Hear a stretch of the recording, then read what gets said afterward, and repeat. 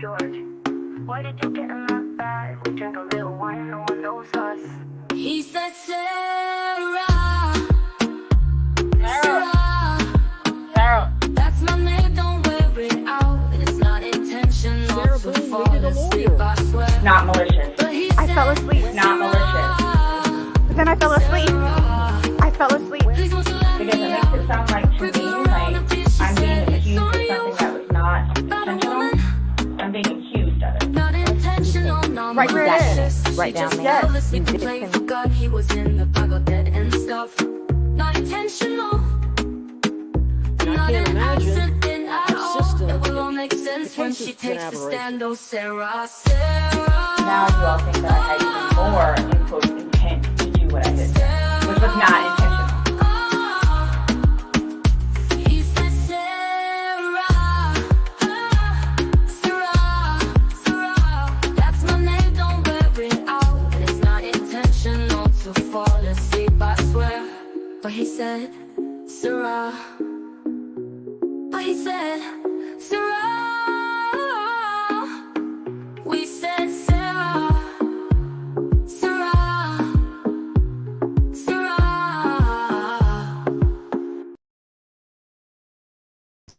Sarah.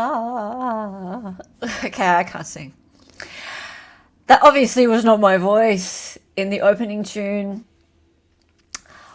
Wow. Well, I don't like to say I told you so, but I'm not going to say it. Welcome, everybody. My name is Excited Utterance, and also Hella. Actually, my name's Hella. Happy Boone Day, or happy Defendant Testifying Day. It is Justice for Sarah Boone Day, and you know what? I feel a little emotional today. Just a little emotional. Actually, no, I'll survive. Okay, so if you haven't been following all of the stuff that I've been saying about Sarah Boone over the last few months, you'll know why today is kind of special to me. I have faced so much backlash about wanting justice for Sarah Boone. And today, it's coming true. Now, I will preface this by saying I don't particularly like Sarah Boone. I don't particularly think that she is innocent. You don't have to be innocent to be worthy of a fair trial. A fair trial is for everybody. Absolutely everybody. That was my daughter dropping things on her way to school. A fair trial is for everybody. About 2 months ago, she was left with no lawyer and an order from the court to have to go pro se, basically. And she went and made an ad, which was put up on the court records, a homemade ad with pencil and paper saying, please, inmate seeks attorney. And an attorney came along and rescued her. That's Mr. James Owens, and he said these words. He said, Sarah Boone needed a lawyer. Sarah Boone he came out of needed a nowhere. lawyer. Oh, there we go. Sarah Okay. Boone needed a lawyer. Stupid looping. Hello, Darlie. I'm just going to Hey, Darlie, how are you? Good, how are you? Yeah, good. He came along and saved her. And I said, that's fantastic. So he should save her. And it's not just because he's looking for some sort of clout. Lots of people said he just wanted clout. He just wanted to make some sort of book out of it. Maybe he will. Who knows? Right? What? Actually, there is a motion about that. About him not being able to? No, the defense... I need to pull it up. Sorry, one sec, guys. Okay, I'll just finish what I was saying. So, that was a few months ago. She was left pro se, incarcerated with no resources, 3 weeks late for her to receive her discovery, and the court basically stopping her at every possible juncture to be able to defend herself and prepare herself for trial. No continuance, nothing. And I didn't like that. And I spoke out about it, and I received a lot of backlash from all over the LawTube, the law commentating, true crime community. And people said, I love Sarah. And I don't love Sarah. Sarah Stan. No, yeah, they called me a Sarah Stan. In fact, someone, even a true crimer, actually went and made a rant video about me because apparently I'm a Sarah Stan. No, I think she deserves a fair trial. And I also think that she deserves to tell her side of the story. And if she were pro se, it would be a shit show because she doesn't understand the rules of evidence. All she would be doing is potentially getting up on the stand and speaking some sort of narrative bullshit, not being able to put forth any argument, legal argument to go with it. So thank goodness these lawyers have come out and saved her, parachuted in, as the prosecution have said, and put forth some sort of legal argument to go with it. Whether it's the best legal argument or not remains to be seen. The battered spouse defense, I'm not really buying it that much. But today, on the stand, people are starting to question whether or not she really was battered, whether she really was actually abused by this man who ended up in that suitcase that night, and whether or not the jury is going to buy this story. So now the tables have turned. Are things going to work out for Sarah Boone? I want to say hello to everybody. Hey, Kat Not Williams, Hey. boop to you too. Thank you so Boop much. to you too. Thank you so much for all your support and for introducing a bunch of new people to Darlie and I and to this trial.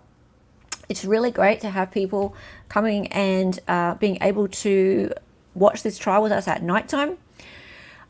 I'm an Australian, as you guys can probably tell. G'day. And I can only really watch this properly at nighttime for you, which is my daytime. So it works out really well. Hella, you mean you are not part of the Sarah fan group? Free our girl?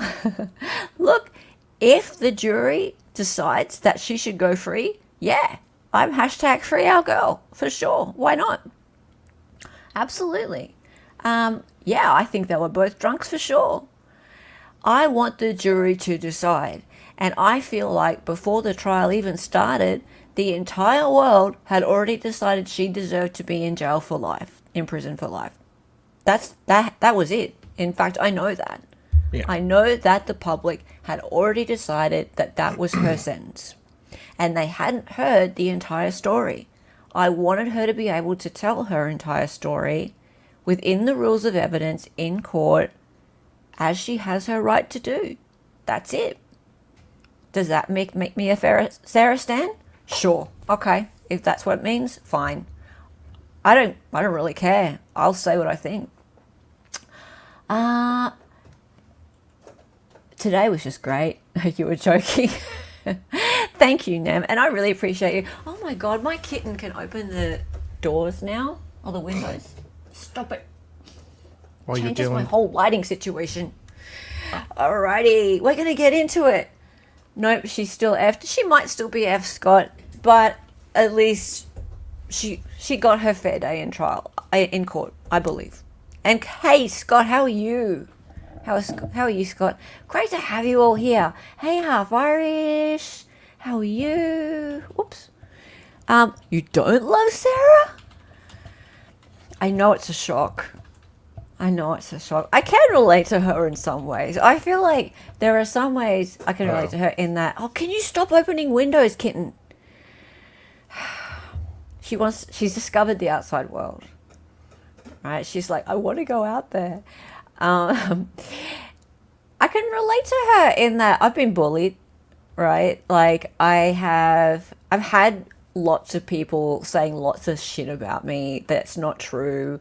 I've had lots of people go, oh, isn't she this, isn't she that, and misunderstanding my inflections in my voice. even and people on stream right now. I'm kidding. who knows? I've had people go after me. So, and it's happened even on YouTube, unbelievably. There are lots of people on YouTube who don't like me. They especially don't like me because I'm pro-defense. So they go, oh, you're the kind of person who sticks up for a murderer, right? That happens a lot. And also people say that how dare I be commenting on the US court system. I had this just yesterday. How dare I be commenting on the US court system? I'm not even an American. Why am I not just commenting on the Australian court system? Kind of like go back to where you came from. Right, so I get a lot of that too. So yeah, lots of people don't like me, and that's fine. So I'm someone who feels I put myself in other people's shoes a lot, and I look at Sarah and I go, I can kind of understand a little bit how you feel. I've never put anyone in a suitcase yet. Yeah. But there's always time for that. I have to get to Arizona. Alrighty. I like you thoroughly, Steph JK. I admire your dedication to justice and a fair trial. It's our constitutional right. It is. And we have something very similar here, actually, Rachel. So I identify with it. And yeah, our systems aren't that different. So I do feel like I can comment on it, and I don't really care about those people who say, oh, how dare you comment on it. It's very similar here. Okay, trolls be trolling. Okay, Kitten, can you stop opening up windows? My lighting situation is changing entirely. So did you want to show us something, Dali, before we get started? Oh, just real quick, the prosecutor put in a motion today or yesterday, request for in-camera hearing regarding financial arrangement between defendant and defense team. Basically, the state is concerned about a potential conflict of interest between the defendant and her team, rules regulating the Florida bar. Basically, let me just pull this up.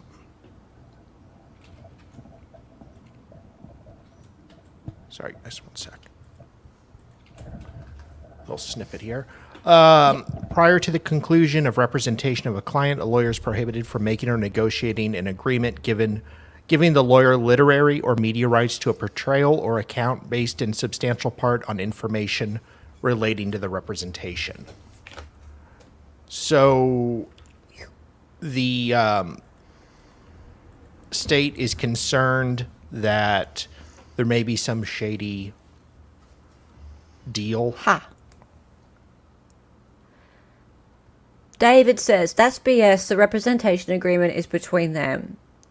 Right? How can they get involved in it? But they'd want her to waive potential conflict of interest and... Well, once it's over, though. True. Yeah, so once the jury's made their verdict and it's done, then surely... Is that not what it says? Well, prior to the conclusion of representation of a client. Prior to the conclusion? A lawyer is prohibited from making or negotiating an agreement, giving the lawyer literary or media rights to a portrayal or account based in substantial part on info relating to the representation. So we don't know if they have done that, but the state is asking the judge to take a look at their contract. Okay. God, he's such a bitch, Mr. J. I swear. Yes. It's just like, you need to go and have a look at their contract because he might be making some money out of this. It's just like, for God's sake, just let her have a defense. Crying out loud. If Owens makes this trial a better story for him, then dollars. Okay? So he makes some money out of it. Yeah. It's... How terrible of him. He's just closed down his entire practice for over a month. And brought along Shelby. Two other lawyers and Shelby, our bikini girl. Yeah. And look, big deal. Yeah. God, they're so mean. The state's so mean. And you know what? Wait for it, guys. When we get to cross today, the state looks so mean. Because all day she's been talking about how abused she's been. And then the state comes along and they're like, oh, but did you call the police? Did you do this? Did you do that? Why did you go back then? And a man asking those questions doesn't look very good either. So we will see. All right, let's get into it, guys. We are going to start now. No more putting it off. We're getting into it. It's time. It is time. Let's bring this on to... Oops, sorry.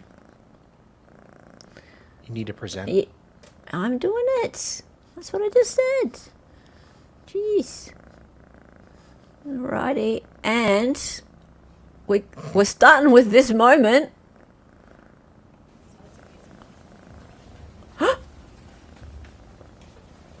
Flashbacks. How funny would it be if Jorge is still in there? Yeah, he's like, Hi! hi. Plot twist, he's still Hey, alive. what if just a hand came out right now?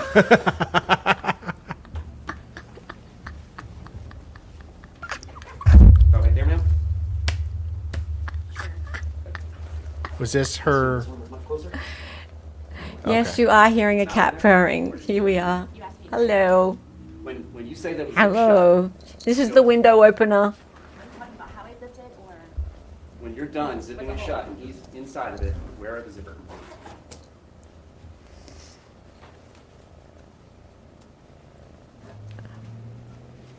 Okay, so they did decide that she would get to inspect it before her testimony Whoa, today. Sarah. Yeah. Oh, baby. She didn't want to wear a skirt, remember? She wanted to wear a skirt. So she could probably show off her knife wound. Yes. That's why she was so concerned when she was pro se. Someone said that in Discord. No way. Okay. I'm thinking. Yes, she does have a knife wound. You're right. Yeah, she showed it, and yeah, to show off her scar. Pretty clever. Brilliant. She's not emotionally mature, but I think is more intelligent than we. She's fairly Did you ever intelligent. change Yeah. the position of those zippers once you put it in that position? I did not. Are we gonna start from the beginning of the day or I just wanted to show this. Oh, okay. Is this the beginning? no? Oh, okay. Oh, trial TV probably screwed up. Help. Their thing. So once he was Is zipped Help, into help. there, Okay. Help. there's some I'll amount pull of it time, up. but you don't remember specifically before you Okay. start taking the 2-minute video, correct? Sorry, guys. Sorry, I thought this was the beginning of the day. Their trial TV is still trying to figure it out, and Okay, sorry. But that was fun anyway.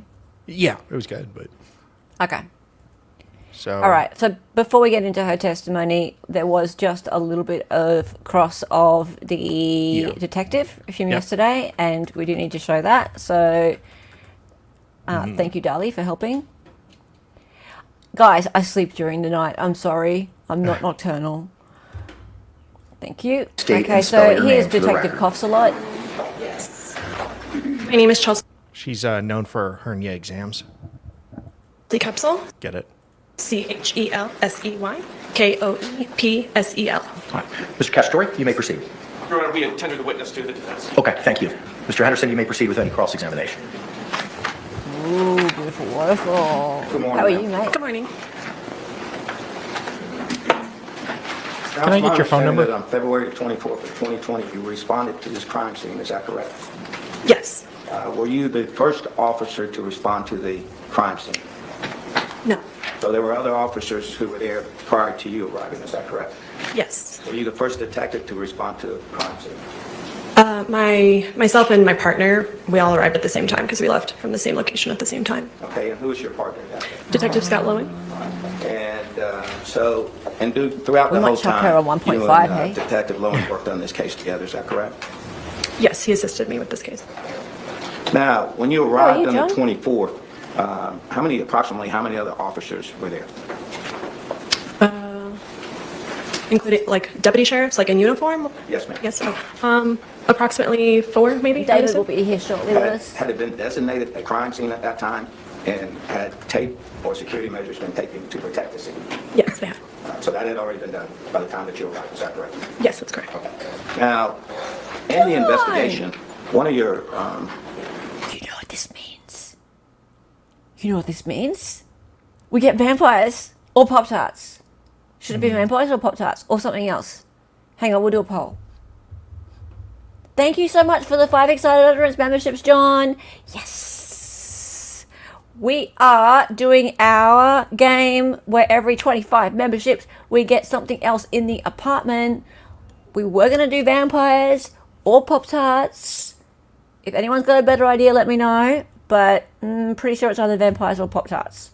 Tell me in chat, you guys, what you want. Well, what you're Thank you trying so to much. accomplish in the investigation is basically get a basics of what took place.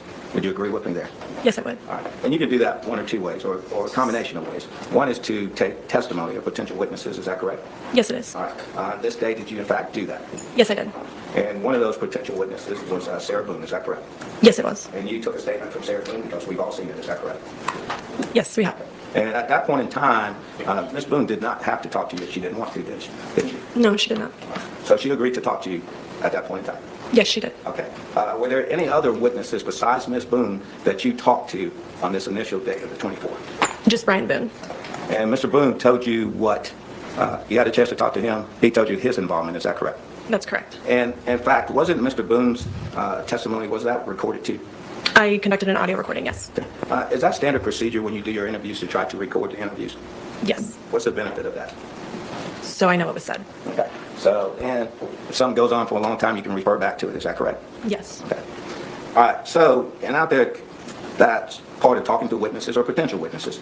Okay. Also, it's your job too to identify potential physical evidence in a case. Yes, it is. All right. And in fact, on the 24th, did you do that? Yes, I did. Okay. Did you have anyone assisting you in doing that aspect of it? Yes, crime scene investigators and digital forensics investigator. All right. And was need to close Ms. these Melissa windows. It's driving me nuts. Rockengarden? Is that how it's pronounced? Pronounce it for me. Rough Garden. Rothgarden. Okay. Thank you. Did she help you in that area? She was the lead crime scene investigator, yes. Okay. So were y'all walking around together? Give the jury an idea of how that process takes place, please. So yes, when I initially arrived on scene, I introduced myself to Sarah Boone and explained that I wished to go inside her residence, which she gave me consent to go in and look around. I went in, looked around, and then when my CSIs arrived, they would go in, take pictures, and then I kind of leave them to do what they need to do as far as taking pictures and documenting things and measurements. And then that's when I conducted my interviews. And then I would meet back up with my crime scene investigator after interviews were conducted to kind of follow up with like things that I was told that would help us like identify things from the scene. And so, I mean, there's like multiple occasions where I would have met with my crime scene investigator inside the residence. So this is an ongoing process during that day. You get information, you consult She's with boring them. me. They have information, they consult with Does you. anything good You come make out that of her? information of what potential really. physical evidence that y'all at least like to document by camera. Can we go for about Pictures. 45 more minutes? It's pretty boring. I want we to see just- the testimony. Guys, who's seen this and thinks it's good? Nothing. We can skip it. Beautiful waterfall. You know what? You're my resident expert who watches this 5 times a day, the entire trial. So you know what? I'm going to take your word for it. It's not a very good cross. Done. Let's go. That means that I get to go back to mine, Yes. Oh, you got it? right? No, well, it's. I can give you the link, but it's still.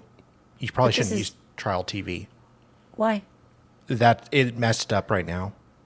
It's 'Cause it messed just up ended. right now. Yeah, they mess up sometimes. Oh, okay. Well, all right. Well, you give me the link to where you're at. Okay, I'll start it though. All right, you start it. You go to there. Yeah. Reflect all hands have been raised. See, With that, democratic process here.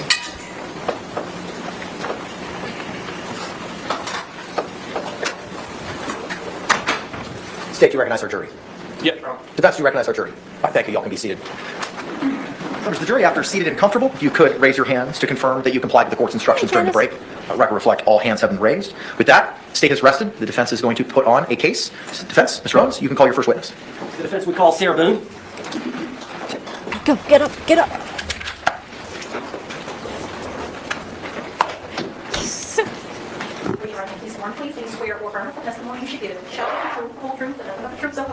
I do. All right, ma'am, you could take a seat. And if you could, state and spell your name for the record for us. Where's my popcorn? Sarah Boone, 101077. And could you spell your name? SARAHBOONE. All right, thank you She's very the much. only Sir, your name, defendant Mark. I know Ms. Boone, the would you birthday please of. tell the jury where you were born and raised? Atlanta, Georgia. You were born in Atlanta? I was born in Atlanta. And how long did You you haven't stay seen in this Atlanta yet? before Me. you moved here to Florida? I was 3 years old. Put a 1 in chat if you haven't seen this. And from that time, y'all moved, you and your family, your mother and father, moved to Orlando? And my grandparents. Okay. Y'all all moved down from Atlanta down to Orlando? Yes, and my 2 brothers. Okay. And were you raised here essentially from that time on? Yes. And you resided here in Orange County, Florida that entire time? Yes. Okay. And where did you go to high school here locally? I did. Where did you go to high school? Edgewater. Okay. And tell the jury, how old were you when you graduated? I was 18 years old. Now, I know you lost your mother and father. Overruled. I know you lost your mother and father in your teens and in your 20s. Is that true? He really just objected to relevance here. Dude. I hate this dude so much. Yeah. He is such a bitch. Like, For dude, God's sake, just let her testify. Every witness introduces themselves. For God's sakes, you don't need to object, especially to the question of your parents dying. I lost. Hang my on, I missed that. grandfather when I was a Her parents are sophomore in dead? high school. Yeah. Where did you go to high When? school here locally? I did. Where did you go to high school? Edgewater. Okay. And tell the jury, how old were you when you graduated? I was 18 years old. Now, I know you lost your mother and father. Overruled. Yeah. I know you lost your mother and father I know you lost your mother and father in your teens and in your 20s. in your Is that teens true? and 20s. I lost my grandfather when I was a sophomore in high school, and I lost my father when I was a senior. And then my mother passed away a few years after that, and then my grandmother passed away after my mother died. All right, so you were in your 20s when all that was going on? Yes, Okay. And then at some point Wow. in your 20s, you met Brian Boone? I did, yes. All right. And how long did y'all date before you married? A good handful of years. I helped my family with paying mortgage and bills for the house since my father had passed away and my grandfather, so So you worked outside the home? I did. Okay. Can you tell the jury when you said you and Brian Boone dated for a while? Yes, Bob, Do you I can see remember you. when y'all married? I do. Could you tell the jury when y'all were married? The year? Yeah. You remember the date? It happened to be, yes, that after my mother passed away, that he had waited to ask me to marry him because he knew it would be, Sustained. Just answer the question if you can, Ms. Boone. Are you a little bit nervous? a little bit. Okay. Well, just tell the jury if you remember the date that you and Brian Boone married. August 21st, 2004. Aw. And had y'all lived with each other for a short time before that? Short time. Yes. Okay. After you married, how long was it before y'all had any children? Gosh, 6 years? Okay. And y'all have one son. Yes. What's his name? Lucas. And how old is Lucas now? Lucas will be 14 years old on the 28th. 28th of this month? Yes. Aw. So you and Brian were married, and y'all lived in Orange County. How long were y'all married? For 13 years. All right, and y'all It's his divorced? birthday this Yes. weekend on And as Monday. part of the divorce, were y'all to share custody of your son? Yes. And so y'all would split days? Would that be fair to say? Yes. At some time after you and Brian split up, did you meet George Torres? Yes. All right, could you tell the jury how you met George Torres? I met George when I decided to buck up, I guess, and was tired of trying to patch things up with my ex-husband. And I decided to go one day for a walk across the street and go have a beer by myself and sit and people watch just to get out of my house and a change of scenery. And I All right, now stumbled over is this your man. apartment? No, this is the marital home. Okay. Marital home. Where is that marital home? Winter Park? You're no longer living in that marital home? No. Who lives in the marital home? No, and it has been sold. Okay. Our So nuptials you have met ended. George Torres before you got the apartment? Yes. Okay. And you met him at a bar across the street from the marital home? Yes, we had a mutual friend there. Were you introduced? Yes. All right. How did you and George get along when y'all first met? Very well. It was strange how quickly we hit things off and had so much in common, and I never thought that he would be interested in someone like me, and I just couldn't believe that he was actually interested in me and said a lot of nice things, and 1 hour ended up being 4 hours from when And I just fell in love with this little cute manlet. we had first met, and then we would always have something to talk about. Why couldn't you believe that he would be interested in you? He was very handsome. He was very funny. Very tiny. Fit into my purse. He was smart, and would show up and Sneak 'em into the work movies. out clothes and disheveled hair, and I guess I kind of felt broken from being in the process of the divorce that he knew about. But then one of the things that we could relate also was the fact that he was here in Florida because he Take had him just on been trips. divorced from his second wife. So that was another topic that he and I could compare notes on. Could eat from the child's menu. So eventually, the divorce was settled. Did you get your own place? Yes. Is it fair to say that after you, at first you lived in your parents' home, correct? Yes, until I was married. And then you moved directly in with Brian, Yes. and then y'all lived in the marital home, correct? Yes. And then you got this apartment. Yes. So that was the first time in your life that you actually had your own place. Yes. And what was the address? 4748 France Court, apartment number 3. And what city is that in? It's in Water Park. How far is that from here? 20 minutes? Okay. So you got that apartment, and initially were you by yourself? Oh, no. All right, tell the jury. In the almost year, about 10 months of separation from Brian, my ex-husband, that is the time when I met George. And my ex-husband was trying to buy me out or force me out of our marital home, and I needed to find somewhere to live. And So did you and George agree to rent the apartment? yes, I needed extra income. We could not afford it, just on my own. You were receiving some income from the marriage settlement, were you not? Yes, So you did have consistent monthly income coming in from the marriage settlement, for the most part, yes. but you needed more to live. Yes, to pay the bills and for rent. So did you and George have some agreement? We did. All right, what was the agreement? The agreement was that if I decided for he and I to live with one another, because it would be under my name, that he would help with the monthly bills and on a regular basis where it wouldn't be something that I would have to argue with him about. It would just be an automatic. Make sure that everything's paid first, and then from there, hopefully have some fun with it. Okay. So I understand from that point on, would it be fair to say that y'all saw each other on and off for about the next 3.5 years? No, I would consider us a couple. At some point, he asked me to marry him. Okay. But y'all did have times where he left and went to live with his parents? Yes. Is that fair? Yes. And there were How old was he? times where there was an understanding that y'all were going to break How up? old was he when he went to live with his parents? Multiple times. Okay. 30s? All right. So, again, on again, off again. Yes, this was actually before we had our apartment. That was, I guess, our dating phase. Aw. So y'all were together for 3.5 years. Is that fair? Yes. And y'all had actually agreed to marry? He had asked me, yes, a couple of times to marry him, and one time I agreed to yes. I agreed to the upcoming nuptials. Now, I want to get directly to the date of this event so that the jury can hear your testimony. All right. So tell us, I believe the date is February the 23rd of 2020. Explain to the jury that whole day, from the time y'all got up, the whole thing. Well, here we go. Approach.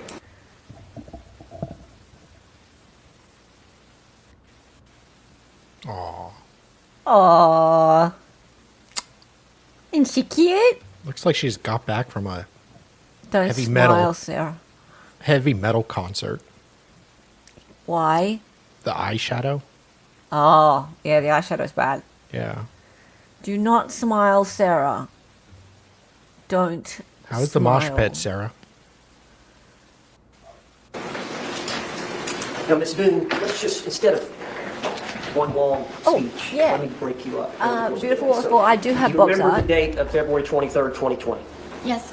Do you remember getting up?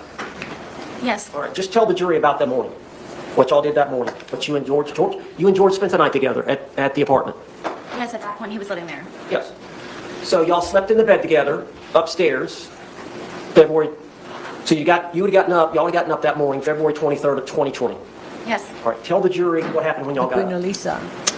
He I was do already have that. downstairs, and I went downstairs, and he wanted to start the day off by drinking because it was a day off from his job. As one and does. I talked him into cleaning and tidying up the house for a sense of accomplishment. Streaming first? So that is what we did for however long that it took. So we did tidy up the house and got everything in order, and it was kind of a reward, I guess, to be able to sit and enjoy ourselves and sit Rewarding yourself with alcohol is never a good idea. No, generally not. All right, what do you mean by cleaning up the house? What did y'all do? We swept and mopped. We folded some of the laundry. I know that we did the dishes, emptied the dishwasher, just general run-of-the-mill tidying up. And did you have your son coming the next day? Yes, that was one of the reasons why we were able to do that. What was the arrangement you had in terms of the next day would have been your day to pick up your son from school? Yes. What time would you pick Lucas up from school the next day? I believe his school ended at 3 o'clock. Okay. So you would have been responsible to pick him up and he would be spending the night with you that night? Yes, So you wanted to have the house nice and clean? yes. How many bedrooms are in the home? 2. And you and George had one bedroom? Yes. And who had the other? Lucas. All right. Is that exclusively his bedroom? Yes. All right. So how long would it have taken y'all that morning to clean? I don't really remember what time we woke up, but maybe a good 2, maybe 3 hours. Okay. And would it be fair to say that you and George both smoked cigarettes? Yes. And would it be fair to say that you and George both drink alcohol? Yes. So at some point, y'all finished your chores, right? And then y'all were going to enjoy the day. Yes. All right. What was the plan? Can you press pause for a second, please? It was just kind of, I just had to share this.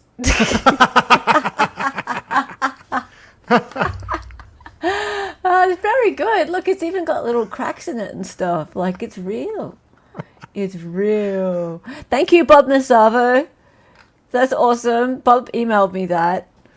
And, yeah, I just had to share. It's lovely. Well done, Bob. Big claps.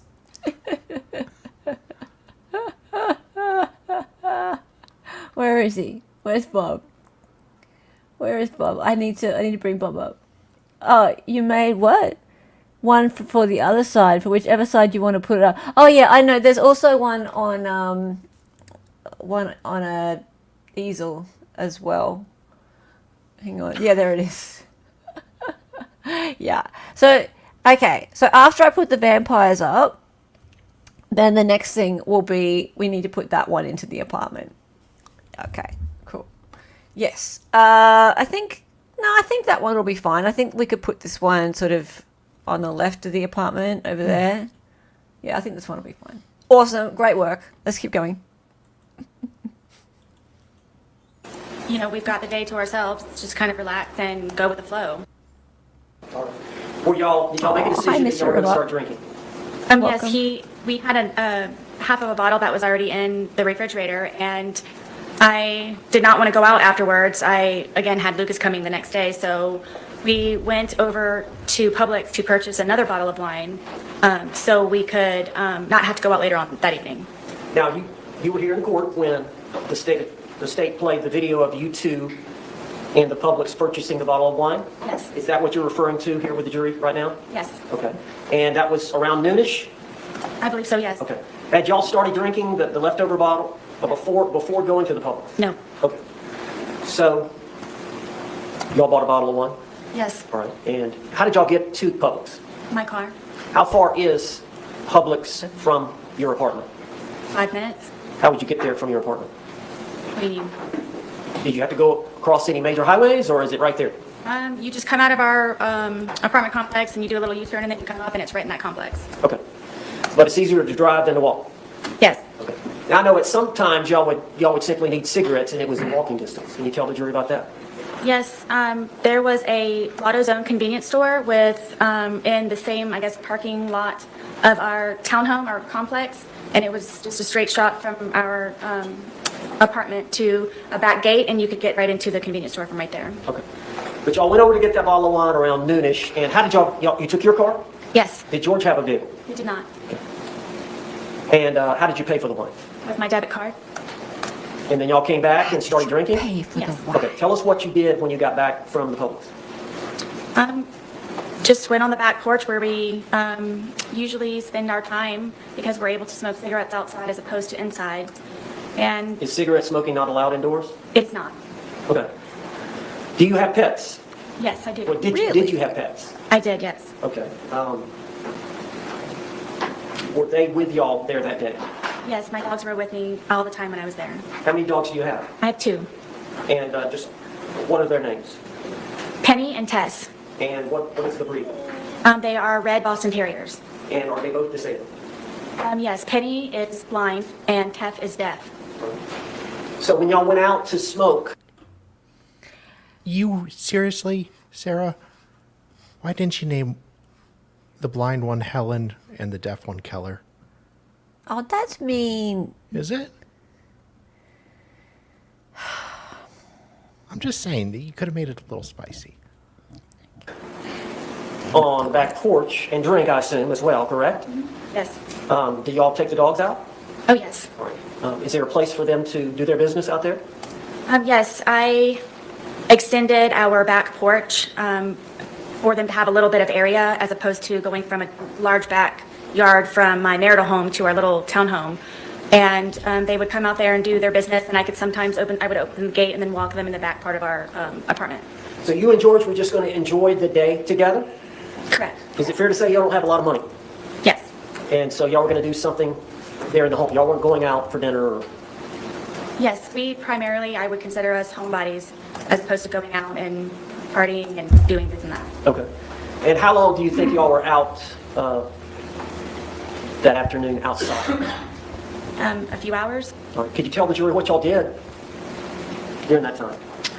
We have a dartboard that's out there, and we just had drinks, and we're just really enjoying each other's company and talking about, things upcoming. We both were looking for a job and just kind of, I guess, encouraging and supporting and planning. And Well, now you said he had a job. Was he looking for a job, a second job? no, the job that he had was very unstable, and So he was looking for something new. yes, at that time, yes. Okay. And so during that 2 or 3 hours, would it be fair to say that y'all drank the bottle? Yes, Okay. So would it be fair to say that y'all were feeling the effects of the alcohol? yes, Okay. At some point, who made the decision to come in? I did. Okay. Why did you want to come in? I felt that George needed a change of scenery. Okay. So y'all came in, and then did y'all do anything else before he left again? Were y'all doing anything? I know y'all did some arts and crafts. What did y'all do? At some point, he went to get another bottle at Publix. Yes, I believe it was after it was right before I believe that we had gone inside. Because he called his daughters. I was trying to encourage him to call his family. Okay, now where are his daughters? His two daughters are located in Pennsylvania, And what are their names? Anna and Destiny. And how old are they? I believe that Anna is in her 30s and Destiny may be in her early 20s. All right, does he have any more children? What? Yes, he sorry, has a son. wait. And what is his How son? can Anna be in her He's in 30s Pennsylvania. when he was only 40? He called his We're talking daughters. about I was trying George's to encourage him daughters. to call his family. Okay, now where are his daughters? His two daughters are located in Pennsylvania, And what are their names? Anna and Destiny. And how old are they? I believe that Anna is in her 30s and Destiny may be in her early 20s. All right, does he have any? Okay. That doesn't math.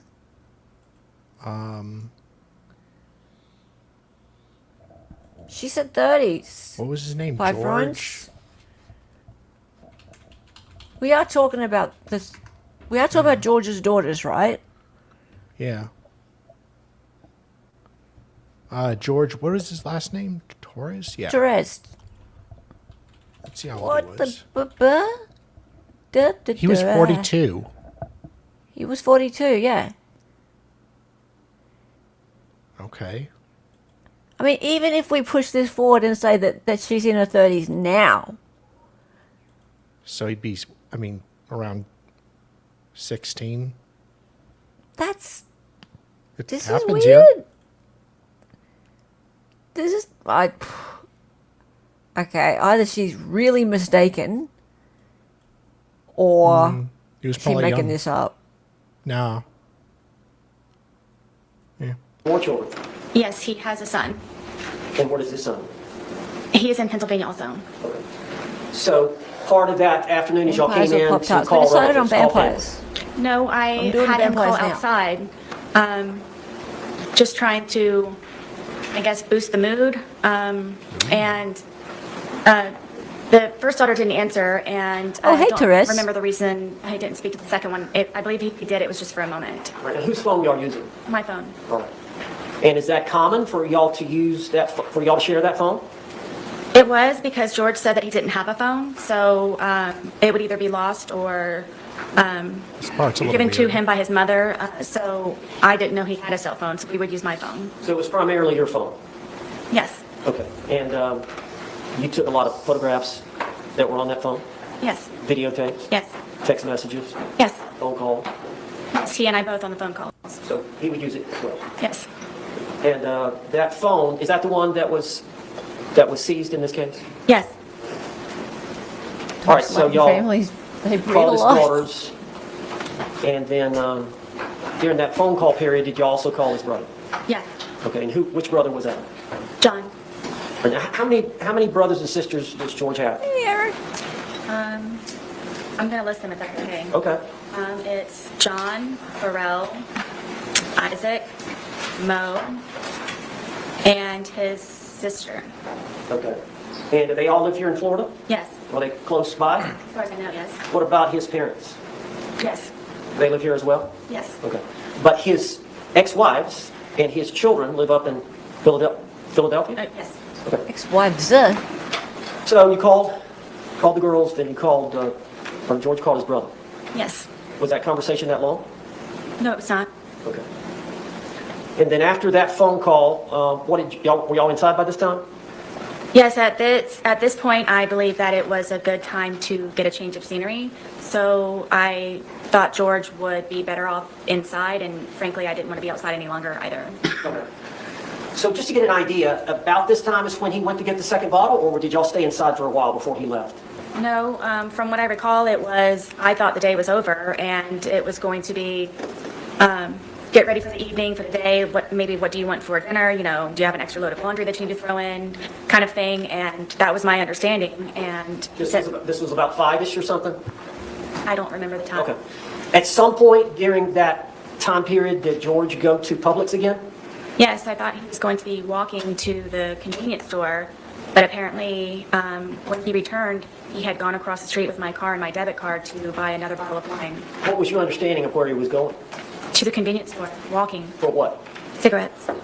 And you learned obviously that he came back and you learned that he'd used your vehicle Yes, and he'd used your debit card yes, and he'd brought back a bottle of wine from Publix. correct, And you saw the Publix video of that.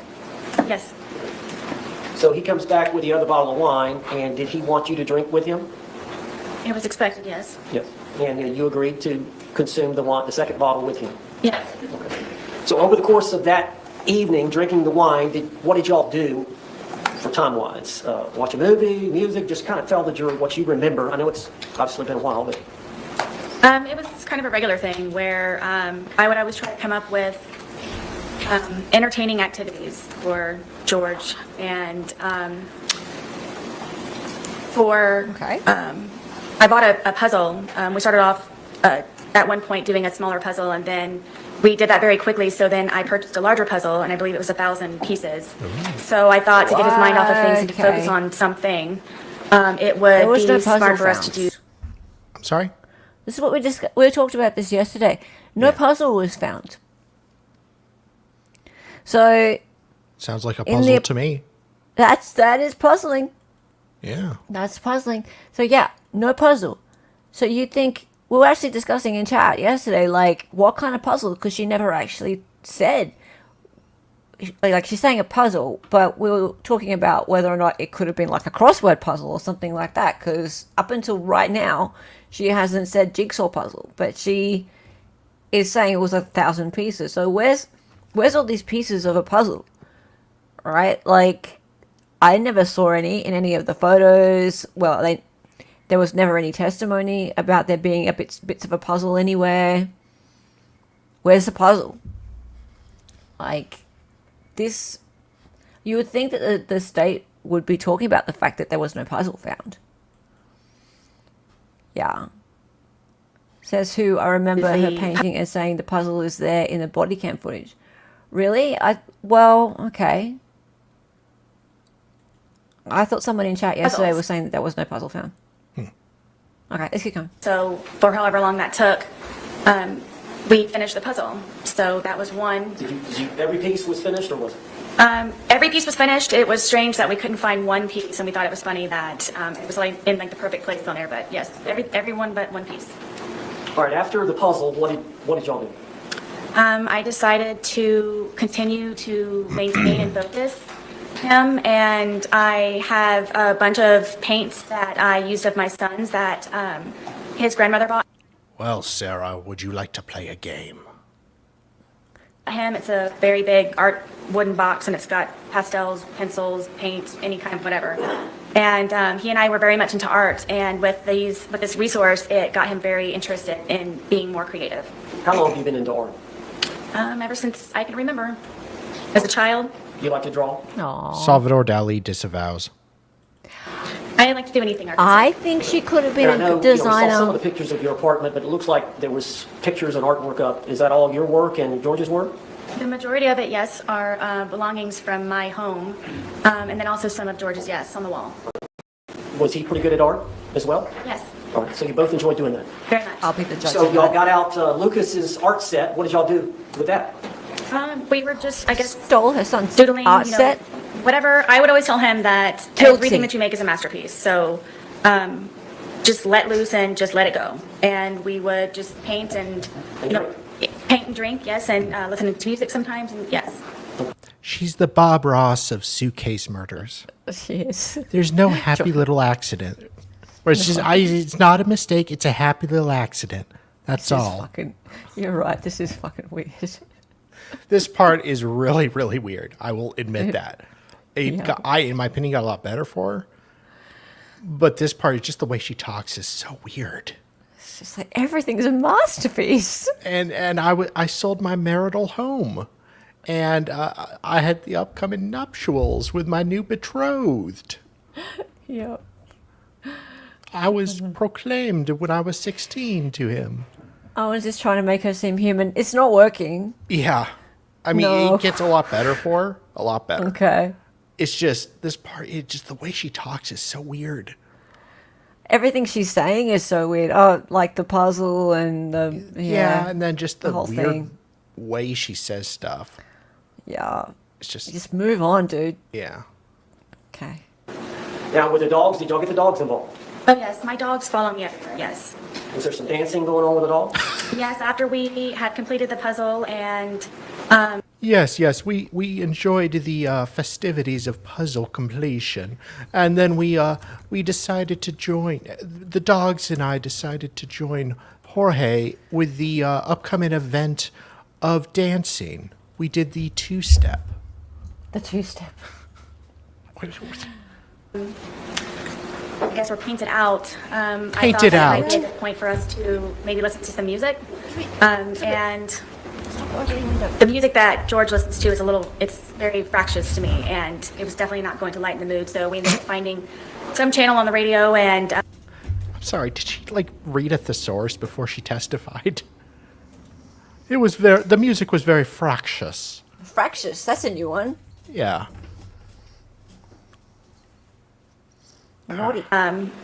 he was feeling it. And then we ended up, my one dog gets very active and was dancing with us, and we were just having a good time listening to music. And I guess it's getting pretty late in the evening. Yes. Anything else I've missed? I don't believe so. All right. So tell us where y'all ended up before you started the game of hide and seek. We were there. I couldn't think of anything else possibly that I had to continue entertainment. But I remember sitting at the end of the couch and him sitting in one of my son's chairs that was in the living room and just kind of doing this.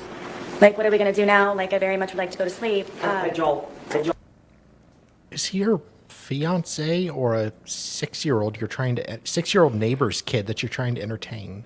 Well, okay. I think the point is that she's scared of him, and especially when he gets drunk. Okay. And she's trying to entertain him, keep him distracted so he doesn't get violent. I think that's the point. But But- okay, I can see that, but then he's like, I want to go to sleep.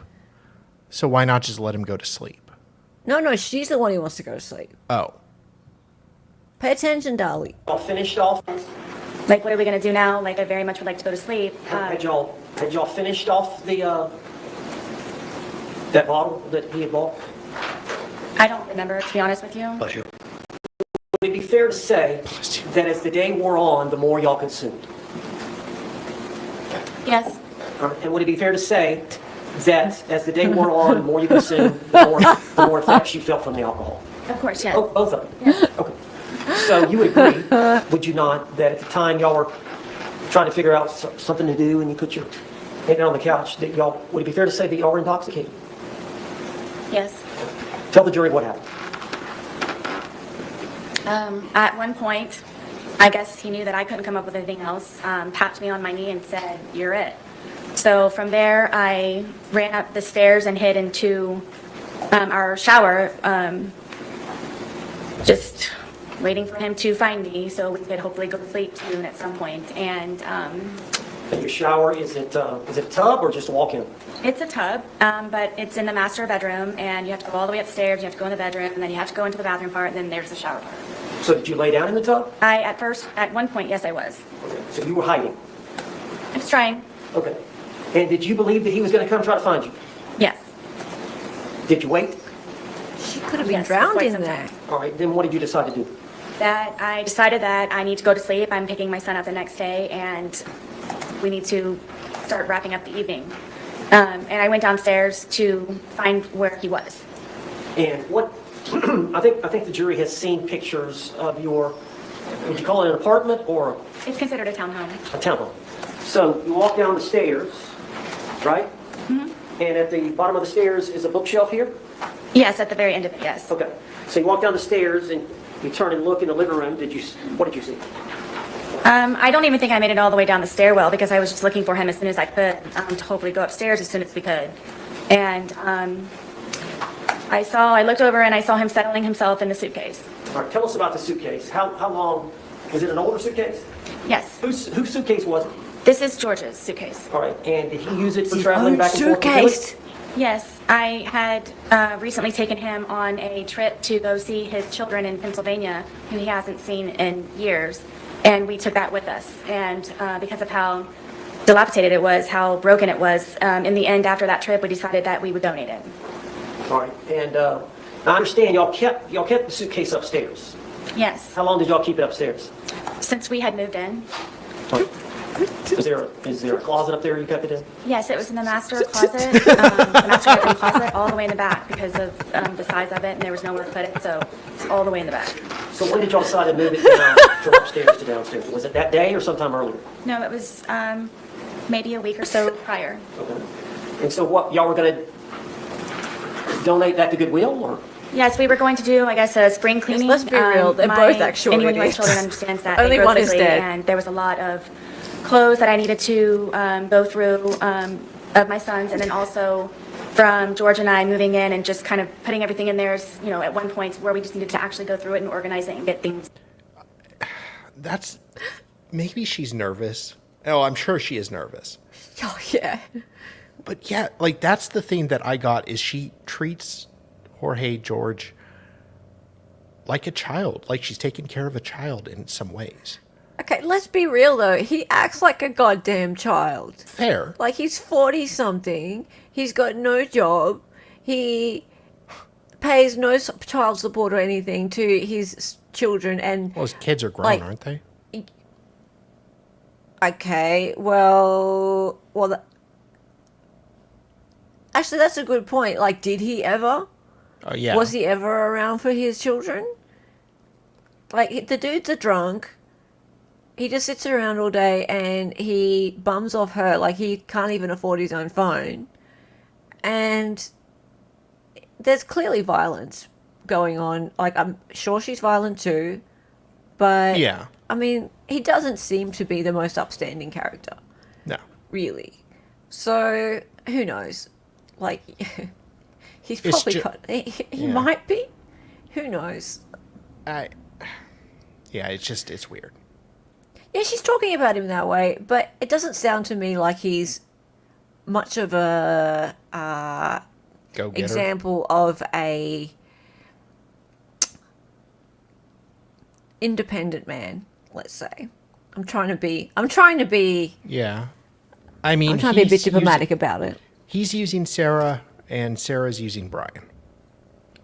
Yeah, yeah, there's enabling going on all over the place here. Yeah, like Brian seriously needs to go to Al-Anon. Brian. Al-Anon, it was created for family members of people who are alcoholics. And how to deal with them and not enable them and stand up for yourself while, your family members that you love, but Brian is not it was not a good situation for him. Yeah, I need to find out more about Brian. I feel bad for him. Brian's such an interesting person. But yeah, let's keep going. More in order. So is that the reason it was downstairs? You were going to donate it and a bunch of things that you were going to put inside of it? Correct, yes. Okay. So it'd been down there a week, so it was already down there? Yes, George brought it down. Okay. So you said that you got down there, you're looking for him, you see him settling into the suitcase. Yes. What did you do? Settling into the I suitcase. said, oh man, we're obviously not going to be going to sleep anytime soon. And I walked over and he was trying to get himself flat, so I couldn't tell that he was in there. And then Now, let me stop you there. The suitcase, is it the suitcase over here in the yes, box? You've seen it, you saw it. yes, It's a pretty big suitcase. yes. How big is George? George was my height. How And tall are you? I'm 5'3". Okay. And how much did George weigh? I thought it was 100 pounds. Okay. And how much did you weigh? I was 98 pounds. All right. What? You put on some weight. Since I've been incarcerated, yes. Well, at the time, though, y'all were... Sarah. I dispute Sarah. that. No, Sarah, sweetie. Princess. Typically, I would advise you not to go ahead and tell the jury that you're currently incarcerated on direct. I'm just saying.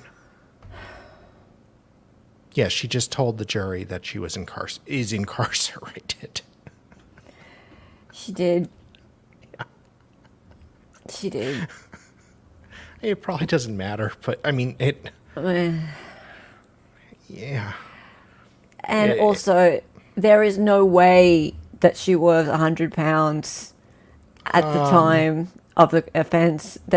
I'm sorry, there's no way that she weighed less than him at that time. Not that it matters, like it doesn't matter. They said at the time that she was about 120, he was 103.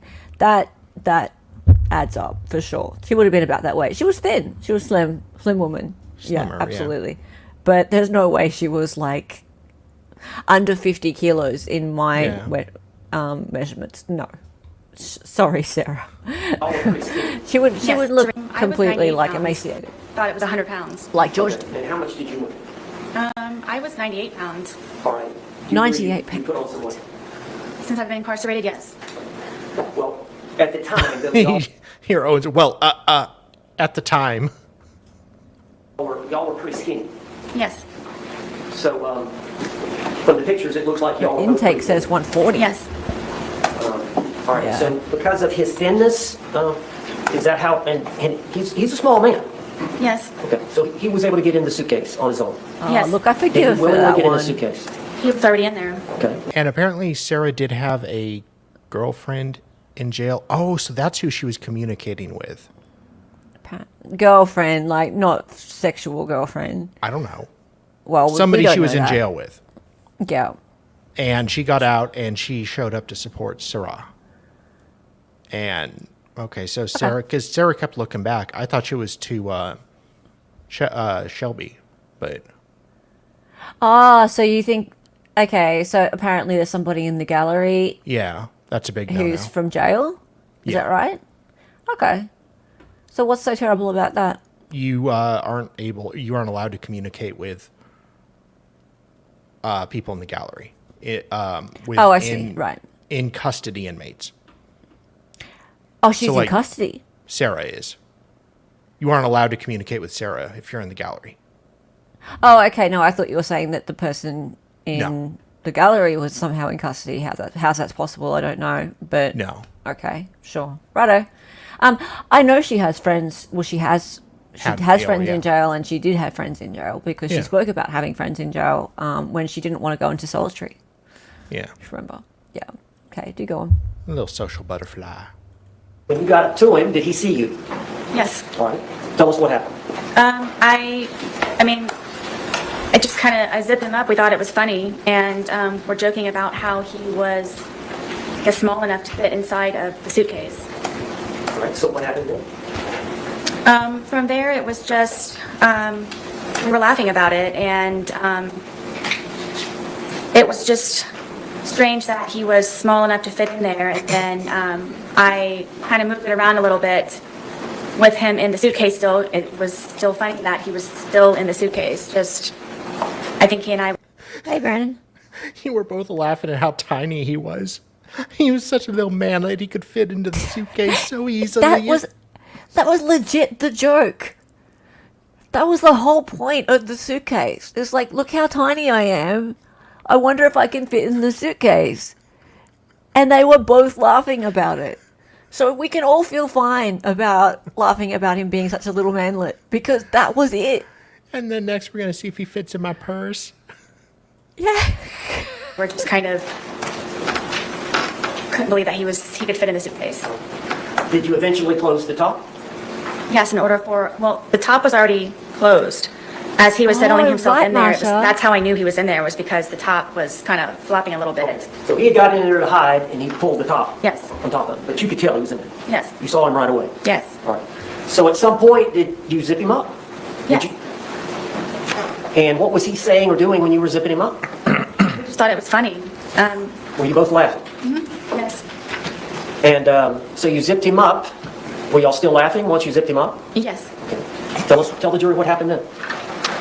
From there, I moved the suitcase around a couple of times, just kind of on the wheels and moved it around. And at that point, it was funny. We were joking and laughing about it. All right, now eventually, did you go sit down on the couch and get your phone? Yes. Tell us something. Well, the suitcase had, me moving it around was flopped over.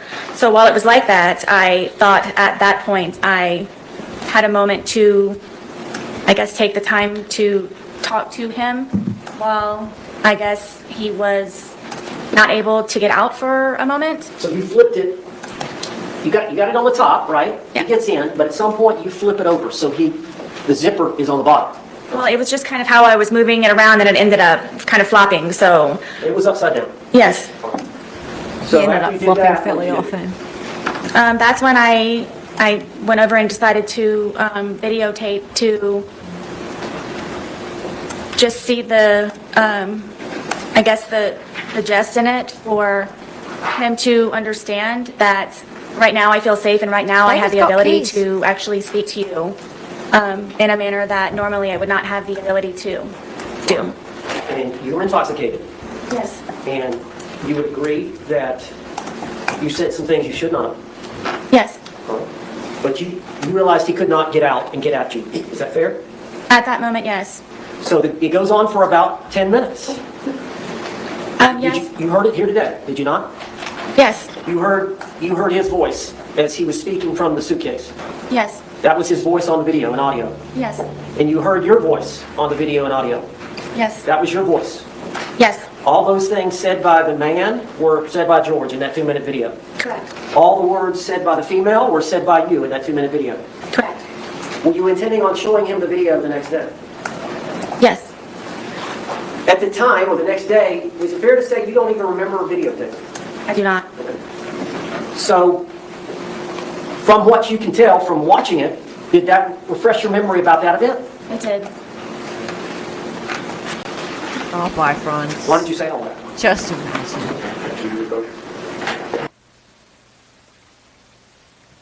Just imagine, like, the collective seethe. I'm gonna bask in it. I can't wait. Like, I'm not putting all my eggs in that basket yet, but Do you want if to it happens, take over the link or no?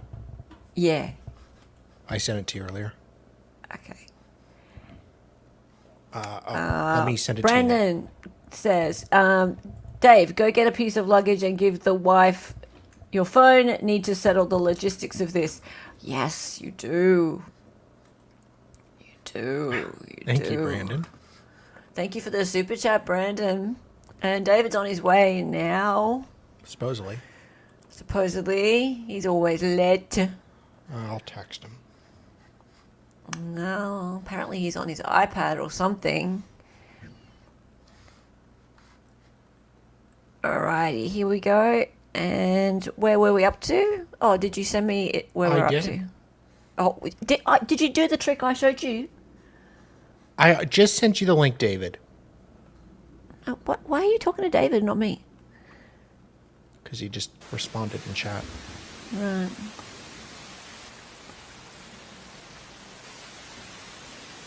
You always talk to David instead of me. Okay, that eyeliner is terrible. Right? Looks like she Shelby. went to a Metallica concert. It's very bad. Although it might look a bit like she's been crying. Mr. You may proceed. Hey. Hey! David! How are you? Hello. Or do you think they want her to look like she has a couple black eyes? I haven't seen most of this. I saw a little bit at the beginning, but I'm very excited. Really? It's it's pretty good. So many people are seething out there. It's fantastic. Someone says that she's going to get in that healthy. I've heard a lot of people, not a lot, I've heard several people say that. Okay, they're like legit on X. People are like, okay, this is. People are turning. People are like, okay, I'm Team Sarah now. Yeah. All right. I'm like, what? Let's see. I know. And Sarah or Hella just did it as a joke to troll people. And now people are like, God damn it. Okay. I The never whole said it as a joke. I said, listen, the issue here is we all understand that this is an accident, right? Should people be criminally responsible for an accident? Yeah. Even if she videotapes it. I don't know. It'd be interesting. Okay.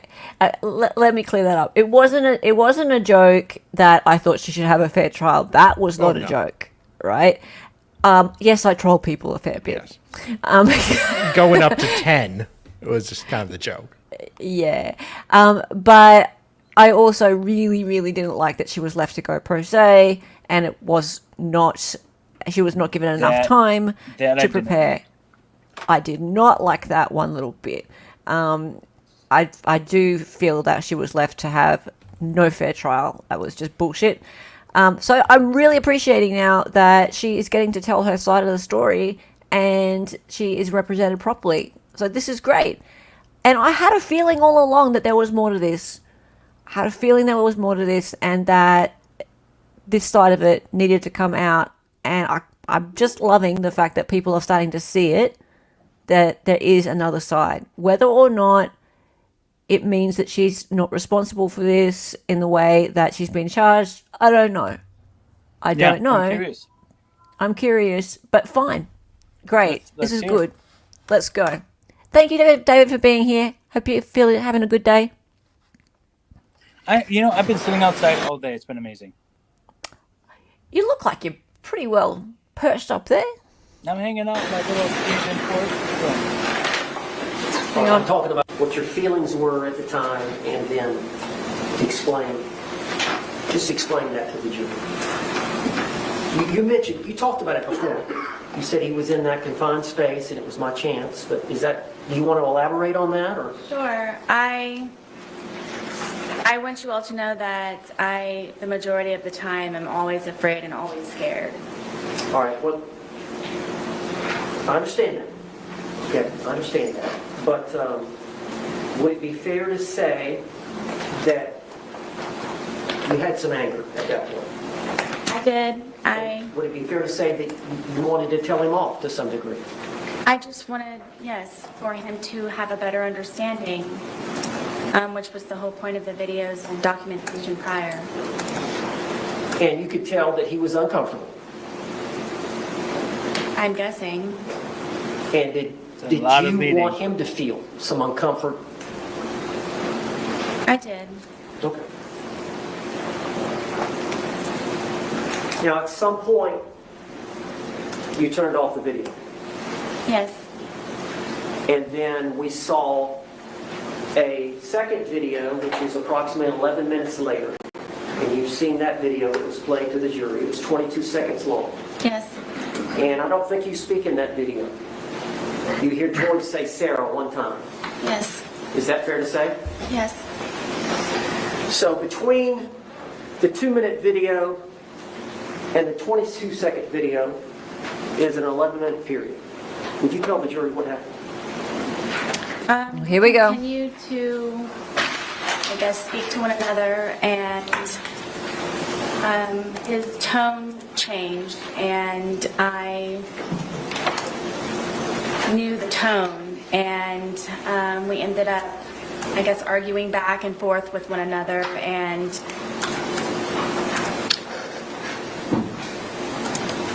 it was the things that he was saying very much frightened me, and cursing at me and threatening me. And Did he want you to let him out of the suitcase?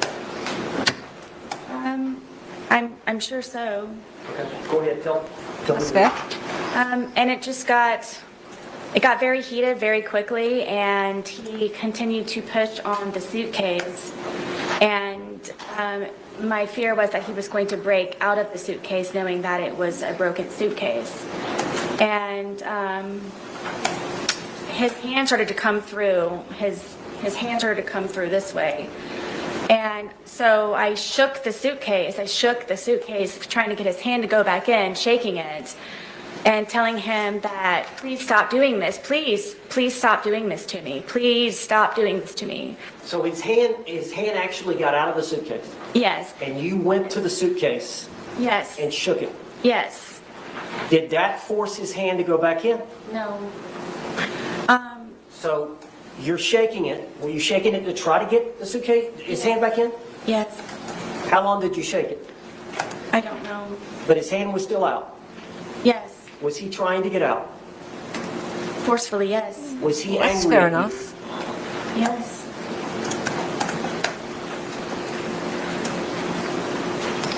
No, now this is in between the two videos. So this is the 11 minutes between because there's guys, that's right. So there are two videos, but we're used to seeing them together. So when we watch the videos, they're spliced together, but there's actually like a minute 45 of it being on one side, like up, and then there's about sort of 15 to 20 seconds of it being the other way around, right? So in between that, they're saying there's 11 minutes of this stuff happening, right? And she's telling us what's happening in that 11 minutes. So this is the thing that we're supposedly not been privy to up until now. What's So let's keep going. interesting is that Yeah. her attorney is leading her all the way through because the state doesn't want to elicit testimony regarding what's his name's prior bad acts and George's prior bad acts. So they opposed a motion regarding that, and so the state said no, you can't go into that, or the judge said that. So now he's leading her, which was I feel like that might have been a miscalculation by the state because he's framing the questions very well. Yes, he's doing a really good job. Were you in fear? Always. If he would have gotten out of the suitcase, what would he have done to you? Like he used to tell me, he probably would have Yeah, made me that's the nature of unrecognizable, leading. or I would have lost my life. Yeah, that was full on. If he would have gotten out of the suitcase, what do you think he would have done? I would have lost my life. Great line of questions. And to Waterfall, who was saying, beautiful Waterfall, who was saying it's like he's testifying for her. That's the nature of leading questions. But because the state pushed back so hard on her not opening the door, it allowed the defense to ask leading questions so that they wouldn't open the door and he could frame it however he wants. Yeah, sometimes you don't need to, or you shouldn't be pushing that hard backwards That's the problem. And that it they just push allowed against everything. It allowed him to walk right into this. I would have lost my life if he had gotten out Yep. of that case. Yep. Yeah. Right, A-Man. He did really well. He did really well. Did you lose the grip on the suitcase? Yes. Well, Where was the bat in relation to the suitcase? It was leaning up against the dining room table right there. How far was the bat from the suitcase? 3 feet, 2 feet. Was his hand still out of the suitcase? Yes. And was he getting out of the suitcase? He very much was trying, yes. And so what did you do?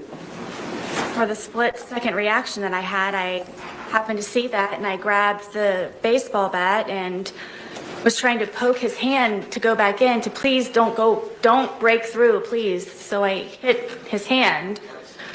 Did you hit the outside part of his hand? Yes. We've seen the photographs of his left hand. Did you cause the bruising there? I'm guessing yes. Now, you've seen the bat. It's a youth bat. Yes, I bought it for my son. Is this the bat you used? Yes. And you said you poked him with it? Yes, I kind of pushed,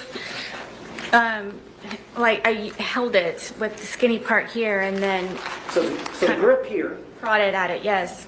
you grabbed it with both hands here, Yes, and then the barrel of the bat, the big part of the bat is here. correct. And you thrusted it into the different areas of the suitcase? oh dear. I started with his hand and his hand, he was still trying to get out. He was still trying to do that. So I started to push on the suitcase around it, hoping to have his hand retract and go back inside.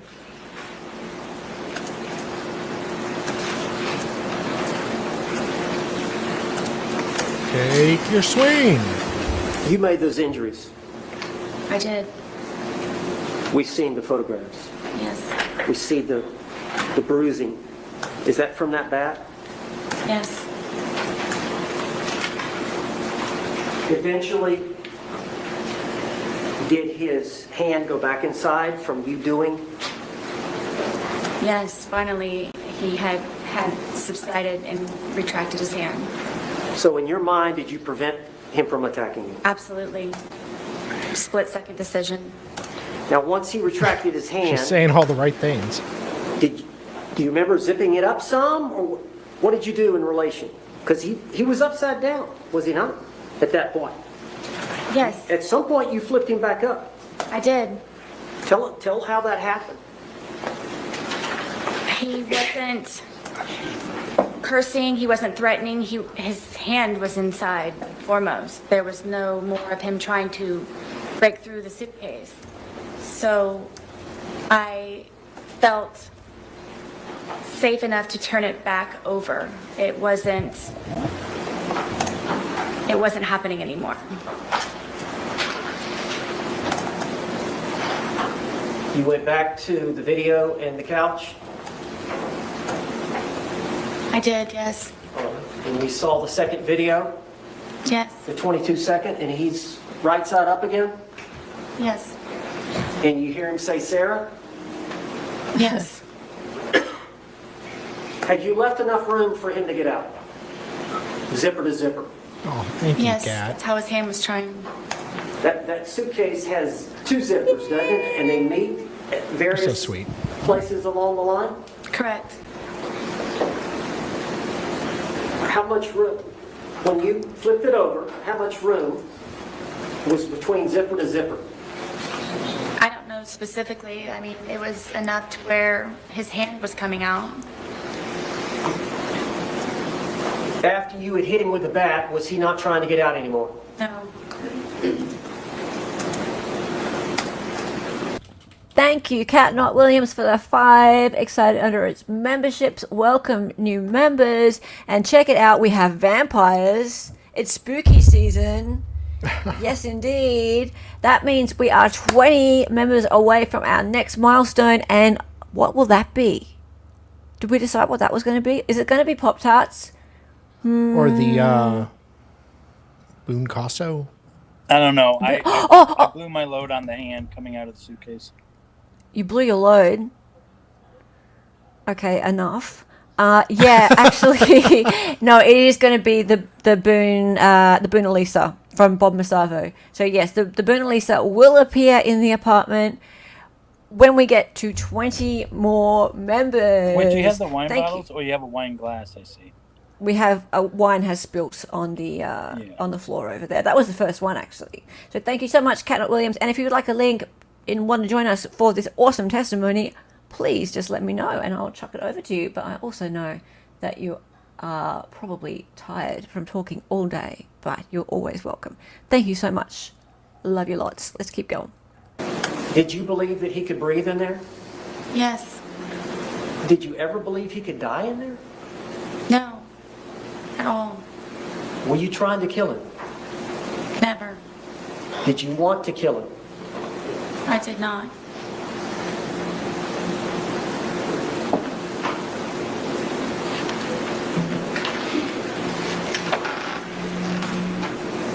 Did you walk upstairs? I did, yes. Why didn't you let him out before you walked upstairs?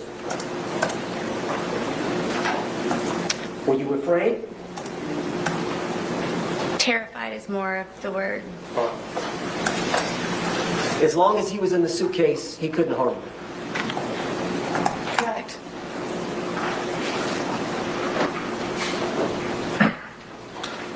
When he's...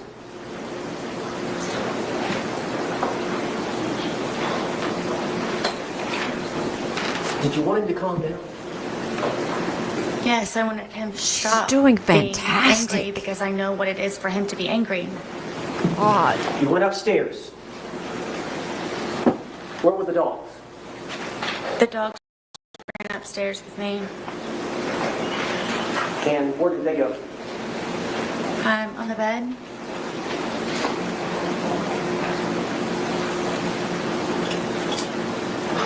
Did you have the phone with you? Yes, I know at some point you called your husband Brian, did you not? I did. Do you recall how long that conversation was? Not very long. Can you recall what was said? I don't remember exactly. No, I don't.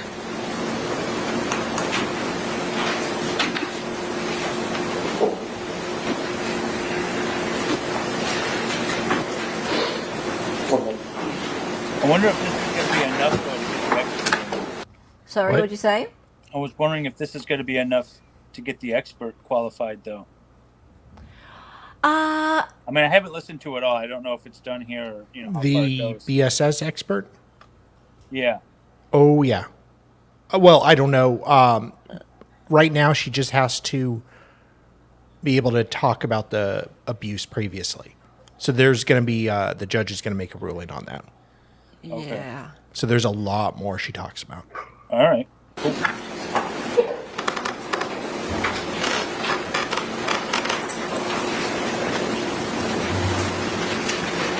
Miss Boone, Sarah Boone, you said that when he was in the suitcase, he was threatening you. Can you tell the jury what he was saying? I don't know. Am I allowed to curse? Yes. But he was going to fucking end me. And that's what made me ask him please to stop doing what he's doing to me. That he was going to, I'm guessing, try his best that night to probably take my life. But what? The threat you heard was he's going to say the fucking word. end me. Excuse me? Fucking end me. End you? Yes. What? Yes, sir. Right? If only.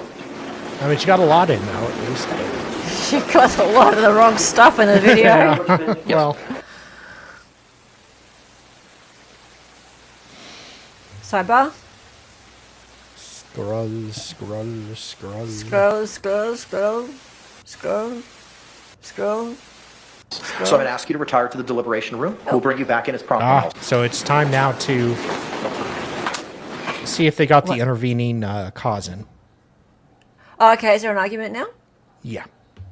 Sweet. I don't know if you want to play the argument or just the judge's ruling. Okay, so we're going to talk about the overt act. Is that right? Overt act, yes. Judge, I believe that's pretty close to what we already knew from the deposition testimony, from the doctors relaying what she said for the proffer. What we have here is testimony from the defendant. Her timeline is she comes downstairs after having gone up to the shower and hiding, laying down, after being declared to be it. She comes back downstairs, and before she gets back to the bottom of the stairwell, she can see that the victim is in the suitcase trying to get flat because the lid is flopping, and he's not hidden just yet. And so she comes over, and I believe she testified she was moving it around before he was too tall. Actually zipping the lid shut, but moving it around, everybody's laughing, it's all fun and games still. And then she zips it, and it's still fun and games, and everybody's laughing. And then at this point, she testifies that this is now her opportunity to get on her pulpit to express her true feelings about everything. Her pulpit. And that's when she sits down on the couch and opens up her phone device and begins recording what later turns out to be IMG _1062.movie at 11:12:45 for 2 minutes and 3 seconds. During this period of time, the decedent is expressing meekly that he can't breathe. The only time he ever curses at her is, Sarah, I can't fucking breathe. Babe, I can't fucking breathe. He is demonstrating under the law that he is in fear of losing his life. She has committed an aggravated assault. She has committed false imprisonment. She was the initial aggressor. There was no overt act to justify these actions that she took against her boyfriend. She then goes on to say that during this period of time between the end of the movie at 11:14:48 seconds and before the next one starts at 11:23, that it's now at this time, while he's still constrained and clearly unable to get out under his own power despite having his hand out, she begins beating him with a bat, poking his hands, poking the suitcase with a deadly weapon. A bat is used for baseball, but it can also be used to harm another person. And according to the medical examiner's testimony, there was great harm caused to him, deep ecchymosis bruises. She can't start to do this out of fear, like the analogy I gave earlier. If I pull a gun to rob you, Judge, and you pull a gun, I can't shoot you in self-defense. She started this. She started this. There's no overt act, and therefore we're asking for you to prevent, under the case law, any prior instances of violence, any reputation evidence, and any battered spouse syndrome evidence, because that's simply just what the case ended up being. Thank you. Response.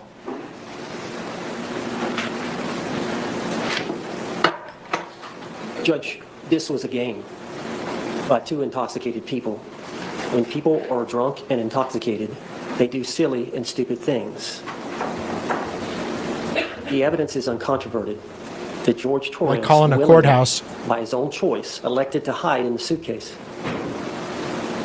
By their interaction between the two of them, giggling and laughing at each other, he consented to her zipping up the suitcase. And the playful nature of what was going on during those few minutes prior to the video. When the video is turned on, there's a 2-minute period where they're talking. He's saying, I need to get out, I can't breathe. She's not taking him seriously. As you've seen from the videos, I thought it was the boy crying wolf. She did not appreciate the fact that he could be actually having trouble breathing. And this was a chance for him to be heard by her about how she felt about some things involving their relationship. A short time later, the video was turned off, and then that period has been testified to by my client. And that period is uncontroverted. That's a second period of time. We've got that time for the video. We got the 11 minutes, we got the 22 seconds. And there's no video, there's no audio, there's no eyewitness, there's nothing but Sarah Boone's testimony. And she's testified here today that they had words, there were threats, he got his hand out of the suitcase. She knew by the threats and him getting his hand out of the suitcase that he was about to get out of the suitcase and he was going to hurt her. A reasonable person under that scenario would believe she was about to be harmed. She was an imminent threat of harm. She blocked that attack by grabbing the bat, hitting his hand. When that didn't work, she started poking him with the bat and the suitcase. Eventually, she poked him several times. He put his hand inside the suitcase. She put the bat up. When she realized he was not going to do that any further, she flipped him over right side up. She still had a fear, knowing that if he got out, she would be harmed. He would be corrupt. She scored with went him, upstairs. That is an overt act based on the discussions, coupled with the fact that he threatened her, using the word, "I'm gonna fucking end it for you," or some words to that effect. I don't remember her exact words, just before she went upstairs while he was still in the suitcase. If she would have let him out, and this is a now this is an event involving an omission, failure to act, failure to unzip him at that point, before she went upstairs. The failure to act, the failure to unzip, which would have let him out, which would have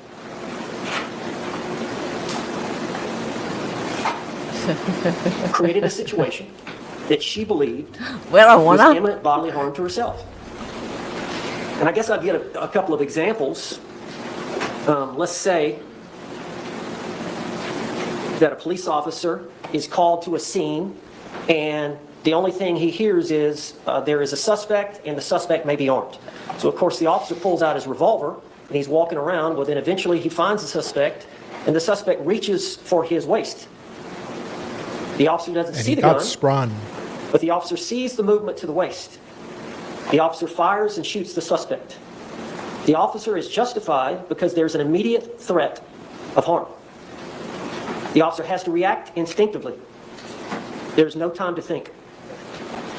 Similar to the actions that Sarah Boone had to take. Another example, you're in a bar with your buddies and you've had something to drink and another group has had something to drink and one of your buddies gets into an argument with one of the buddies on the other party. And one of your friends, seeing that it's being escalated and the guy that's arguing with your buddy is aggressive, more aggressive than your buddy is. Your buddy's trying to settle the thing, but this other individual, maybe he's had too much to drink and he's more aggressive. So you go around behind this individual and before he's able to strike your buddy, you grab him, you lock him up. That's physical restraint to block an attack. Or you grab him by the neck and you choke him. What? Kinky. Physical restraint to block an attack. That's what she was doing with the suitcase. If she let him out of the suitcase, she was going to be harmed. Based on him trying to get out with his hand, based on the threats he made while he had his hand out, and based on the threats he made while he had his hand inside just before she went upstairs. Thank you. Thank you. Court's going to review all the case law that it's obtained in its research in this matter and come back with an oral ruling momentarily. Thank you. I just noticed the pretty chick behind him. Is that a new student? Yeah. Oh, there you go. So was her earlier testimony in front of the jury? No. Well, Which no, one? she's already testified before. No, I know, but So what what- we just watched, was that in front of the jury? Oh, yeah. Yeah. Okay, good. Yeah, they were trying to see if she laid the groundwork to get it in. Okay, so then you just excuse the jury for this argument. Yeah, that was that argument. This argument, just there no. was outside the Yeah. jury. Yeah. That's Okay. all. That's So all. does the judge come back? Oh, the judge comes and gives his ruling. All right. That's what we're about to watch. Yeah. That's why I wanted to give watch us that his argument. Jude. Sarah Boone's name that she's now facing. Here's the main idea. It sorry, can be sorry. hard to know information on almost Who's this anyone. guy? Some idiot. Yeah. I think John's boyfriend.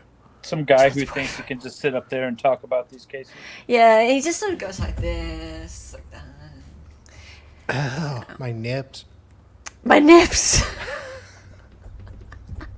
My nips are so hot. Don't clip that chat. Too late. Jesse, my nips are so hard, Weber.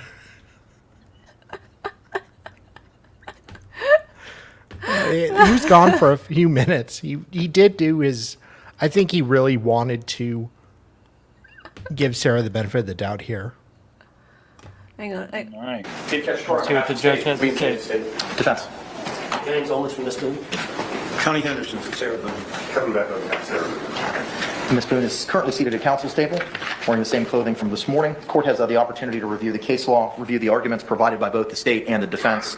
court finds that a overt act has been established, case law is clear that a scintilla of the providing of an overt scintilla. act is sufficient to provide the self-defense jury instruction. An overt act is not something that's specifically defined in Florida case law. It's something that's from the totality of the circumstances, seemingly under the authorities that the court has reviewed. As such, the court is going to find that under Holland, a Cranic, I take back what I said about you. Actually, I don't. You're a dick. But he was a dick for the whole lawyer thing. He's kind of bent over backwards to try to give Sarah Boone a fair trial. He needed to. He did. He really did. While not... He's been a dick. While not appearing soft, like, well, I told her she's not getting more time. I appreciate you coming on. I can't give you more time. But he's now kind of like, okay, you have a shit defense, but I'm going to, as much as I can, work with you. He's covering himself now. You can't blame him. Yeah. Yeah. Yeah. Yeah. Well, he has to cover himself now. If he held out, like teased the defense the entire trial, well, you just have to testify if you can just testify, knowing, and the prosecutor himself said, well, the expert that interviewed Sarah said the same thing. So then Sarah says the same thing, and then he's like, well, no, that's not good enough. Sarah's done. Her entire defense is nuked. So I think it was the right decision to let in, and he had to. I appreciate, while I've disagreed with pre-trial rulings, I agree, I like what he's done during the trial. Thank God, because it's been a shit show up till now. Yeah. The blow-up photographs and these other photographs, because I think some of it was contingent on the court's ruling. So I don't know if you want to try to deal with all of them one at a time in front of the jury, or whether we want to just talk about them ahead of time so that we know. Let's just keep going. Photographs What do we got? now that have never been released? I have the court. What's that, photographs? Do we have new photographs? You just mentioned photographs now. Oh, yeah. They show them. So she took photos. Yeah. We haven't seen those. Not really, no. Cool. Sweet. She shows like a scar to the jury and stuff like that. Okay. Yes, there's photos. Okay. No objections so long as foundation is established. Good. Like it. Let's get into it. Oops. Yeah, see? Okay, for the same reasons, you can utilize it for demonstrative purposes, but it's duplicative as the exhibit itself will be entered into evidence. This is where it check gets him out. interesting. Same thing, one of the photographs and it's on the state video. Any disagreement that it's included in your pre-marked? I agree. Okay, then same ruling. It is duplicative. You can utilize it for demonstrative purposes. Identification E? Same thing. Is it included, sir, in K through Y? Yes. Then for the same reasons it's duplicative, you can utilize it for demonstrative purposes only. F? Scott. Same thing. It's included in your submittals? Yes. All right, same ruling. It's duplicative. You can utilize it for demonstrative purposes, but it will not be accepted into evidence. Hell is going to be unbearable for the next time. Is it included in your submittals, sir? All right, for the same reasons, I find it's duplicative. You can utilize it for demonstrative purposes, but not seeking it into evidence. H? Same thing. Yes. That's a big Same black ruling. eye. You can use it for demonstrative purposes, but it will Yeah. not be received into evidence by virtue of it being duplicative. Identification I? Same as T. Any disagreement with that, sir? Same ruling. If my court finds it's duplicative, No. you can utilize I'll it be for demonstrative nice. purposes. Okay. Let's just get into it. Yeah, you can skip this, I think. Yep. Let's just get into it, guys. I'll try and be good. Yeah, I sent Hella some of this right after she woke up, and like she was just giddy. I was like, such a Bob laugh. Last break. Record reflect all hands have been raised. Mr. Owens, you may continue with your inquiry, sir. Thank you, Judge.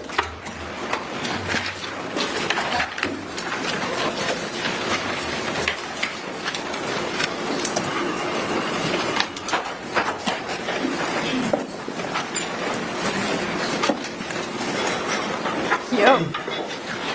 What's name? So I think we left off.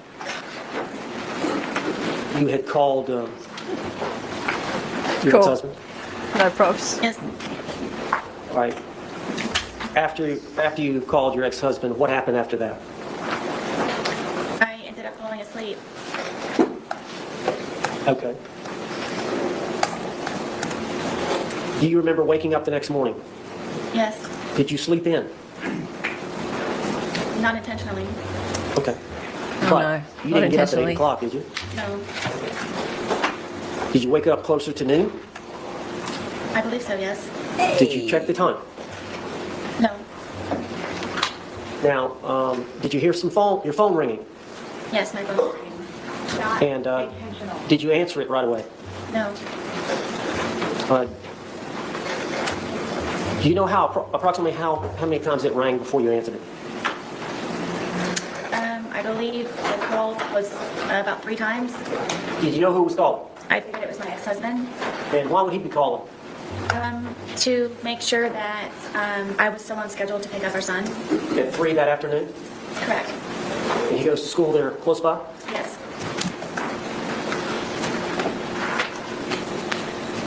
All right. When you woke up, did you stay in bed for a while? For a little while, yes.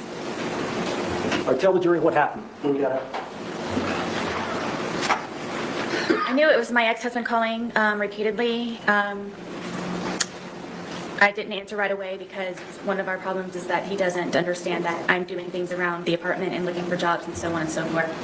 So I inevitably just let it ring, and I laid in the bed, and I figured that George was downstairs either drinking or looking for jobs, or may have just left.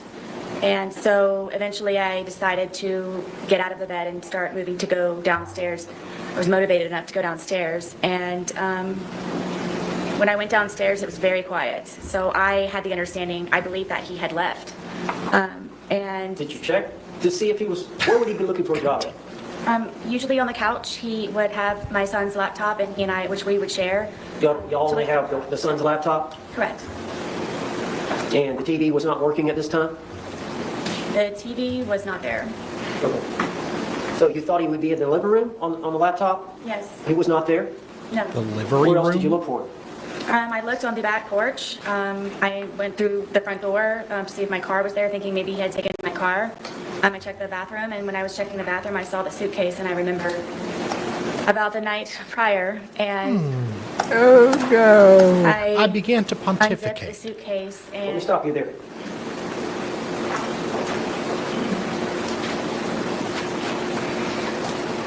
You said funny. you were in the bathroom when you saw the suitcase, or coming out of the bathroom? no, where our bathroom is, I would have to go to the bathroom here, and then when I turned around, I noticed the suitcase, and I remembered. How did you feel when you saw the suitcase? I don't think I've ever experienced anything like that before. Describe it for the jury. I guess I was aghast, and I just can't describe the feeling. It was terror to a certain degree. I'm sorry, say that again now? It was terror to a certain degree. I just can't describe it in words, the feeling of remembering. And then he was still in there. So what did you do? I immediately unzipped the suitcase, and I was screaming, George, George, George, and I was shaking him, and I pulled him out, and I stretched him out flat, and then I began instantly trying to do CPR, and then was trying to look for a pulse or a breath or just anything, and was just screaming his name over and over and over again, and come on, George, and He loves it when she screams his name. I continued CPR, and he was gurgling, and What color was he? what color was he? Yes. He was purple. Purple. At some point, did you call your ex-husband? Yes, when he started to gurgle, and I knew that my ex-husband is notorious for bringing my son over in very inopportune times when George is possibly drunk or doing Her things first thought is not appropriate for my son to see, and I just didn't know what to do. It was just a quick knee-jerk reaction. Ryan was kind of my go-to person because of my family being deceased, and I don't have anyone else that I can call. And I just wanted to ensure that he would not bring my son over in the process of all of this at some point. So you called him? I called him. Did you ask him what to do? Or did you just tell him to come over? I just told him to come over. Did you tell him that you felt like George was dead? Yes, I did. And how far? You said it's 5 minutes? from house to house? Yes. Did you call him back? Yes, because he was taking so long. It felt seconds were hours. Yes. I'm still doing CPR at the same time in the process of it. I'm doing CPR I don't know how many times. Did he get there? Yes. Did he walk in? Yes. Did he walk out? Yes. What did he tell you to do? Call 911. What did you do? I called 911. Check, Is please. that the recording we've heard here in this trial? Yes.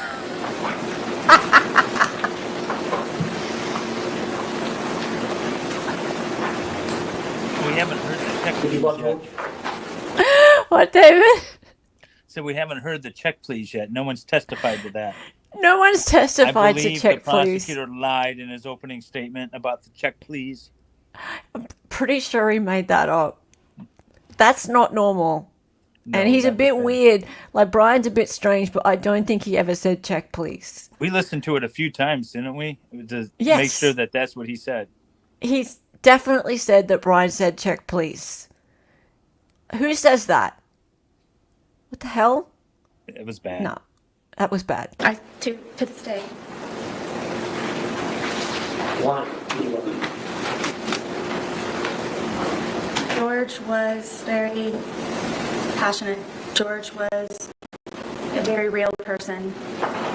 George was nice to me on the good days. George complimented me. George and I were two bodies with one soul, he and I would always say. Two I don't bodies think that I've with ever had a one connection with soul. anyone like I have with George. Did you have that connection with your ex-husband? I do not. Was it even close? No. George has some good traits, doesn't he? Very much. Did George have some bad traits? He did. Did you drink too much? I did. Did George drink too much? Yes. Tell the jury about George's drinking. Oh, here we go. If George was able to, he would drink from sun up to sundown. And me having my son and trying to work and maintain the home and just have a life, a normal life as best as I could, somehow that upset George. And because I had a certain dollar amount from my divorce settlements, at one point it was from wine we could afford vodka, so a lot of the times he would take my card, my debit card, and go buy the large, we call them handles, of vodka, which is the big bottle. And sometimes he would finish that all off on his own throughout an entire period of a day into an evening. That's honestly where I thought that he was going to be that morning when I came downstairs, because he's notorious for just automatically already being outside from drinking all the time. And, Crazy. I'm beginning to think he was an alcoholic. Maybe. you had an alcohol problem. I don't know, maybe. Look, okay, Brandon. Brandon says, if you have a Y chromosome, do not let your wife listen to this testimony. Life is better that way. Well, here's the thing, Brandon. You have to fit into a suitcase, and I don't think many actual men can fit into a suitcase. Only manlets. He must have had a really tough time on Tinder. He must. I know. I mean, Was unless you George's embellish. name on the condo, on the lease or whatever? Apparently not. Well, actually, I think it was for a while. she testified to that, didn't she? I thought she said it was on it for some time and then it was removed. But it was her. Yeah. But it was her place. It was hers. So she was the main person. Yeah. So. Okay, it comes up later. No. George has an alcohol problem. Yes. He can.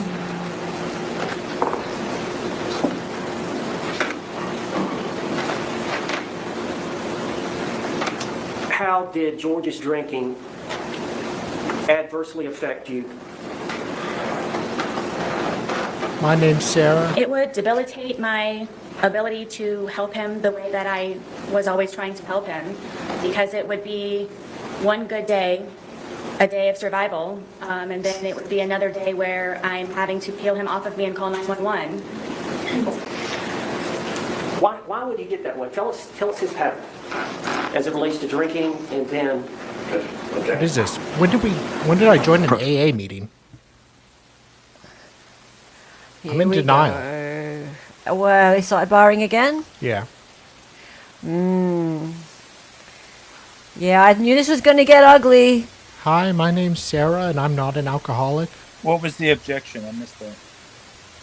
We're talking about his prior bad acts, I'm sure. That's what she wants to bring in.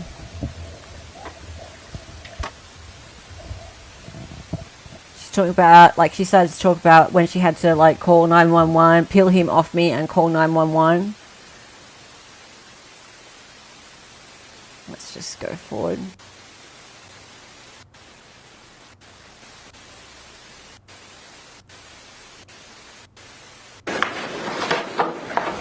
Y'all were together 3.5 years. Yes. Is there times when he would get to a state of intoxication where he would get violent against you? Quite often. Judge, can I approach the witness? Yes, as long as you show it to the state first, please. Well, I'm shy.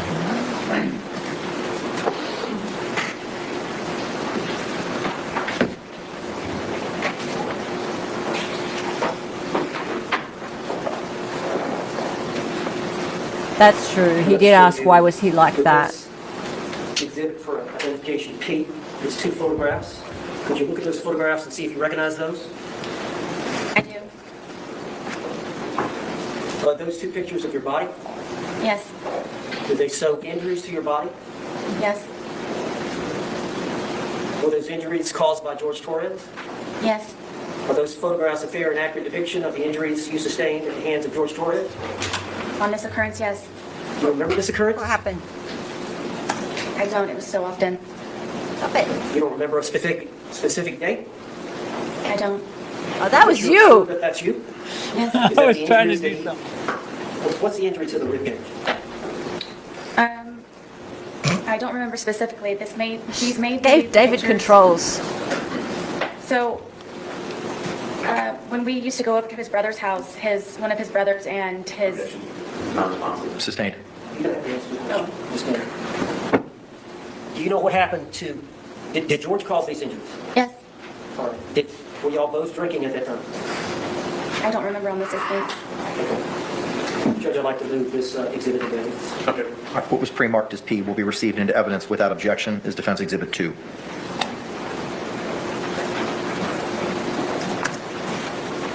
I'm not sure what I'm doing this. Mr. Owens, may I get just a number, please?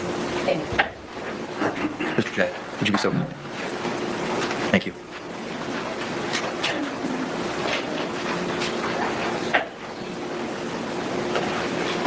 And I need to ask permission to publish. Yes, sir. Permission to publish. It is received. This is maximum justice. Permission while Looks like there's whip a it wheel out. on the top where you can use to. Oh dear. Oh, here we go. You can't cover that with a bruise kit, people. That ain't no arnica cream. Is that you? No. Yes. Maybe some amica cream. Yes. Were they caused by George Torres? Yes. And during the same incident, is this you? Yes. Shit. Is that an injury or bruise to your rib cage area Yes. and your arm? Yes. David, are you seeing this? Yep. I'm surprised they're able to get I'll this show in. you identification. Well, that's because she opened the door. Identification Q. See Or if you the, recognize that photograph? Prior bad acts. Yes. This was good. This is good tactics. Is that This the is time? very good. Yes. Okay, you remember this incident? Yes. Can you tell the jury what happened? I wanted to take my dogs for a walk and get off at the back porch. Were y'all drinking? This Yes. is why they wanted to go with self-defense. Yeah. What the hell? People are saying that it's makeup? No. Beautiful well, waterfall. whatever. This is why they wanted to go with self-defense. Everyone was laughing at them, the defense counsels, when they were like, no, this is self-defense. This is why, because now they can bring in all of this stuff. And make her it was appear close. Extremely sympathetic to the jury. It was very Wow. close because she had to do. Oh, I keep forgetting the term. Open or the hand sticking out. They had to prove that there was Overt act. overt act. Yeah, thank you, there was an overt act. Yeah. for self-defense. Yep. They squeaked in there, got it, Yep. and now they can bring in all this stuff. Yeah, Right. because And- when you're talking about self-defense, you can go into Bad acts. the quote victims prior bad acts that created And the you can necessity. also argue the golden rule too. Well, okay. Well, that too. Well, I but mean, this there's was, that was explain. very smart of the defense. there's the golden rule is, or normally you can't say, put yourself in the victim's place Right. to the jury. But with self-defense, you can, in your closing, be like, imagine you were Sarah Boone in this position and you have been attacked all these times. It was a risk. It was risky. I will say that. I There kinda are- wanted there to are a lot put of- her. Not because I like her. She's an absolutely horrible person. But it's Yep. not illegal to be an absolutely horrible person. Yes. No, it's not. There are a lot of women on this jury, and There are. I wonder how many of them actually the defense they- has allowed in who have DV backgrounds, because I remember, like, the little that I did see of the voir dire, they didn't seem to be cutting the ones who had some experience with DV, the defense anyway. So one woman with a DV background is on the jury. That's a big deal. Usually that would be goodbye. 3 of the women on the jury seemed sympathetic today to Sarah during all this. This is really interesting. And another man was on the jury, was just staring at Sarah the entire time, Well, Yeah. according to someone inside the courtroom. Yeah. Not all bruises are negative. See, this is the thing. But what pisses me off here is that anybody would say that that's makeup. Right? Like, that is clearly not freaking makeup. Like, This is. I watched Amber Heard. I saw that trial many times. yeah. I got a different vibe from Sarah, where at least Amber Heard, in my opinion, was kind of, she made it up. she's Yeah. an actress, though. She can definitely. She's an Yeah. actress. Yeah. It didn't feel real to me. Yeah. Sarah, I don't know. There's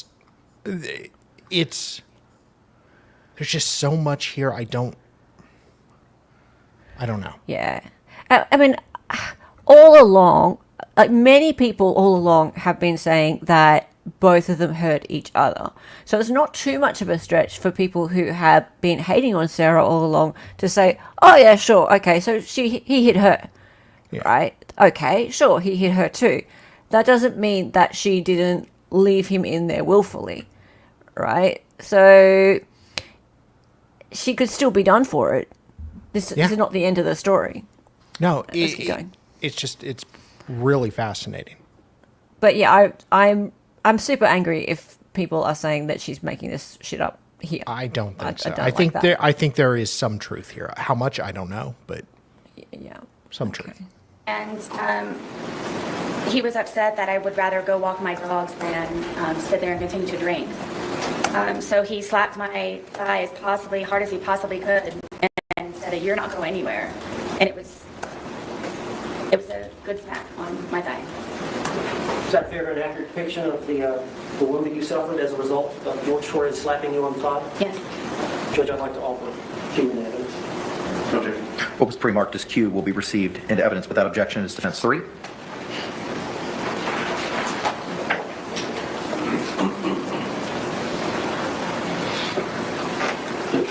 You may, sir. And for the jury's sake, is this the photograph you just mentioned? Yes.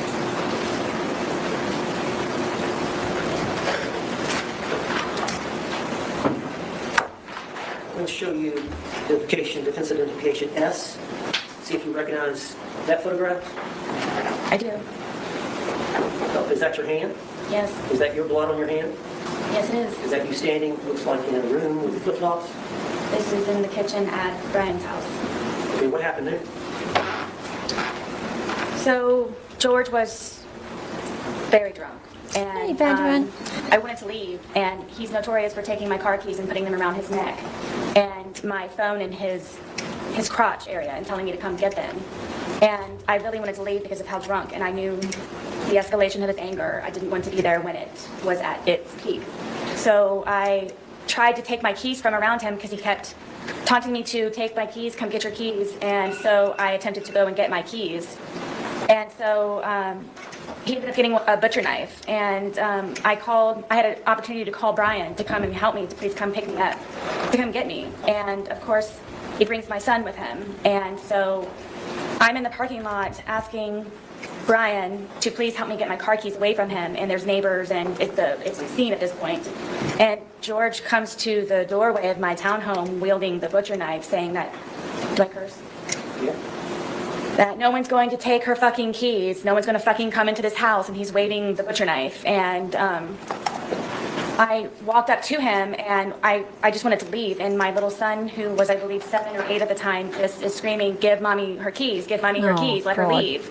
Brian was even trying to negotiate with him, saying, please, you know she'll come back, just let her leave. So I went up to try and take the keys from him, and he was pulling on them, and I ended up pulling harder, and he pulled them back again to try to pull me in the house, and I pulled them even harder, and it ripped my finger. And at one point, I had lost the fingernail, and the tip of my pinky was severely gashed. Well, so you like all this? Okay. What was it pre-marked as, counsel?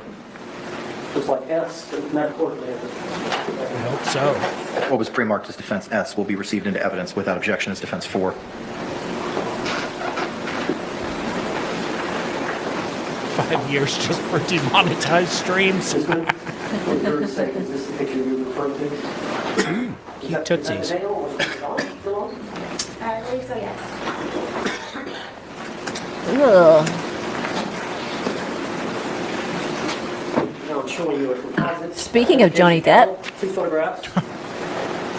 Can you look at those I've photographs? had worst operating Tell the leave. jury what they are. I wanted to eat, and while he was drinking, went and made myself, as quickly as I possibly could, a microwave bowl of, I believe it was broccoli and cheddar soup, and I didn't get it out enough time, and he came up behind me and he slapped it out of my hand, and it was a 2nd-degree burn. I went to the hospital for it. Were those fair and accurate depictions of the injury with the burn to your thigh? Yes. Would like to offer identification L in evidence? Okay. What was pre-marked as L will be received into evidence without objection as defense 5. Permission. Yes, sir. You had to go to the hospital as a result of these injuries to your thigh? Yes. It was extremely painful. Is that a depiction of the burn? Yes. Is that your thigh? My God, yes. And your knee? Yes.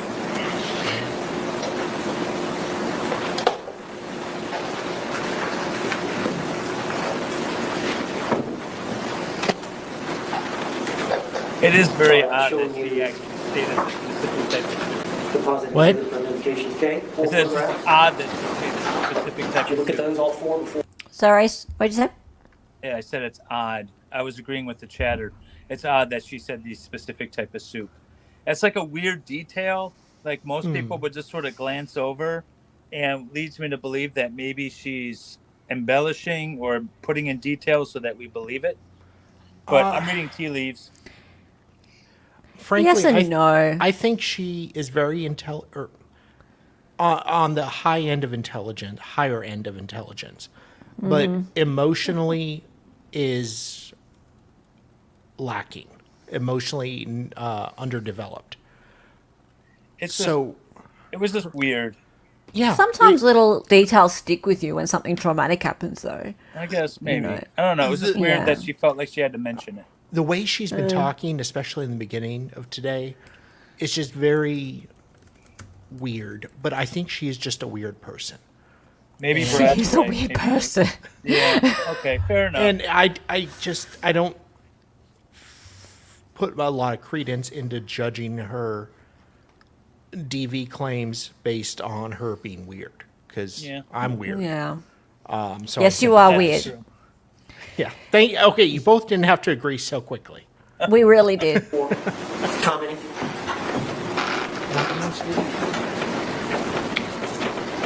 This is a longer story, isn't it? Go ahead and tell. So, George stabbed me in my leg. I almost bled to death. All right, well, let's go back and explain what led up to that.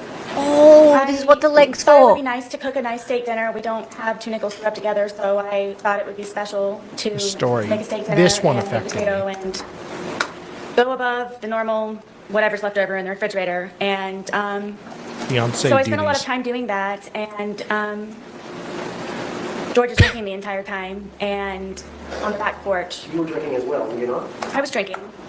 He was on the back porch while I was in the house and I was cooking.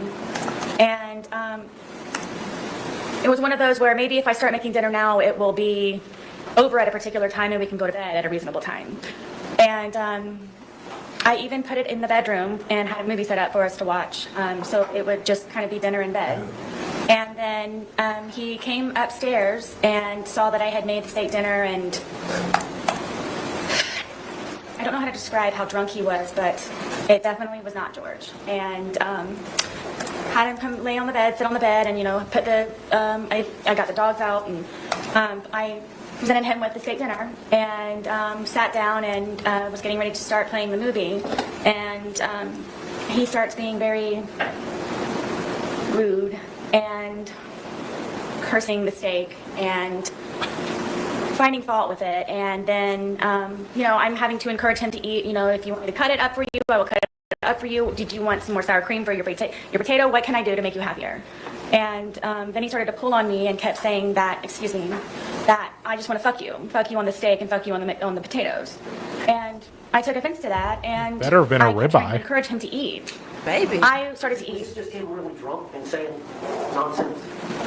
So, how do you think the I don't know cow why he was felt? so angry that day. I don't know if it's because I got steak. I don't know. Most of the time I don't know the reason why. I couldn't take it anymore. Obviously, I was not going to be able to eat, so I started to crawl off of the bed to leave, just the bedroom. And he told me again that I'm not going anywhere, and he stabbed me in my leg, and it crunched. You could hear a noise that it made, and blood just started to come out of my leg, just like a fountain. So I got off of the bed. He's starting to freak out, and grabbed me a towel. I got a wet towel, and I'm sitting here holding the towel, and it's increasingly becoming even more and more saturated by the minute. It's just minutes. So I'm going through towels and towels, and I said, George, I think I need to go to the hospital. This is not stopping to bleed. Boy, This George. is serious. And he got on his knees and begged me, please don't call the police. Please don't call the police. Please don't call the police. And inevitably, he went and got my car keys and put them around his neck again, and my cell phone. So I was not able to call anyone, and I wasn't able to leave in my car. So I figured I would just go downstairs, and I'm just going to go downstairs. And I had propped my foot up on the glass table that we had, and blood is just everywhere. Blood is everywhere. I can't keep up with the amount of blood, and I'm starting to feel very weak and really weird. And he comes downstairs and he's still begging me, please don't call 911, please don't call 911. I'm telling him, there's something, this is serious, this is something. Because he knew that he would probably get arrested or something bad would happen to him. So I couldn't take him anymore. He was just all over me, and I'm bleeding. I'm bleeding very badly, and he's having me try to console him. And I kept telling him, please, I need to call 911, please. And I said, okay, just give me a moment. And I crawled upstairs to my son's bathroom, which is the furthest bathroom away from everything. And I remember holding onto the sink, and I looked into the mirror, and my lips were blue, and I knew I needed help. I needed help. And he came upstairs looking frantic for me, calling my name, and then I turned to him and I said, please, I'm going to die. I've lost a lot of blood. There's something wrong. My lips are blue. Please, we don't have to call an ambulance. If you could just take me, I'll drive whatever I can do, please, to go to the hospital for Can this. I call 811? And he said that before anything happens, I had to concoct a story in order for him to not be arrested or be in trouble when we did inevitably get to the hospital. So I'm sitting there with this blood-soaked towel with blue lips, trying to come up with a story of what I can tell them when I go down there so he's not in trouble, and telling him that it's okay. And I came up with the story of that we were sword fighting silly after drinking with our steak knives, and he accidentally punctured my leg. And from there, how did you get to the hospital? originally, he told me to drive, and because of the amount of alcohol that he drank, and it was, I couldn't. Objection narrative. I can't get a DUI. He got Can into you the driver's drive, seat and sweetie? drove me, and the entire time he's barking at me to make sure that I get the story straight. We're sword fighting, okay? We were drunk, you know, being silly. Yes. You got an extra pint in you, right? Yes. Okay. So is it just here's the thing, right? And David, I don't know if you're joking or not. But yeah, it is narrative. He would very much a narrative. I would have objected to narrative, but the thing is, you would have. Yeah. He would look terrible if he objected right now. Well, that's my point. Is that he's not going to object because it's bad optics in front of the jury. Exactly. Well, also, but at some point you can request a sidebar, and just go up to the judge and be like, "Listen, she keeps testifying in the narrative. I don't want to object openly, but this needs to knock it off." That would be much better. A strategic in just letting her ramble at times? I mean, sometimes not this kind of rambling. Okay. But so you're okay with letting people ramble if you think that their stories are nonsense and are going to end up hurting them, but this isn't one of those stories. Yeah. I see. Okay, yeah, you're right. Yeah, this is really good for her. So, yeah, David, totally. And that's why I brought up that, and I wanted to stop the testimony right now, because I think probably a lot of people probably think, well, why isn't he objecting? Why isn't he stopping her? That would be worse for the state if he stopped her right now. He would look like the most disgusting human being. Like, just let her tell her story. Well, and then we're interested. And then I heard her attorney sort of jutting in a little bit there towards the end before you paused it with some questions. And it just reminded me of Louis Tully from Ghostbusters 2 when he's on the stand. Or not when he's on the stand, when he's questioning. And it's just, he's questioning Bill Murray. It reminds me of that, where the attorney is just sort of kind of like talking along as if they're asking questions. It's just a narrative. Yeah, exactly. So, yeah, I mean, I was going to say something anyway, but then you came along with that, and I was like, yeah, for sure. It's narrative, but I was kind of in a way hoping that they would object just to look like dicks, but yeah, the prosecutors are not dumb. They're not going to, they raised the arguments that they raised. Yeah, I think, it's probably unforeseeable that that they were going to be able to get this sort of testimony in. I think the state was confident that it was going to stay out. But it is what it is, but they're not going to make it worse by constantly objecting in the middle of her abuse stories. So you think they were counting on the judge keeping this out? Oh, absolutely. Okay. Absolutely. Yep. So the defense got lucky. They rolled the dice, and I think not got lucky. They argued well. It's a combination of luck and skill. They knew their judge. They knew the arguments. They knew that threshold, and now they're running with it. Okay. State was thoroughly felted. Yes, very much so. I mean, and can we just? I don't know what's going to happen. It's anyone's guess. Can I just say how funny it is that Hella did a stream? Just a dumb stream about could Owens be Sarah Boone's Jose Baez? Right. And everybody, we all laughed at her on the panel. Everybody in chat laughed at her. I jumped in Baker's chat and I said, you guys are all laughing right now, but when Sarah gets acquitted, I'll be laughing. Did you say that Hella thinks that she's going to get acquitted and everyone went, I didn't drop you. No. No, I'm sure you wouldn't drop my name. Laughing at some motion or something earlier. I don't know what it was. Yeah. Yeah. I can't wait. But it's just, it's like when Yeah. Okay, let's get going. I was bloody, and All right, let me show you the photograph. Can I show you? Yes. All right, is this a fair and accurate depiction of the injury to your leg? Yes. I had to go to 2 different hospitals. I learned from the best. And you lied to medical personnel about how this happened? Yes, they brought in sheriffs and everything. Was it consistent with, they brought in sheriffs? Did you have to answer to the law enforcement officer? Yes. Did you stick with the story that you and George had agreed? And yeah, you're right, beautiful waterfall. I have no idea what's going to happen. Yeah. I'm just enjoying this. Okay. What was pre-marked as K will be received into evidence Yeah, of without course she's objections. guilty of Defense 6. something. I just don't...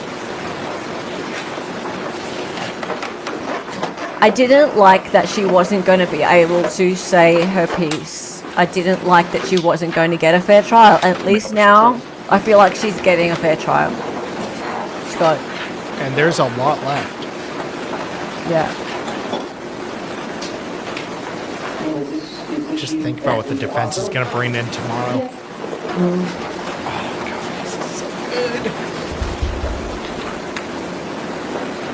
Oh, damn. Yeah, it's super duper fair now, yeah. Oh, what the hell?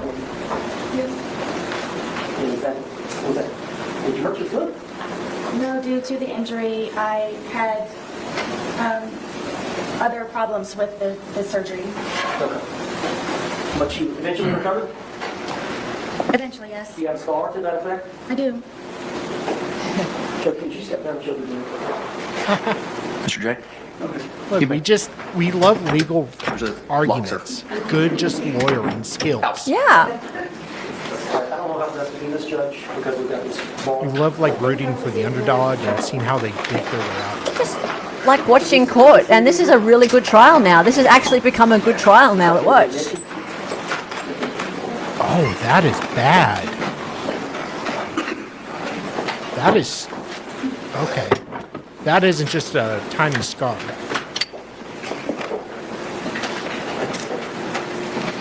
All right, I'm showing you identification teeth. You recognize that photograph? Wait, did they show the jury? Yeah. Yes. All right. That was what they were just doing. Looks like you got an injury Seriously? to your lip and to Yeah. your face. How much was the jury on? I was trying to sleep. What do you mean? Have y'all been drinking? Well, I don't want to ask you to go back. I'm but sure. I know that he had been That's drinking. exactly This is what one of they the were just instances doing. where I would go upstairs to try to go to sleep. I thought they meant they showed the jury. Sometimes, yes.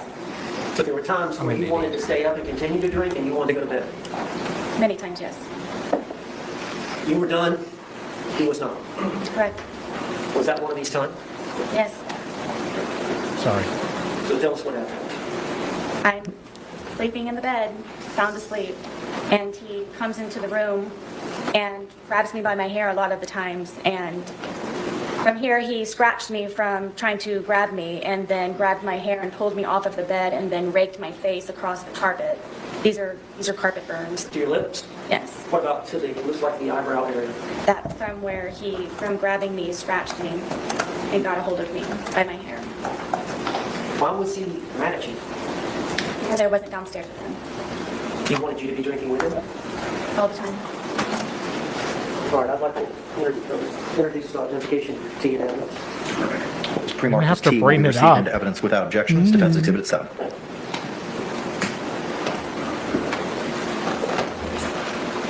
Oh, permission. Oh. You may, sir.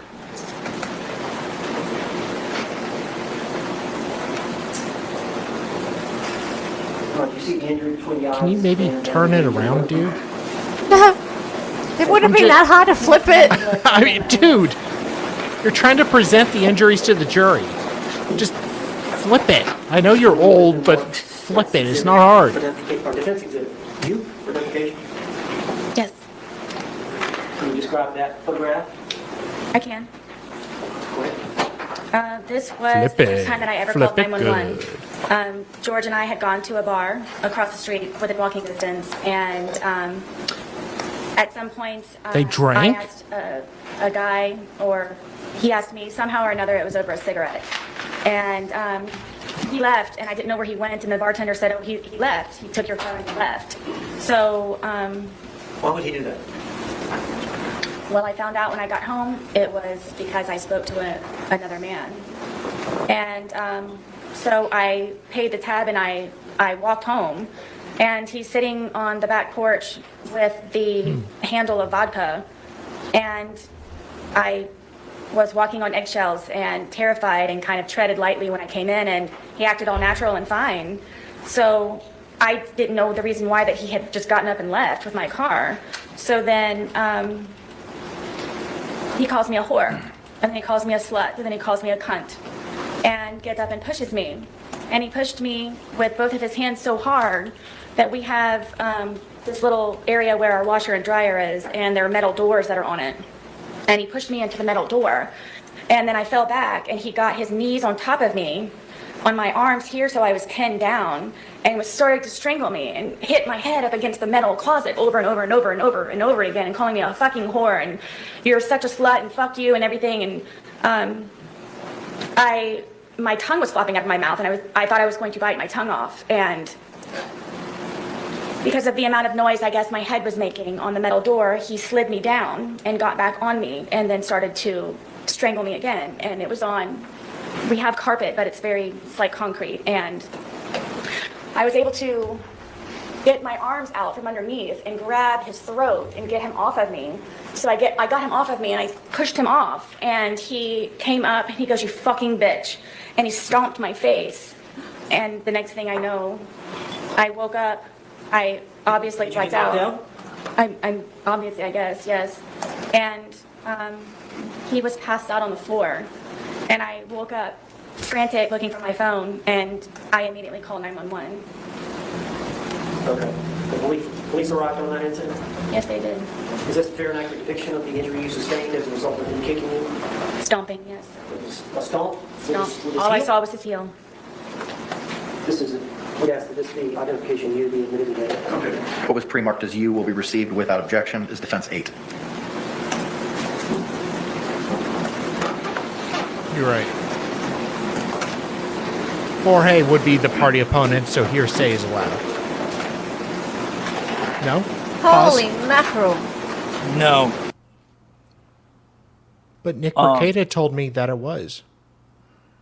Wait, what? Dolly, behave. So there's no party opponent in the criminal case, except for the defendant. Really? That's the reason why you don't ever want to talk to the police, because even if what you're saying would exonerate you, you can't challenge them on it because there's no party opponent. So you don't ever want to talk. Oh. No, seriously, like without making a joke, during the Rittenhouse trial, Nick Rekieta said that the reason Grosskreutz or Kyle could challenge Grosskreutz and admit hearsay is because he was a party opponent. No. Really? There's no party opponent in a criminal case. That That's makes one sense. of the issues I have with the hearsay rule is you can't ever challenge what another person other than the defendant is saying outside of court. Huh. So say you went to the police officer and you said, I wasn't even in town. I was in Chicago that day. And then the officer testifies and says, well, he told me he was in town. Well, you can't impeach with the officer's statement because he's not a party opponent. Nobody in the state is a party opponent in the state's case. Not what witnesses, about not anything. Victims or people, or victims, yeah. No, none of them are party opponents.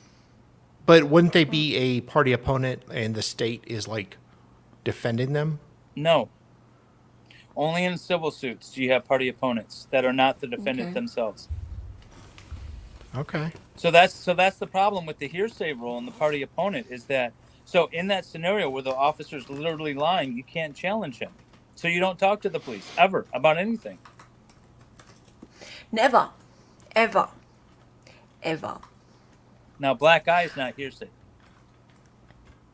No. The reason why this is being let in is not because it's a hearsay exception of party opponent. The reason this is being let in is because there's a specific rule with regard to self-defense, and that you can testify regarding the actions of the, quote, victim to try to justify your self-defense. That's why this is being let in, but it's not party opponent. Okay. Yep. All right, let's keep going. Interesting. Was that the next day, or is that a few days later? That's a couple of days later. And that's the bruising from the kicking of the thigh? Yes. Now, the police were called, and we'll talk about that in a minute. Let me go through the details.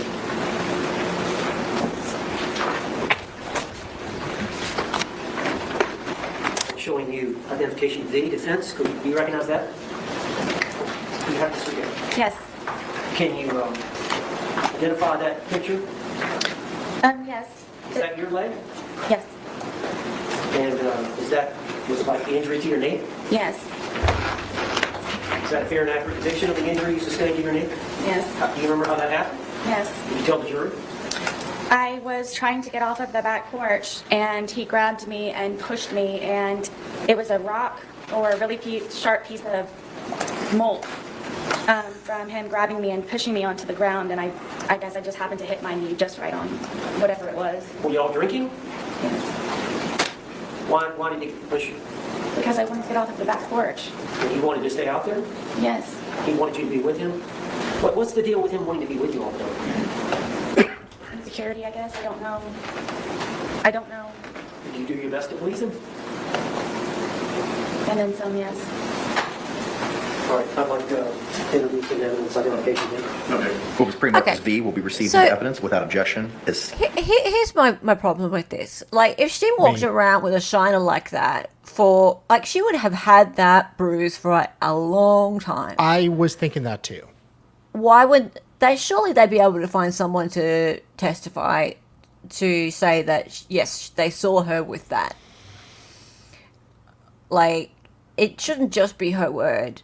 Well, my understanding is that the only people she really has any sort of contact with is her ex-husband and her ex-husband's family. So In Publix. Well, in Publix. But how long Yeah. ago was this? 4 years ago? 5? No. How long Yeah, ago was no, the no, black guy in prior to the relation incident. the Oh, lighting? 5, 6. Okay. So, I mean, you're not going to have public store videos going that far back, 2 years. Well, prior maybe to not. But Brian Boone is there. He's around. Like, surely he could say whether or not he saw her with that black eye. Well, they didn't release him, did they? He's No, subject to he's still recall. around. Yeah, Yeah. he's subject to recall, so maybe they will. Yeah. So yeah, maybe, they made sure to recall almost all. One guy lived in Jersey. Yeah. But And yeah. they might not have asked him those questions on when he was first on the stand on They cross couldn't. No, because they still they hadn't couldn't. got this ruling and they couldn't have. The entire reason Sarah testified is to get that whole handout and the whole So whatever you they call might it. call him back, and maybe that's why he wasn't subject or he wasn't I'm sure. released. Yeah, Absolutely. all So- these witnesses they kept on, they're going to call some of them back and actually do cross on them because there's a reason this trial's gone so quick. Indigo, I've been Yeah. here the whole time. I know. Yeah, he just pops in and out. That's hello, what David love. does. I do. I'm working. Let's keep I'm sitting here enjoying. How's my beautiful Luna? Defense 9. Now, was you treated for this, or did you self-treat? Show the jury now. No, that was just, I got the first aid kit that I had for my son, and I just cleaned it up. What? I said I got the first aid kit that I had for my son, and I just cleaned it up and put a Band-Aid on it. Bart, I'm showing you identification W. Defense identification. You recognize that photograph? Yes. What is that photograph of? This is a photograph of my arm. And is that a fair and accurate depiction of your arm with some type of injury? Yes. Do you remember this event? Multiple times, yes. Well, we're talking about this isolated event where this photograph was taken, the injury you sustained. Yep. Who injured your arm? George Torres. Do you remember this event? Yes. Did you tell the jury about it? This was one of the instances where I would try to pull away from him, and I don't know how my arm started to do this, but from him pulling from this way, how hard he would pull, with me trying to struggle to get away from him, it would leave these bloody under the skin splotches. So he wouldn't hit you sometimes, he would just grab you and pull you. Yes, from me trying to pull away from him, that's the point of it doing this, from me pulling away from him. Now this is one of the many times y'all are both intoxicated. I mean, I can't say for sure, but yes, but whenever it would happen, yes, we'll be drinking. Identification W in evidence. What was pre-marked as W will be received into evidence without objection as Defense Exhibit 10.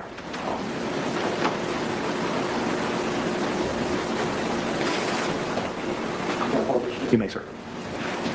All right, it doesn't look like a wound or anything. Objection to commentary. Sustained. Tell me. I'm sorry. Tell me. You said it's just from the grip? Him losing his grip? Yes, it would be from me pulling away from him, and whatever under the skin it was that it was disturbed from, the amount of pressure of him holding and then pulling from me would create those on my arms. Okay.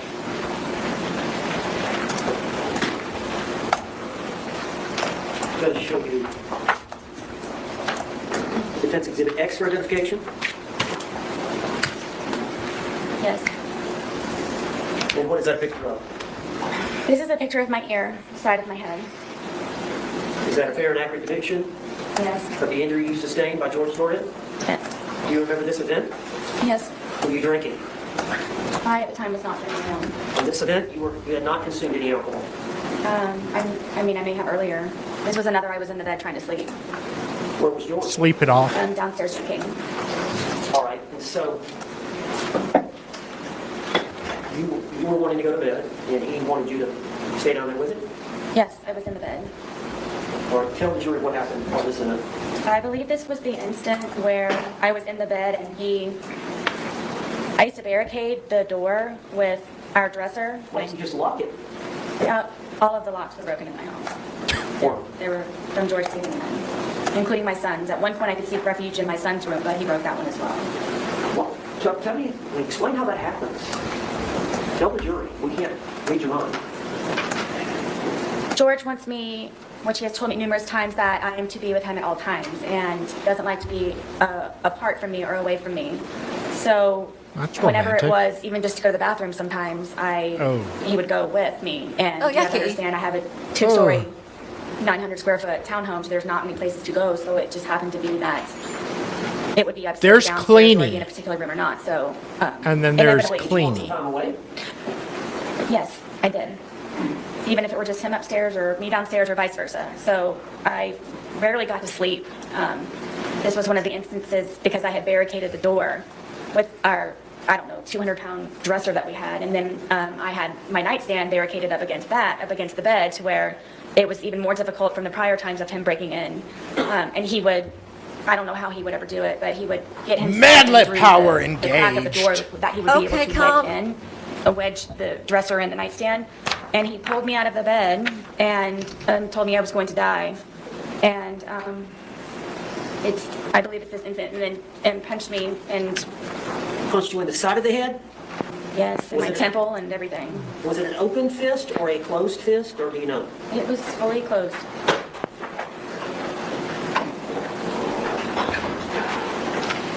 Like identification X, introduced in evidence.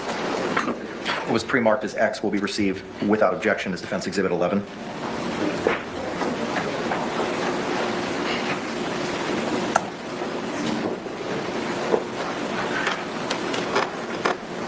What I'm showing you is exhibit. What is that? That's Sarah Boone.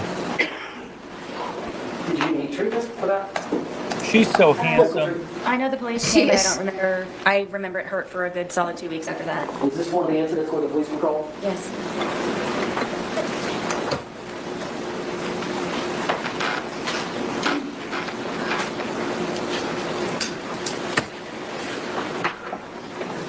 Now, do you recognize this photograph, which is identification Y? Yes. Was that the date of the incident? The date of this event? No, it happened prior. But this picture that was taken of the... This picture would have been taken February 24th of 2020? Yes. And do you recognize that as your close-up facial? Yes. Is that fair and accurate depiction of how your face looked on February 23rd of 2020? Yes. What's the significance of that picture? Again, because I was sleeping, George was upset with me and came in with a metal curtain rod and bent it and snapped it in half and then crunched me in the forehead with it. And it started to beat the furniture that was in the bedroom. This is probably a good month before or after it had happened, before I really do believe that I should have gotten stitches, but I was not allowed to go to the hospital. Just, I'd like identification Y introduced into evidence. It was a gash. What was pre-marked as Y will be received into evidence without objection as Defense 12. Is that the same curtain rod that you mentioned in the 2-hour interrogation video?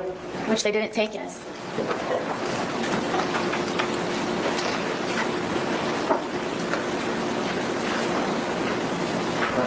This was photographs that were taken I guess it was That's in a horrible the crime look. scene. Was it the crime scene investigator that came out and took photographs? That's the blue-eyed white devil photo. Was it different from So bad. The extraction, the phone extraction expert, was it somebody different? I think. But is it this one right here? Yes. And remember, that's a month later. No. And then on that same date, same time, they took this I'll photograph look it as well, up. which is identification R. Yes. All right, and what does that do? I believe it's from holding the baseball bat, and Is that an injury to your hand? it's a bruise. Was that taken February 23rd, So, yes. 2020, when the investigators came out, when February 24th, I believe. February 24th? Okay. I'd like to introduce identification R to the evidence.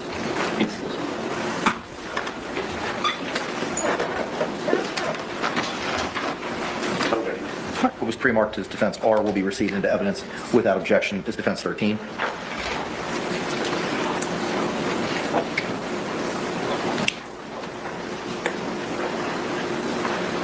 Yep. Yes, sir. Juries weren't so Copy of the copy. bloody.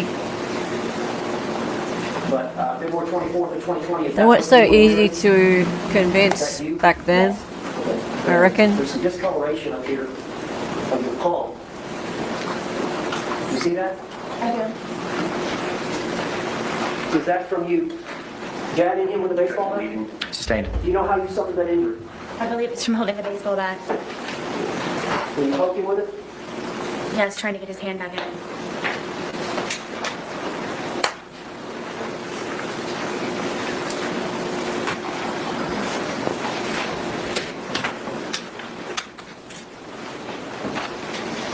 I'm showing you defense identification N.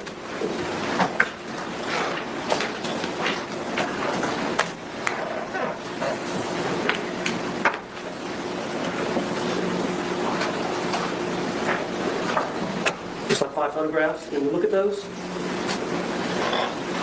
See if you recognize them.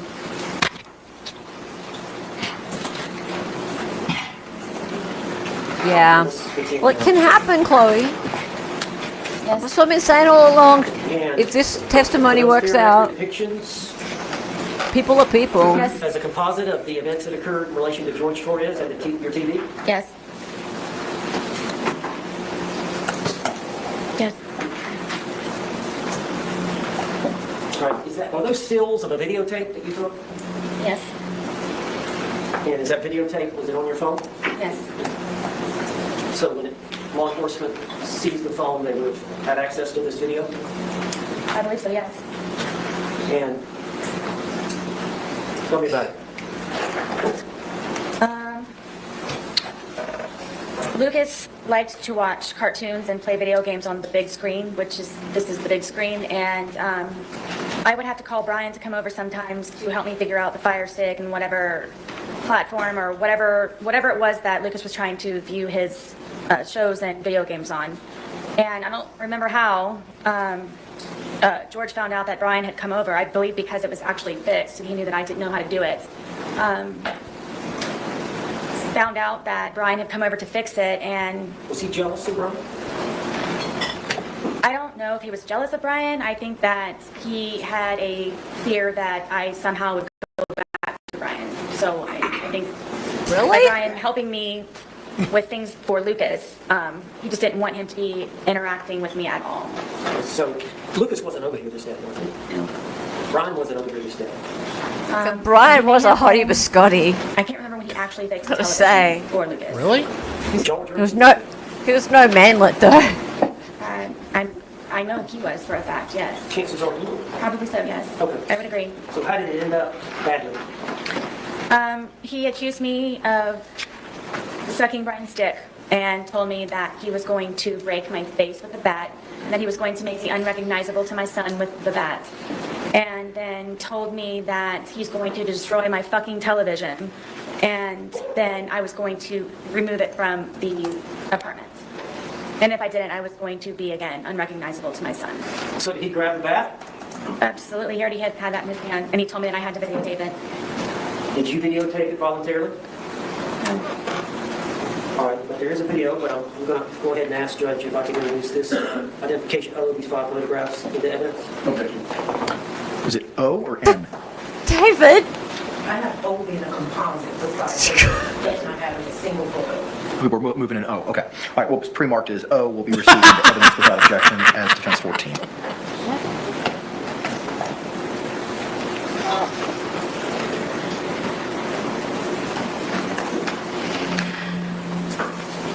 Oh my god, how inappropriate are we? It's you! You're supposed to be the professional! This is George. That particular day holding that. He was telling me that I'm going to take the television out once he destroys it. You want to take the television out? That or I was going to help him, but either way I was taking it apart and removing it. Was he an extra in Walking Dead? And what is this picture of? The process of him destroying my television. I didn't think Negan was so short. Correct.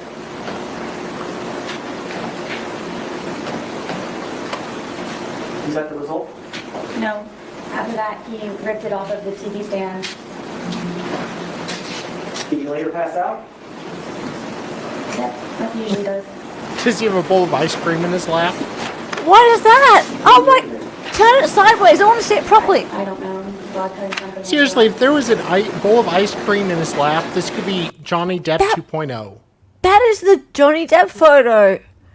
It is. Yeah, I Let's was go back. thinking the same thing. And I'm not trying to say Sarah Boone is faking it here. No. They're the same. No. But wait. Pledge any money to a charity, I'm going to have a heart attack. What? Well, if she pledges any money, yeah, that's it. Holy crap, look at that. Wow. Where's the bowl? Where's the bowl of ice cream? Oh, you have to Photoshop that in. I am so screen capturing that right now. Ow. This isn't funny. I'm sorry, guys. It's just... This is... Okay, guys, we like to have fun with these things. These things get really heavy, and that's just how we deal with it. And honestly, if you can't have fun with it, then what's the point? Like... We can't take everything serious. Can't take everything seriously. Yeah. But dear me, that does look like the Johnny Depp photo. Yeah. Wow. Well, assuming they turn it around. Yeah. I was participating in the festival of baseball bats. Yep.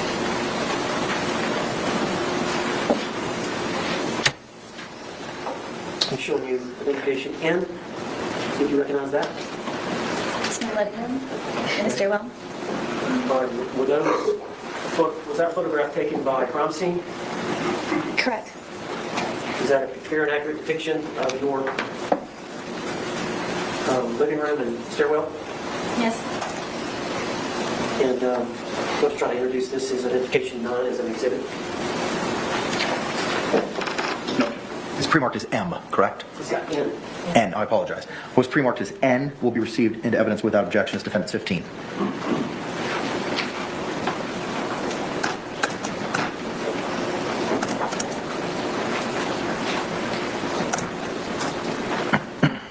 Can you tell us a little bit about this room? This is my living room. This wall that we have over here with the hearts, that's where we would display all of our artwork. We were in the process of taking it down to add more, so he could continue to be entertained. The bookshelf over here is my son's bookshelf with all of his toys and little guns and musical instruments. He's got a little period piece he's a down little here, his American. guitar. The stand right here with the red bucket on it, that was the He's television got his stand. toy guns. And then my back porch area. What a and cute kid. The dog bed here. And then what's in front of the bookshelf at the foot of the stairs is that doggy? It's a baby gate, but my dogs would wander upstairs sometimes and go to the bathroom sometimes when we couldn't get them out. So I would, at nighttime, or whenever we weren't home, make sure that they didn't go upstairs. And plus, Penny was blind. Poor Helen and Keller. There's an allegation that you pushed George down the stairs? Apparently. Or got him in a suitcase upstairs and pushed him down the stairs? Supposedly. Did that occur? Absolutely not. Is that bookshelf disturbed in any way? No, nor the plant next to it.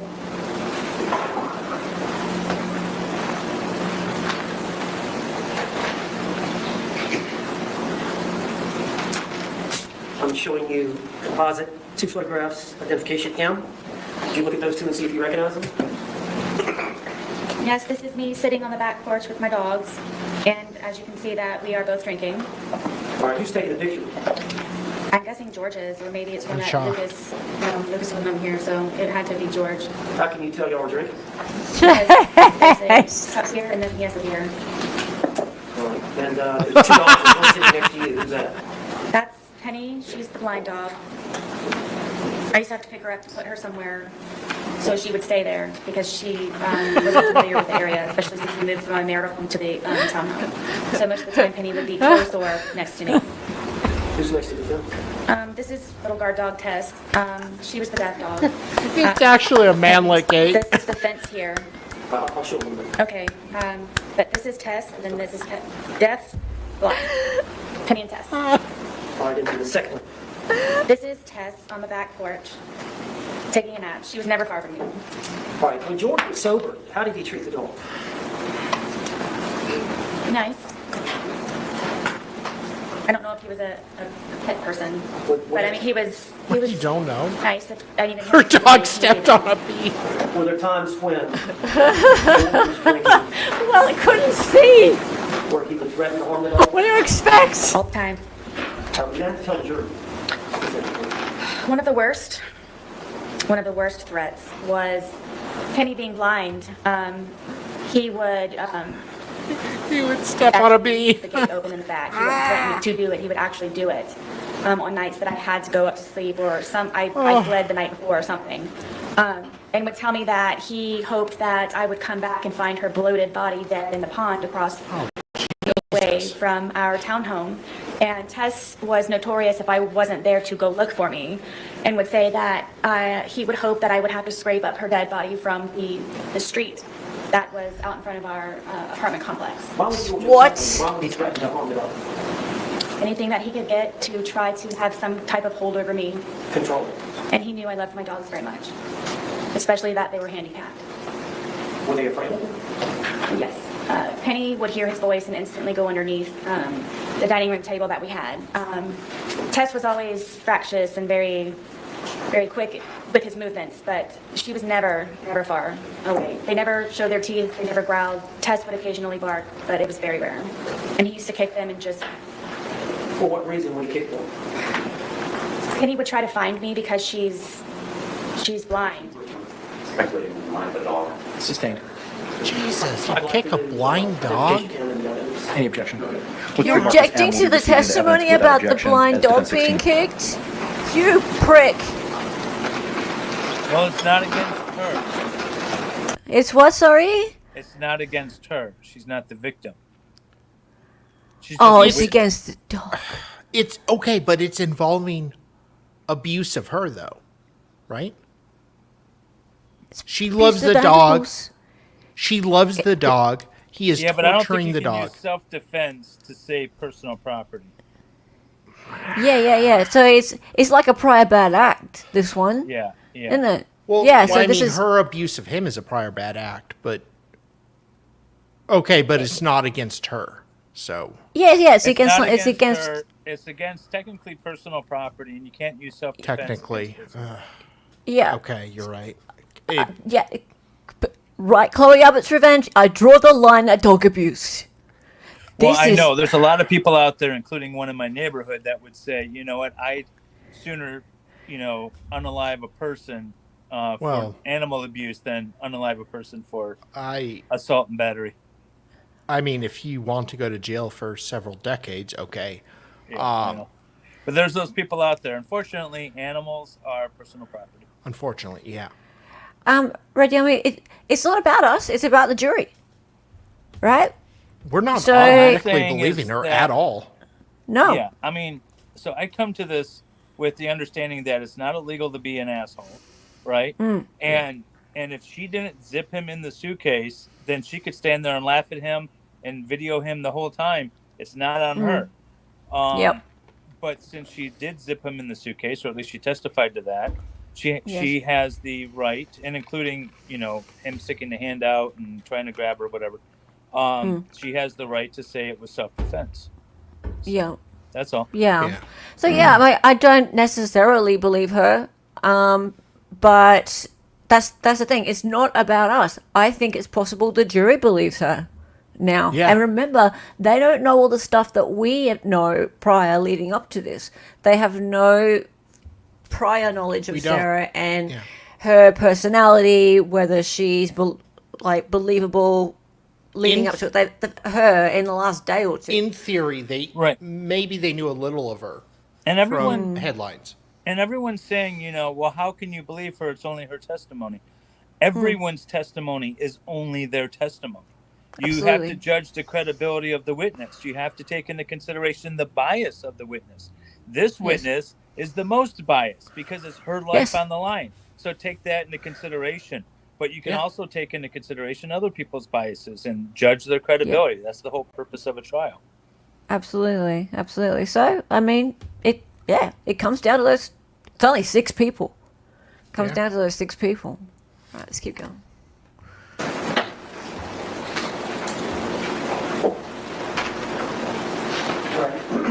Can you describe this for the jury? This is again, it's our back porch, and this is the fence that I made for the dogs to have a little bit extra space. Penny is next to me. She's a blind dog, and then Tess is down here guarding the gate. Are these fake rabbits? Is that? Yes. I used to call my son when he was a baby. He was my bunny rabbit. Aww. Overruled. He was my bunny rabbit, so I used That's to true. collect bunny rabbits. And That's so important. I have rabbits here and there throughout my house and in my little garden area. Yeah, that's why the alcohol y'all consume? Yes. self-defense claims are hard when you lie. And this is a close up of which one? This is Tess. She's the deaf dog. How old were these dogs at that time? 2020? Gosh, maybe 9, maybe 10.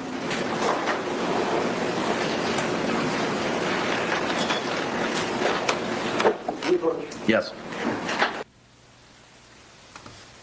Can we approach? Your Honor, those dogs are just too Court sees cute. no hands. What? Those, stop talking about the dogs. It's making the jury like her. Yeah, that dog is blind and he was beating her, and the jury won't like that, so can we move on? Can we move on, please? Stop talking about dogs. About working a little bit later today till 6 o'clock. I'm not just Yes, person. Oh, this was when I think Owens was trying to run out the clock to 5. Yep. And knocked yeah. across today. Yeah, I know. Aw. Ooh. Sarah Unchained. Did they get the cross-examination today? Oh, yeah. And they finished it. Oh, wow. Sarah is off the stand. We are actually really close to finishing. Are we? Okay, I was about to go to bed, but goddamn. God damn. Salvador's never heard that line before. Wait, that's mean. True, but mean. Yep. Oh, did you see that? That little jaw movement by the judge. He looks like Casey Anthony's judge right now. He was not pleased. Judge, we're going to try to go 6 today. Yes, sir, that's the plan. Yay! Motion carries. You said that once. All right, we're ready to bring back in our jury. Yes? All right, let's do it. Oh, Judge. Hold on. Oh, she's up there. I'm sorry. Aw, what a cute little Hang on, smile. gotta swear her in.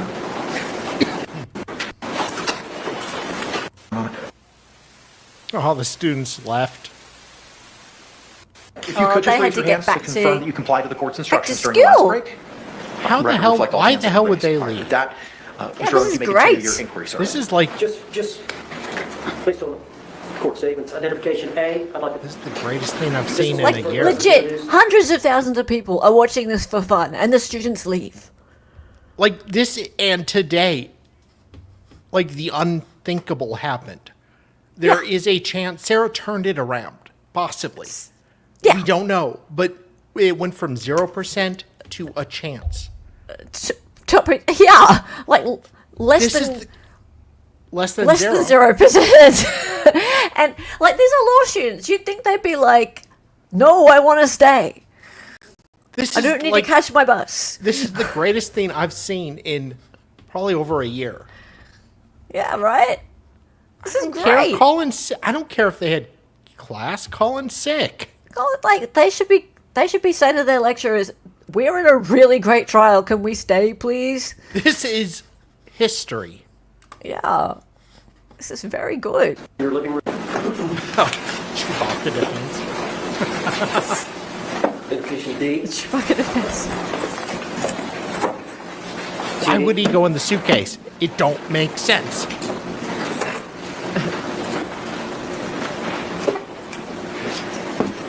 Identification E. That's your arm. Yes. We've already looked at all this. Why are we doing this again? Because he has to introduce it Huh. into evidence officially. Identification F. And he shows it to the That's jury. your knife one. That one's awful. That is bad. That is a bad wound. I have a hard time believing that came from a Identification G. happy This is little her rod. accident. Yes. Yeah. Yeah, they wouldn't have been cheap.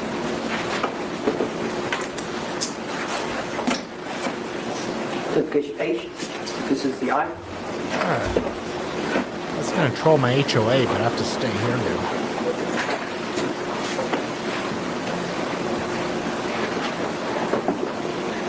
Identification. I. See your face shot? Yes. With the lip? And the eyebrow?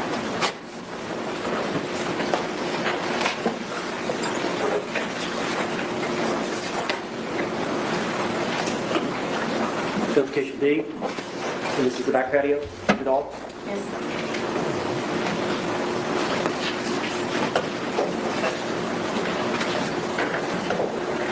David. Yoo-hoo. Count David. down a little bit. It's been Oh, I was answering it in chat. Oh. Yeah. Oh, you're answering but- in chat? Yeah, I was answering in chat. No, the state gets a chance to rebut. The defense doesn't. But the state has, or the defense hasn't rested yet, so they have more witnesses. True. Now, is there a chance, or are there times or situations where the defense gets to do a rebuttal? There would be if there was like a surprise witness or something that that the defense wasn't able to properly impeach, and in the interest of justice, the court could allow it. You In know, theory. but it's very rare. Okay. I was just curious. Okay. Cool. Thank you. Thank you, Marcia. I'm going to go back to the night earlier in the evening when I think y'all may have been out on the back patio, and you had suggested to George to call the children, but then did he call his brother, or his brother called George? Do you remember? George called his brother. Okay. And you made a statement about tell him something. So, explain that to the jury. I told him to tell his brother about you choking me the other day. This is a separate choking incident. We had been drinking, and I wanted George to tell him, but he didn't tell him, so I said it in the background, so he would be aware. What did you tell him? Tell him why you choked me, or that you choked me. Now,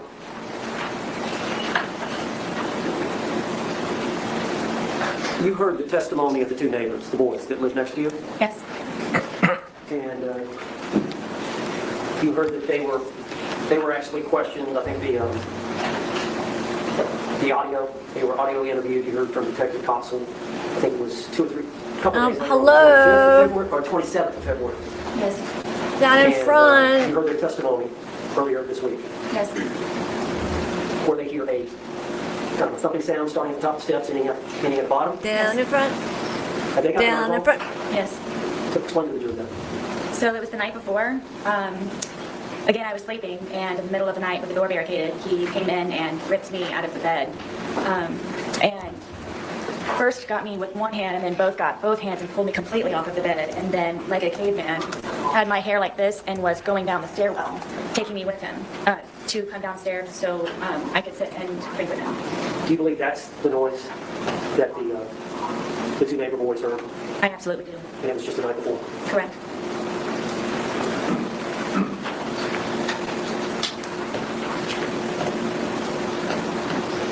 Now, some of the time when this abuse occurred, you called police.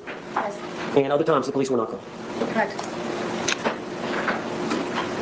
I want to refer to you the first time, I believe, you mentioned the 911 call. I believe that was July 25th of 2018. Yes.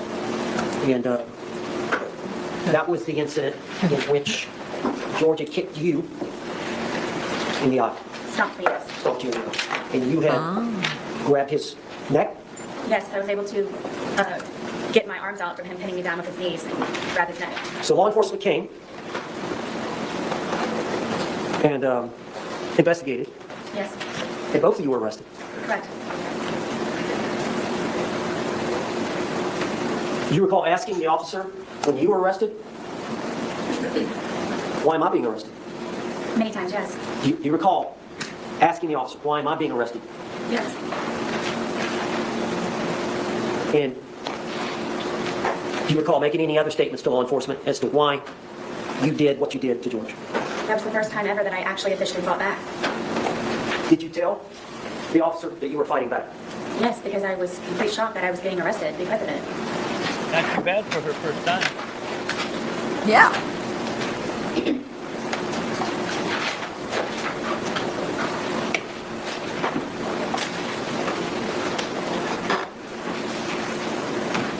Now on the 2-minute video, the suitcase video, you mentioned to him, I think you said something, I can't breathe. He said, I can't breathe, and you said, that's how I feel when you're choking me. Were you referring to an isolated incident of the night before, 2 nights before, or whatever, or were you referring to in general? In general, more than 2 or 3, 4 times that he had done it. Okay. And then the part about cheating, he didn't physically cheat on you. No, he did not. Okay. And just, I don't want to go into a lot of detail, but what are you referring to there? George was, I believe, addicted to pornography, and a lot of that would be found on my phone from him supposedly wanting to call about job interviews. And as a solution, I sat him down and I explained to him, to me, that's you visualizing yourself with someone else, or at least having a pleasurable moment with someone else or watching other people. And to me, I told him that I considered that cheating on me. Okay. And so he would download that on your phone? Yes.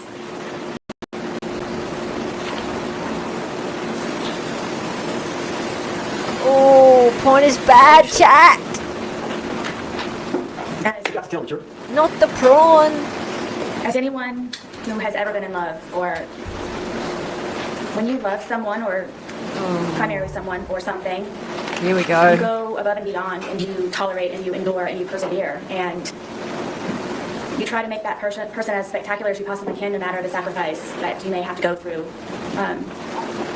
to serve someone else in a positive light so they can be better people for themselves, and to just make them a happier person. And love is very strong, and love is very deep, and love, I believe, I don't is like not this fully bit. understood in a lot of ways for how different people react to it. And I very much, deeply, and passionately love George.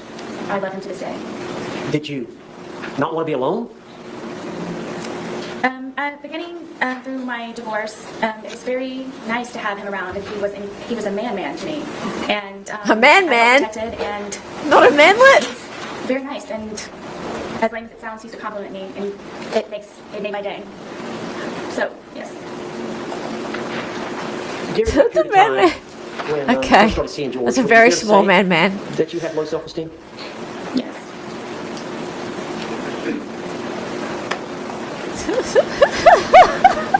Now, we talked about this previous arrest where you told the officer you were Tiny fighting back and you got man. arrested. Well, the manlet is mistaken for a Now, we'll talk man. about your conversations with law enforcement, but first I want to ask you, why did you go to the police station that day when you were interrogated there? We saw the 2-hour video. Tell the jury. The day of the incident, I have questioned the that, Bob. detective Copsell gave me her business card with her personal cell phone number on it and said if I happen to remember anything or anything that I would like to add to the day for me to not hesitate to give her a call. So throughout the rest of the evening, something was off. I didn't feel comfortable with what she told me and how she told it to me. How long were you at the scene? Gosh, all day, from the moment that they were there to the moment that the coroner's van drove off. All right, when it ended, did you stay in your home? No, I raced inside and collected some pajamas and a toothbrush, and I went over to where my son was at my ex-husband's house. Did you collect the dogs? I didn't even feed them. It was so fast. All right, and then once you got over to your ex-husband's, what happened? As it relates to Detective Copsell? Oh, man, what? Something just wasn't sitting right with me, and I had a suspicion that she just wasn't being honest with me, so I took it upon myself. Sustained. So you called her. Tell us about that. I called her and I told her that I felt that she was being dishonest with me. She originally had told me that due to her being pregnant, it would just be a lot easier for her to have me come down to the station to pick up my phone. The original plan was for she and Detective Lowen to return the phone to my apartment. But she said that it would be a lot easier for me to just come down and pick it up because I remember when I was pregnant. That's what she said. You remember when you were pregnant. So I said, I feel that you're tricking me and I feel that you're being very sneaky about something and I don't believe that you're being honest with me. And I said, regardless, I'm still going to come. Sustained. So you agreed to come, but you understood it was to get your phone? Correct. All right, you came that afternoon to the station? I did. And the original agreement was they were to come to you? Correct. All right, when you got to the station, what happened? I thought I was just going to be picking up my phone. My car was there. I had everything in my car. It was just regular. I was just going to go in, maybe sign something and pick up my phone. And there's people that are over here at the windows, and I thought that I was supposed to go over there to get my phone. That makes sense, Marsha. And Detective Lowen came down and said that my phone was upstairs. So if I would just follow him upstairs, that's where my phone was. And then I was taken into I guess it was an interrogation room, and they told me to sit down, and that then I guess the interview or interrogation began, and I just simply kept getting my phone. Sarah, tell the jury why. Yes. See, yeah, that whole story about her calling Detective Koppel that night Miss Boone? and being told that she could Tell the jury get the why you lied to phone never really added I up. lied to the police. Basically everyone, because I was extremely fearful of being arrested. I made the first attempt of me calling 911 by telling them what happened, and I thought they were going to help me, but instead I was arrested for calling 911. So you made the decision to lie. I did. Did you stay with that lie? I did. Are you telling the truth today? I am.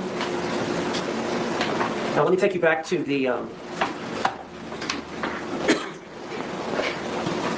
this incident. Ooh. Is it fair to say that when George Torres is sober, he commits no violence against you? No. Is that fair to say? Yes. Is it fair to say that every time that he's intoxicated, or every time that you're hit by him or harmed by him, it's when he's intoxicated? Yes. As a result, when he's drinking, does it change your outlook? Yes. Could you explain that to the jury? I'm always fearful, paranoia. Why? Because I try to protect and defend myself for fear something happens at the last ultimate second. But you're always that way, fearful. Is it because of these prior incidences? Absolutely. Do you try to placate him? All the time. What do you mean? With the puzzles and the painting and feeding the ducks across the way at the pond, listening to music, trying Or to go streaming for a with walk me. on the trail, anything that I possibly can. I told you I was running out of things to entertain him with. Why do you think George, what bothers him? Sustained. Does he tell you? Sustained. As a result of how he behaves towards you in that intoxicated state, how were you feeling the night of this event? Overruled. Extremely nervous, anxiety galore, just, I can never relax. When he's drinking? Yes. And There'll be the some state of people, intoxication that he was there'll at be the women, time of this event. if there's any who've been Is that through the this, That scares who you? relate to that, It's the tone, yes. There's a lot of alarms and red flags that go on throughout the day or night or whenever it is that we are drinking. Tell us about that. How that heightens, does that heighten your sense of safety? At all times. But especially when he's drinking? Oh, yes, all the time. And then his mood? Yes, it depends on what mood he's in that day. Well, do you have like a sixth sense of how he's doing? Yes, I knew George very well. Sustained. Can you tell us what you mean by that? Sixth sense, or knew him very well? I guess you could say that I was trained by fear with him.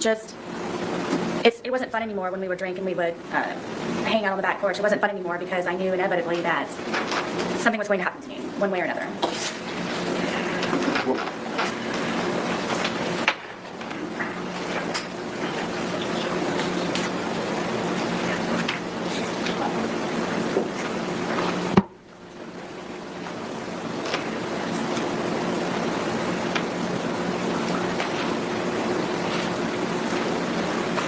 Miss Boone, you know, those bruises that we saw of him, they look pretty deep.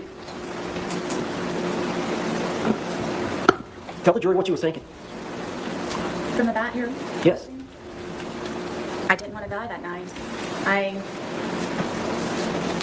can't describe it to you. It's purifying love to a certain degree where We've my all plans been to show there. the next day and just I Or wanted not. him to be better and treat me nicer and be the person that he was when I originally met him, and I knew that was in him still. I knew that it could be found, and I just couldn't figure out what it was that I was doing wrong in order for it to not be back to where that was. And I was tired of living in fear and just sick all the time of figuring out how I can entertain him so I don't die and continue a relationship with my son and try to live a normal life. That wasn't a normal life for me, and just bottom line is I didn't want to die. I would have died, or I would have been disfigured or maimed, or if it weren't me with the bat, it would have been him if he were to have gone out.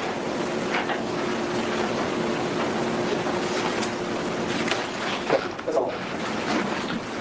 That's all. Cross-examination. Here we Whoa. go. Did George know somebody named Crystal?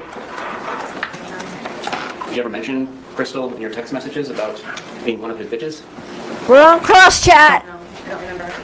Very How about Christine? Did exciting. George know a Christine? I don't About to know. go too. How about Pamela Erickson?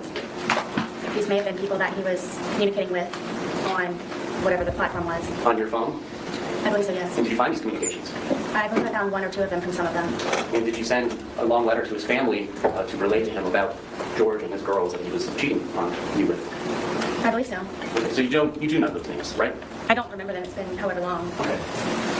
Now, on February 24th, 2020, you called 911 at about 1 p.m., correct? Yes. And at that point, you were still feeling a little intoxicated, were you not? It was more shocking, yes. So you agree that you previously stated, I was still, I believe, intoxicated to a degree? To a degree, yes. So 1 p.m., it's about 14 hours after 11 p.m. There is Am I correct? She didn't fall asleep. No. 12 hours prior would Pause. be 1 a.m., and then 12 a.m. is 13 hours, 11 p.m. is 14 hours, correct? Go ahead. Okay. And you were present here for the medical examiner, Dr. Zadovich, to testify, correct? Yes. And you heard her talk about all the effects of ethanol that it has on the human body, correct? Yes. And she also mentioned something that, on average, dissipates at about 0.015 an hour. Do you recall that? I believe so. Okay. So,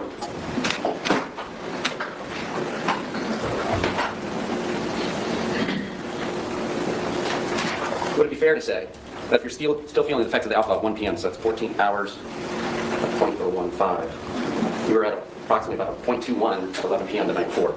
Do you feel like you were 2.5 times the legal limit at that time?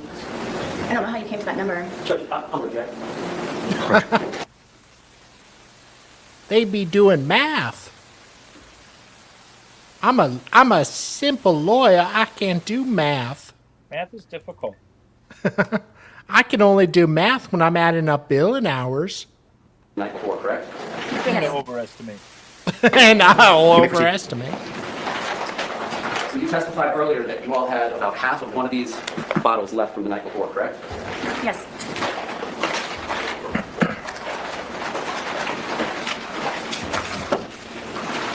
Oh, here we go. We're getting the bottles out, Judge. Excuse me while I whip it out. Oh, Oh, excuse Whoa. me.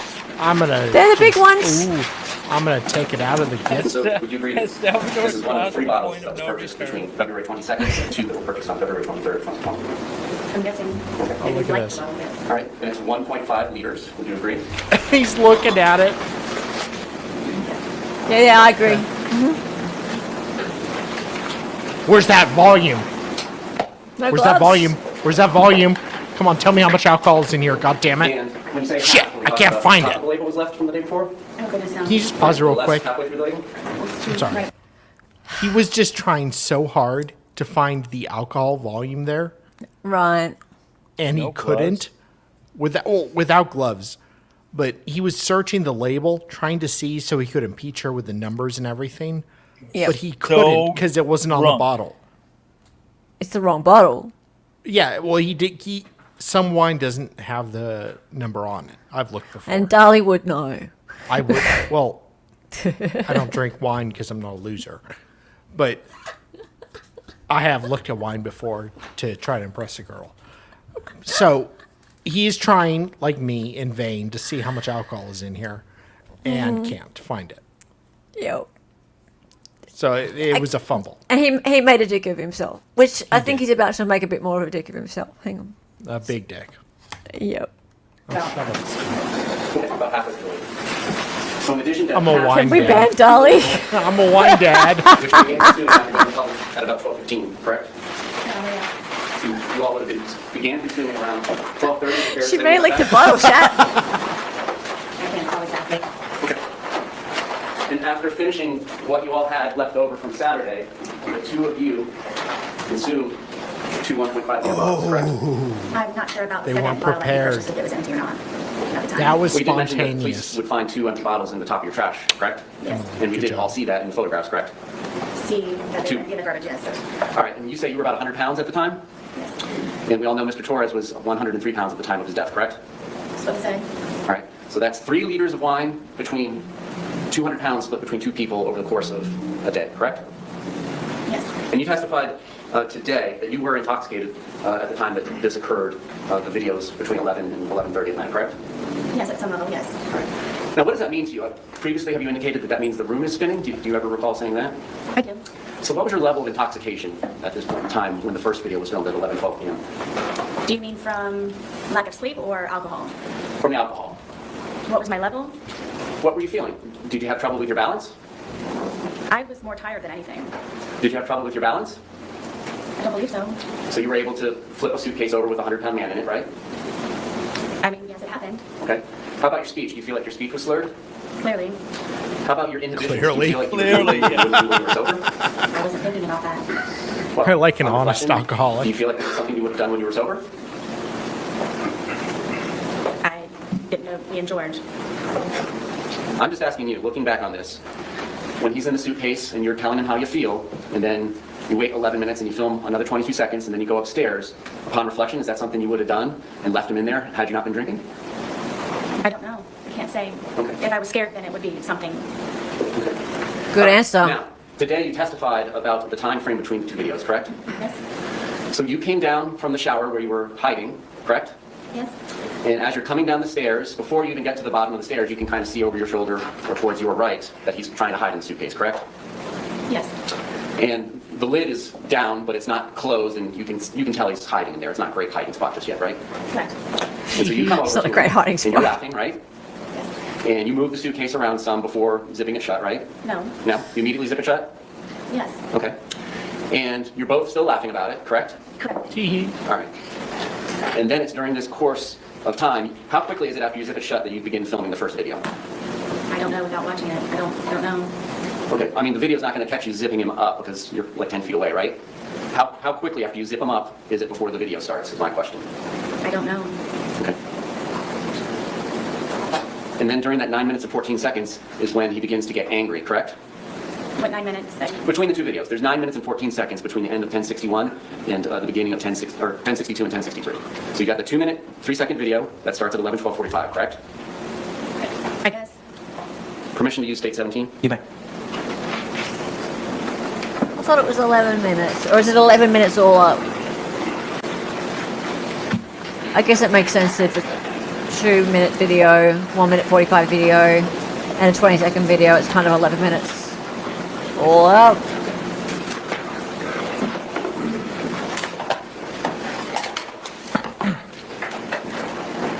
Yeah.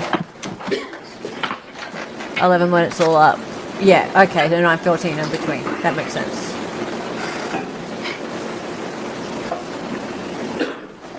Yeah.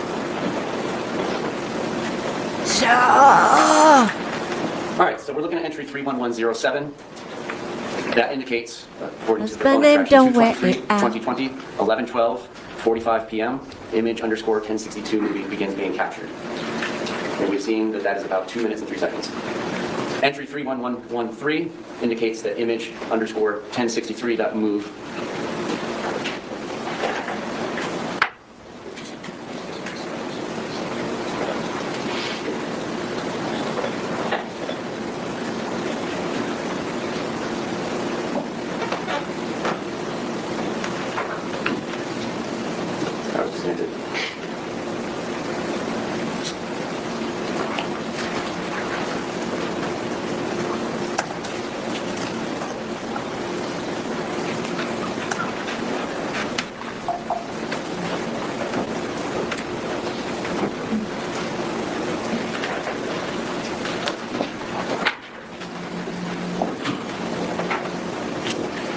He's scrambling. You can see he doesn't know what he's doing.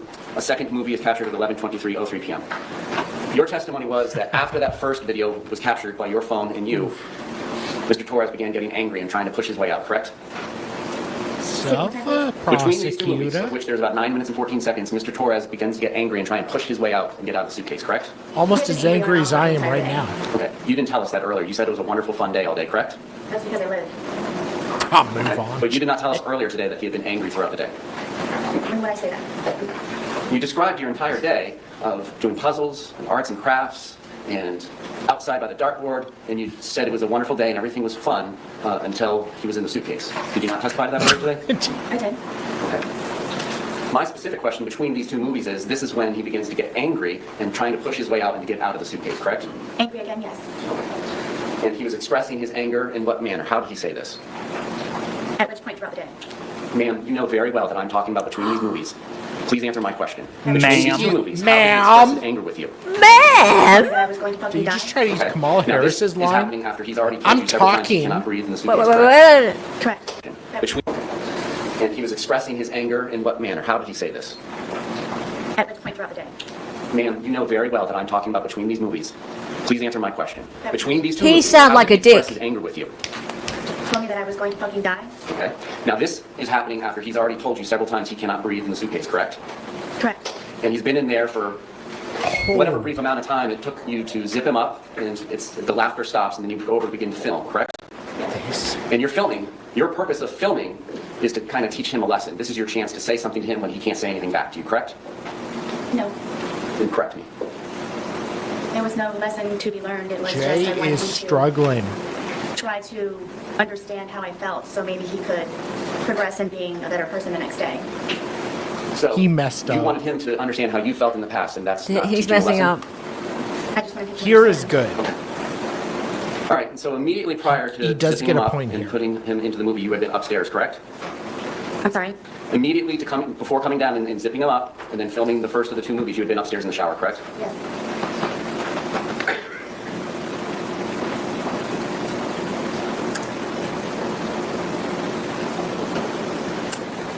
I'm going to publish what has been labeled as image underscore 1061, which according to the timeline was captured at 11:03 p.m. 31 seconds with her device.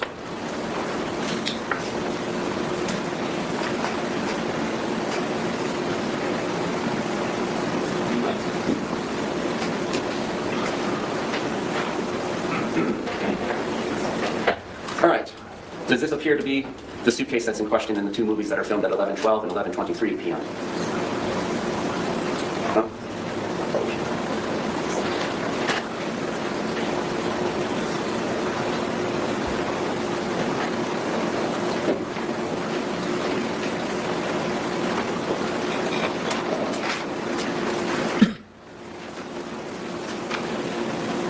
Where is it? what's this? Oh, we got a Image photo. 1061 Come taken on, at 11:03 We're p.m. 31 waiting. seconds. Does this appear to be the blue suitcase that's in the two videos that were captured at 11:12 and 11:23 p.m.? Correct. Did you take this image at 11:03 p.m.? I don't remember if I did or not. And again, we had you were evaluated drunk. you and Mr. Torres. 2 1.5 liters bottles of wine and plus whatever was left over from the day before, correct? Correct. So you don't remember taking this photograph? I don't. Do you remember whether or not Mr. Torres was in here? I don't remember taking the photo. Okay. So, what is your memory of what happens between 11:03 p.m. and 31 seconds when that image is captured, and then when the movie starts at 11:12:45? Asked and answered. I don't. Do you remember anything from that night? I do. You told the police on February 25th, 2020, when they first showed you the video, that you didn't remember taking that. Do you remember that? I do. And your testimony is you do remember taking that video, I do. but you don't remember taking that photograph 9 minutes prior. Correct. Is there something? Did you have more to drink in those 9 minutes? I did not.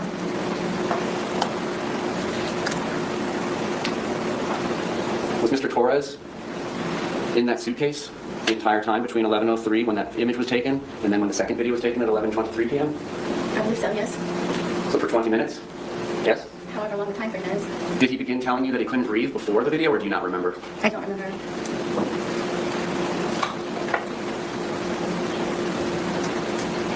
He must have known he Now, was you recording. testified moments ago that your two neighbors must have misremembered which night the loud noise was, correct? Yes. And now you're telling us that you don't remember taking the photograph at 11:03 p.m., correct? Correct. Did the police come out to your townhouse on Sunday, February 23rd, 2020? Yes. I'm talking about Sunday. This is the Sunday fun day when we're going to Publix twice. Were the police out of your residence? Sunday. No. It was the day after, Monday the Sunday fun 24th. Correct? Yes. And that Monday morning, you called 911, well, Monday afternoon at about 1 p.m., correct? Yes. And between that time frame, you were the only person in your apartment plus Mr. Torres in the suitcase, correct? Yes. So if anything had been disturbed in your apartment, you had all the time that you wanted to undisturb them before calling 911, correct? Mr. J snark, I don't think it's going to go down well with the jury. Like, we all know him, right? And we also know of Sarah, and I'm sure a lot of people appreciate Mr. J snark and think, oh, he's getting her, he's getting her. I don't think it's going to go down well with the jury. Yeah. She has just images of her body in a terrible state have just been shown to the jury, and there is no way that stuff's fake. Right, so there's almost definitely some feeling of sympathy towards her today in that room, and for him to then be standing up there and clearly mocking her, telling her, "Ma'am, you know full well what I'm saying." For him to then be going, what was the latest thing? Sunday fun day. Oh, it was Sunday fun day. Yeah. For him to speak to her in this manner, I don't think that's going to go down very well with the jury, and it's a bad look. You know, I say that a lot too, because I don't like the way a lot of attorneys phrase things. But then at the end of the day, the jury still goes with them, or the judge still goes with them. Maybe. I think it'll go with the facts, though. Like, I think if they will look at the entire story. But I think Mr. J has done this a lot, and he's done it in his motions leading up to it. He's not separating himself from his feelings towards this woman. Yeah. And he's not constructing his argument to the jury. It's just, he's got to think about this a little bit better. Go, Tali. You have to remember the jury, in theory, I mean, there could be people who sneak on. They don't understand the Sarah arc. They don't understand the 4 years that have led up to this. They don't. And everything that has led people to run into the courtroom to watch it. Yeah. So these are just new people watching the facts of the case in trial devolved from everything else. Yeah, why is this guy being They such don't a read dick? the We just got motions. here. So, yeah, the prosecutor knows everything that's happened, but now they have to go ahead and cross a woman who potentially, worst case, has been abused and abused herself. But they're now just mocking her, and to It seems like it. jury, It feels like doesn't look it. good. Yeah, exactly right, Radiomi. He's not doing well. But Sarah is being obtuse. I'm not saying that she's doing fantastically either at this point. It's just that the prosecutor is not coming across professional, I don't think. All right? Yeah, I think he can handle this a lot better. Yeah. Yeah. It probably still will work. It probably still will work. It may. But Probably. if they take the whole thing into consideration, which they should. Yes. Which they should. Anyway, let's keep going. If I wanted to. Okay. And your testimony is there was no loud boom that shook the walls of your townhouse at about 11 p.m. the night of February 23rd, 2020, correct? Correct. To the best of your memory, correct? Correct.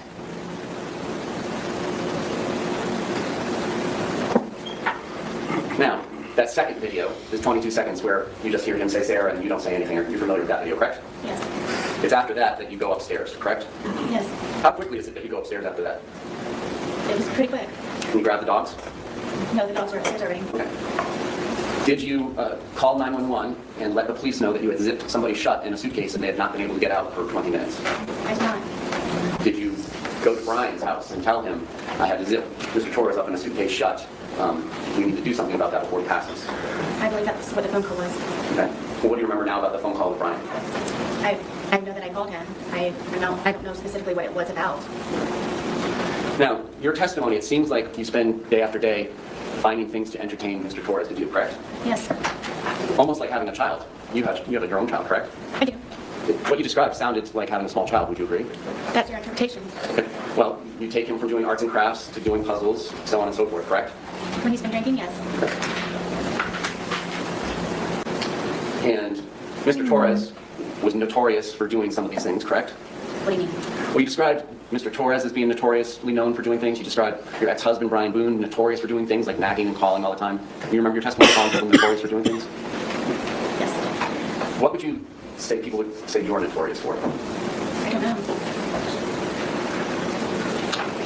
And you would not answer Brian Boone, your ex-husband's phone calls, just so that you could let him know that you're busy and you have things going on, correct? I knew that at whatever time it was that he was calling me, that he could wait for the few moments of me getting up to where Lucas gets out of school at 3 o'clock. Okay. So you would return his call. You would let him call several times, correct? That day, yes. Okay. How about other days? Would he have to call to remind you to get Lucas on other days? He wasn't reminding me. He was just making sure that Lucas was covered for a pickup or drop off. All right.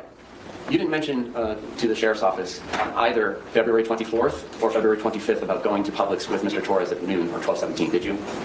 I don't recall. So the best evidence of that would be the recording of those interviews? Correct. Did you not remember going to Publix with Mr. Torres that day? At what point? At any point? No, I didn't. You had indicated to the police that it was about 4 p.m. that you all had started drinking after doing chores. Do you recall that? I do. And your testimony today was that it was really more after you guys went to Publix at about 12 to 17 p.m., correct? Yes. And you did not tell the truth to the police, correct? I'm sorry? You did not tell the truth to the police about that, correct? I did not. And when they were asking you about Mr. Torres' injuries, you told them that you had nothing to do with it, correct? Yes. And that was not the truth. Correct.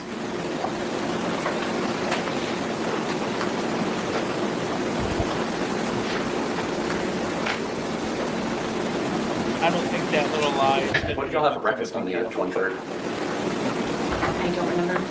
Did y'all have lunch?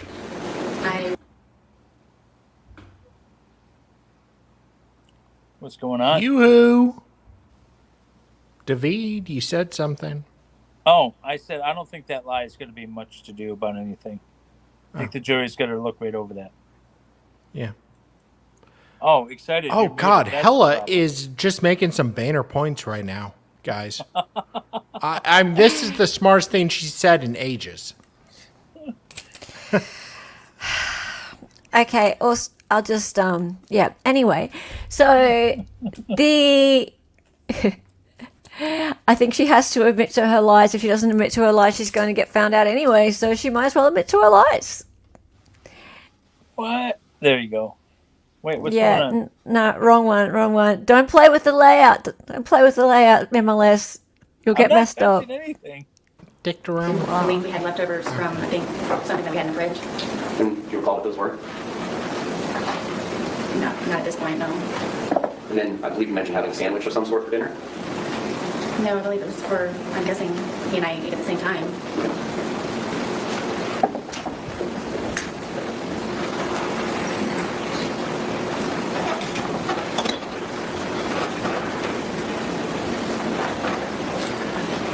And at one point, Mr. Torres called his brother Juan, correct? And do you admit that you were yelling in the background, telling Mr. Torres to tell his brother that he had been choking you? I don't know if I was yelling. I know that he could hear me through the phone. So how long had that been going on that day? When did you start getting on Mr. Torres about choking you in the past? He and I had conversations about it because he didn't remember doing it to me. And the next day and the day of. Is it fair to say that there are just points in time where you don't remember what you do either, correct? Are you talking about almost 5 years ago? I'm talking about from drinking. Is it fair to say that you don't often remember things that you did while you were drinking? I would not say often. Okay. In the course of your relationship with Mr. Torres, are there things you don't remember happening that happened the night before between you and him? I can't say that at this point. But you said that you don't remember taking that photograph at 11:03 p.m. on February 23rd, correct? Yes.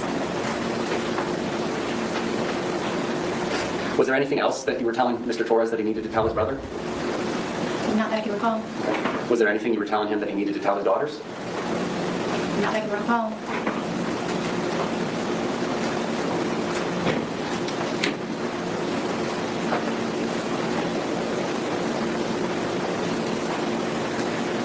This is going nowhere slowly.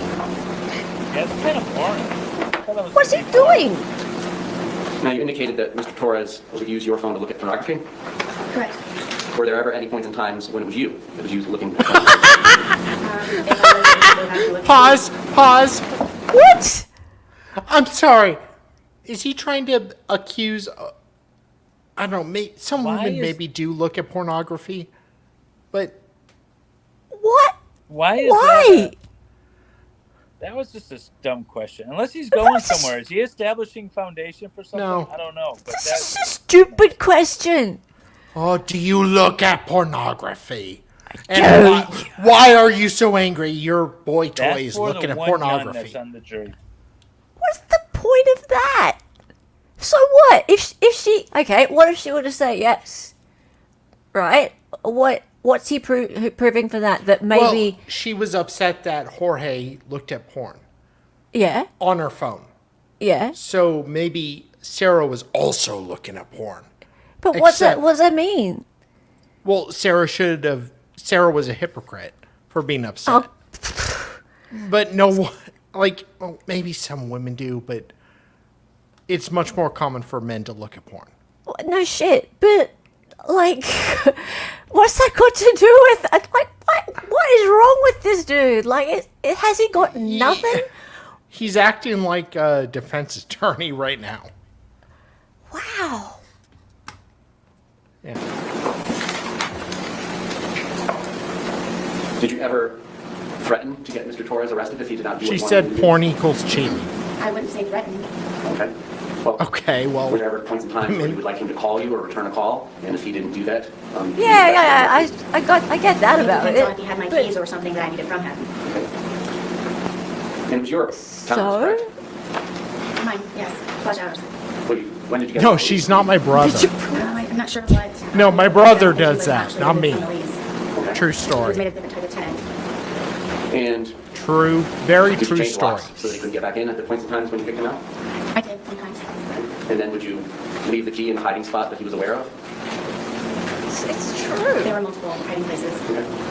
On any of the 911 calls, did you ever mention that Mr. Torres was aware of where you kept your keys and that's how he got back into the house? I didn't know I needed to. Okay. He would never break into my home. All right, it's your testimony that you did not push him down the stairs, correct? Yes. And in fact, it was him that dragged you down the stairs the night before, correct? Yes. Now, by dragged, did you leave your feet? Yes. And did you get scrapes on your knees or anywhere from the carpet? I'm not sure. Did you get any injuries, like bruises or abrasions or scrapes? I was missing a lot of my hair. Yes, that was on the stairwell. Okay. And you agree that you were photographed on February 24th when the police came out, correct? The day of the incident? Well, the afternoon after the incident. We're not sure when he passed. Yes. Some of those photographs showed ashtrays inside your house. I thought you said you guys couldn't smoke inside your house. We couldn't. But you did, right? Sometimes, yes. And you agree you would go to the hospital and tell them things that were not true, correct? Yes. There were times where you would go to the hospital and leave without getting treatment, correct? Yes. And is it fair to say that you often had alcohol in your system when you were going to the hospital, correct? Sometimes.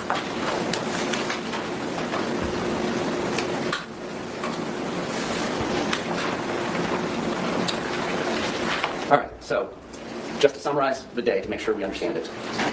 You all wake up sometime in the morning, but it's an unknown time, correct? On February 23rd. Or early afternoon. Yes, I had a problem with the detectives and them having me guesstimate times. Okay. Are you the kind of person like most of us that uses your phone when you wake up? No. So Interesting. the first activity on your phone may have nothing to do with when you woke up. Is that fair for you? Yes, other than looking at the time possibly. Okay. So at some point you wake up, it doesn't sound like you have breakfast, correct? Right. You do some chores, correct? Yes. So that is true. That part of it is true. You did do chores before going to Publix at 12:17? Yes. All right. After chores, That part you of go to it Publix is and you get that true. 1.5 liter Magnum bottle of Woodbridge Chardonnay, That's correct? true. Magnum is. 1.5 liters. Instead of the 750s, it's the double size. It's like 2 bottles of wine. Okay, yes. So you got a 1.5 liter, right? Yes, it was the larger bottle. And you got home, and you at 100 pounds and Mr. Torres at 103 pounds began drinking this wine, correct? There you go. I'm guessing so. I'm not going to guess times. Well, don't guess. I mean, you got home from Publix. When was your first drink? I'm not sure. I mean, we could have continued to do whatever was left On over. the way to 5K, everyone. Okay. Tell your so you may have friends. started drinking even later, correct? Then 12:30 when you get back from Publix?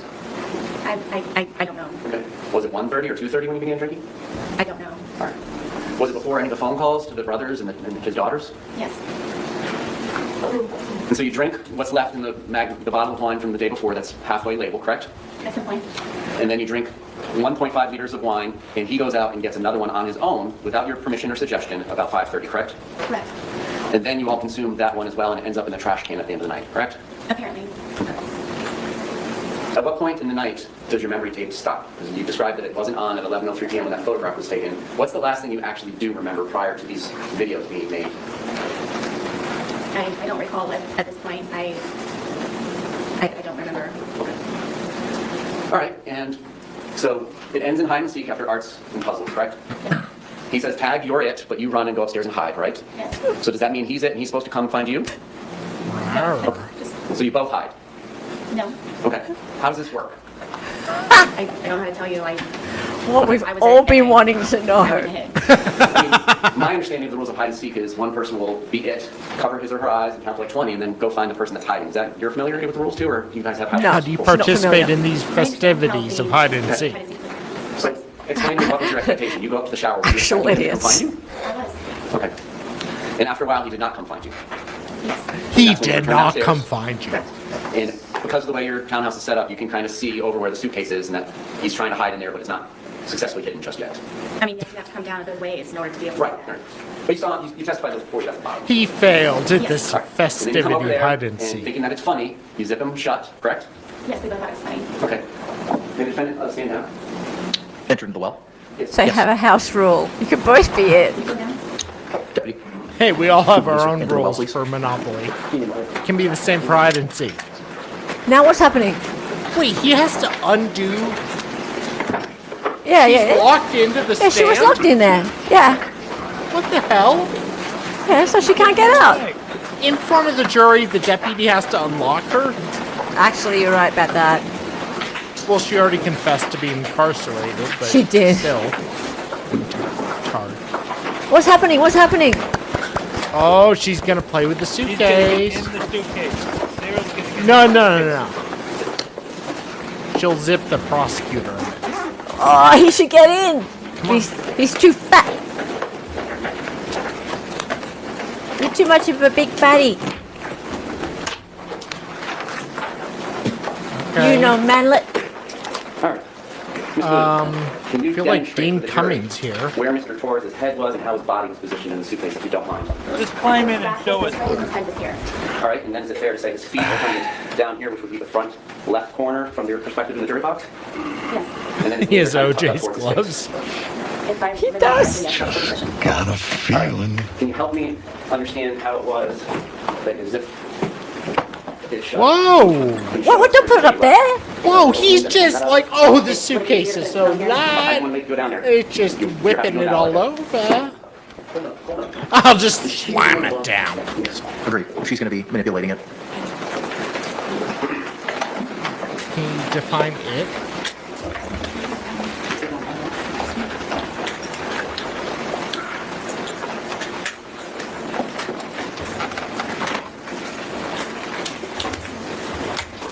Oh, here we go. Let's go, chat. Oh my God, Sarah's having trouble getting the glove on, guys. It's a Michael Jackson moment. What's the point of any of this? The glove doesn't fit. He must have quit. Show us how you hit him with the baseball bat? Nah, just seeing how you maneuver the suitcase. Whoa. Owens, pull up your pants.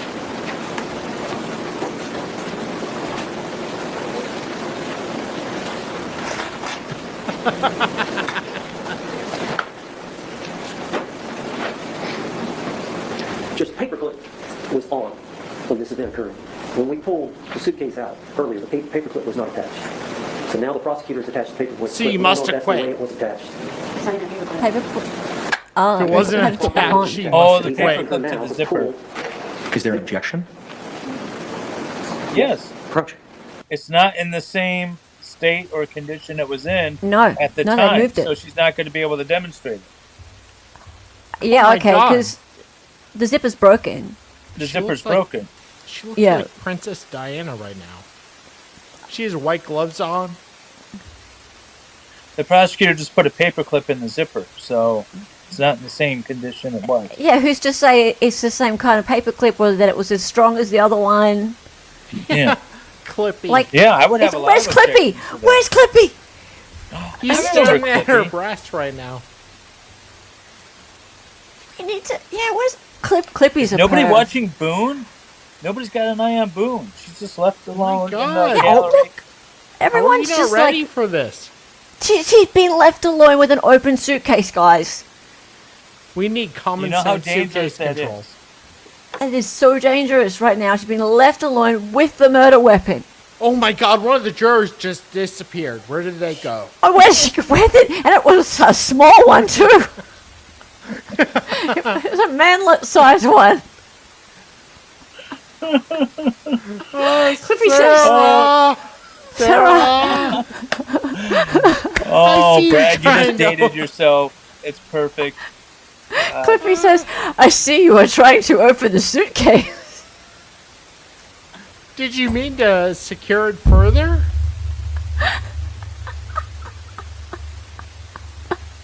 Oh, this is too good.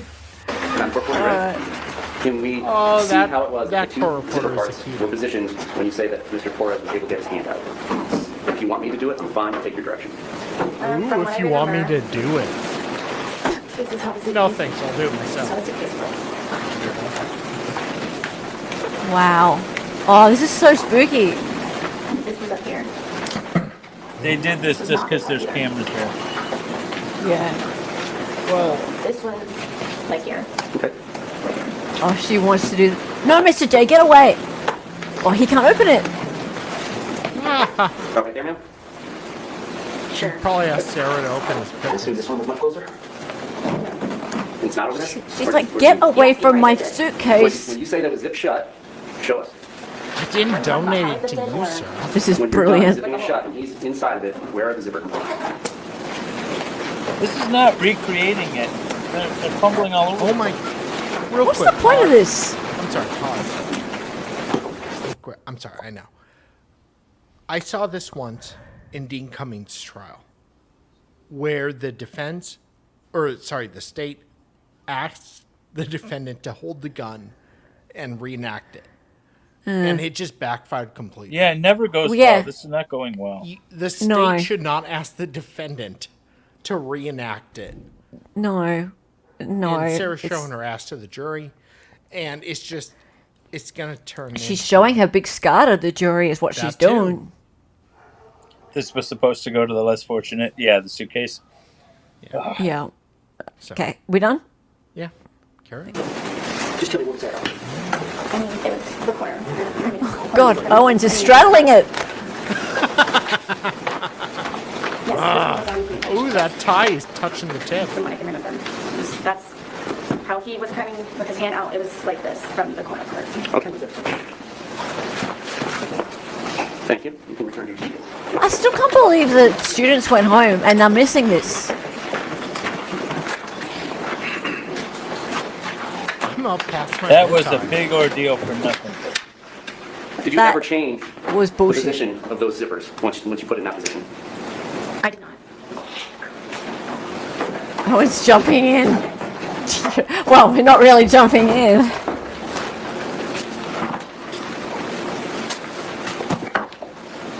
And so once he was zipped into there, there's some amount of time, but you don't remember specifically before you start taking the 2-minute video, correct? Yes. And then that's when you say what you say, and that's when he says what he says. We've all heard it, correct? And then between there, What? in that second video, Yes. for 22 seconds length, I have that it's at this memory point as where he's well. beginning to get angry, and then that's when you take the baseball bat that's in evidence, and your testimony is you start poking him with the end of it. Did you send it to the second video? Between the two videos, that's when you started hitting with the bat because he was getting angry and trying to escape, correct? Right, I was not hitting him. I was, yes. Okay. Did you ever hit him with the bat while he was outside of the suitcase? No. So each time that he is hit with the bat, it's through this suitcase. And that's what leaves the marks on him, because you didn't hit him with the bat outside the suitcase, correct? Yes, you'd like to demonstrate. No, that's okay. The suitcase will speak for itself. And then you take the second video, and you go upstairs and go to bed, correct? I apparently went upstairs and I used the phone to make a phone call. Okay. And then I fell asleep. All right. And at the point in time when you left and went upstairs, he was still inside the suitcase, correct? Correct. Was he still asking for you and calling your name? Not that I can Did Sarah! you say shh to him again? I don't remember. Did you tell him that this was his problem and it's on you again? I don't remember. Did you do anything to help him escape from the predicament that you zipped him up in? No. No other questions. Need redirect examination. Ms. Boone, he just asked you the question that you poked him, and you didn't poke it. You poked every time you poked him hard with the bat, he was inside the briefcase, The suitcase, yes. the suitcase.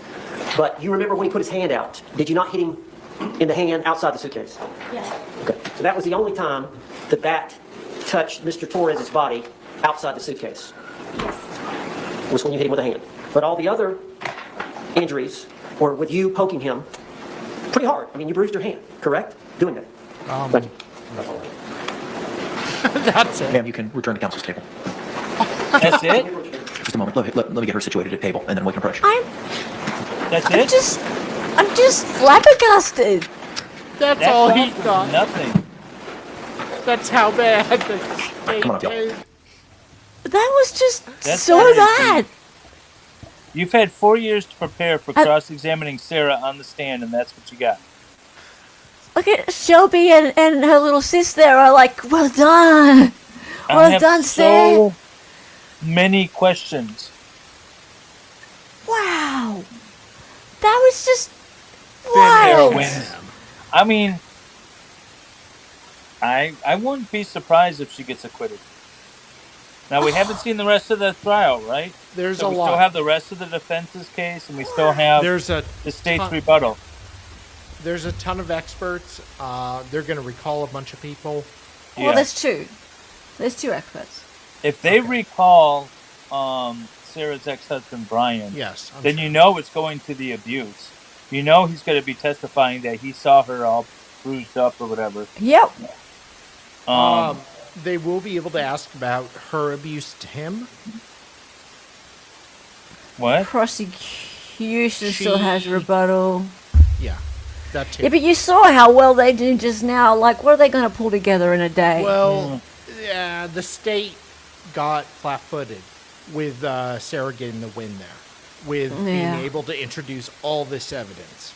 So then Yeah. they had to cross her. They should have. I mean, she didn't prepared. come across as sad. She wasn't crying on the stand, but we've seen people do that, and it doesn't come off as believable. She didn't cry at all. There's No, nothing and that she I said, think it's or good. no mannerisms Hi, members of the jury. Thank you that so much. really It is make me 5:42. not believe her. Mm. You know, Like, you know, at least what she says she believes to be true, right? Yeah. So I don't know. I don't think she looked cheerful, Marsha. So Marsha says, I think it does look bad for her at how excited she was to handle the suitcase, offering to demonstrate with the bat, but her cheerful demeanor going back to the defense table. Do you think she looked cheerful? No, I think she was happy to be done with it. Yeah. She looked a bit She relieved. did look a little too calm to be talking about this guy that she's calm. dated for a while, that she found dead. She didn't. There was like no emotion wrapped up in there, but it doesn't mean she's guilty because she wasn't emotional. No. Yeah, I mean, and was weird, here's the thing: it's 4.5 years ago, so. But I wouldn't have. I didn't see her like let me have a go at it. I didn't really see that. But it depends. I mean, maybe it reads different in person. Just we see it from a distance. I don't know. So they're done for today. So they're going to pick up with the rest of their case tomorrow. Apparently, so they've got they have psychologists, clinical psychologists, maybe 2, because they did depositions, and everyone else is subject to recalls. I expect they'll bring Brian in and ask him to ratify that he's seen her with those bruises. Yeah. Now, like as somebody said earlier in chat, that doesn't mean for sure that that's where she got them or how she got them. Yeah. But I don't think that there's. If I were a juror, I believe that. Yeah, that would be enough for me, for somebody outside of the situation to say that they saw her with it. Where else is she going to be getting a big shiner like that? Yeah. Her son is to 8. Yeah. At the very least, it's you can split the baby and get manslaughter. But if she gets manslaughter, you know what? She's going to get the highest. And I believe she gets manslaughter only because she testified that she zipped it up. Yeah. Right. If she didn't zip it up, then, or if she didn't say she zipped it up, because there's really no evidence that she did other than her own How words. else would it get zipped up, though? He could have. You grab it, pull it. Could he grab it? I don't know. That men don't generally zip it up around me. Sorry. It's been a while.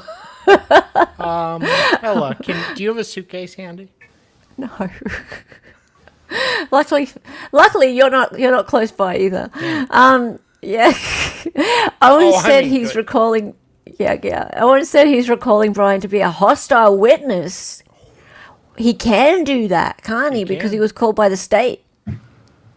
Potentially. He has to call him back.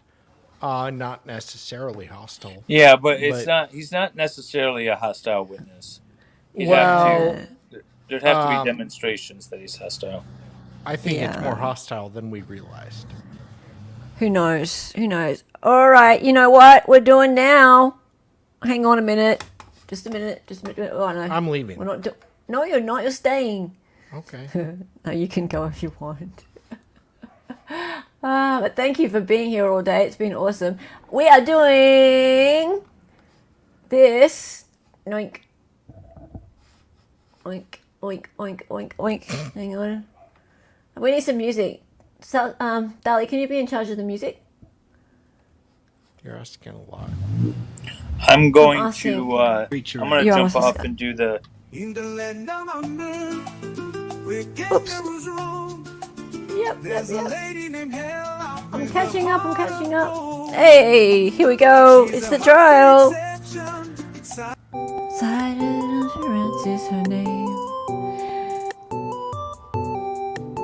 And we'll get rid of the comment. Yes, we're all on.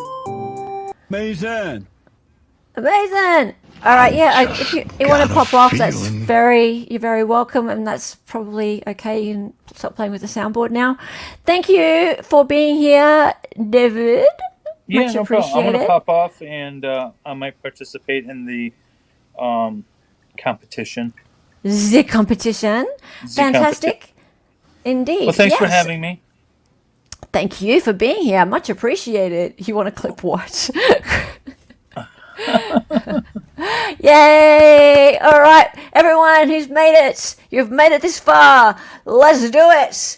We are playing. We have 1 minute to go until the Boonerific quiz of the testimony of the lady herself. Yes, indeed. Beautiful waterfall. Are you quitting? Are you quitting before it starts? Just like Are me. you? Yeah, generally he quits. You know what, though? I gotta say that, Dali, you have stayed up late tonight. You have stayed up super late tonight. And yesterday. It's been a big week. It's been a big week. But it's going really quicker than tired. we thought. Thank God. Yeah, thank God it is going quicker than we thought. Thank God for me, too, because I'm going to be away on my Saturday, Thank which God is Friday. this happened today.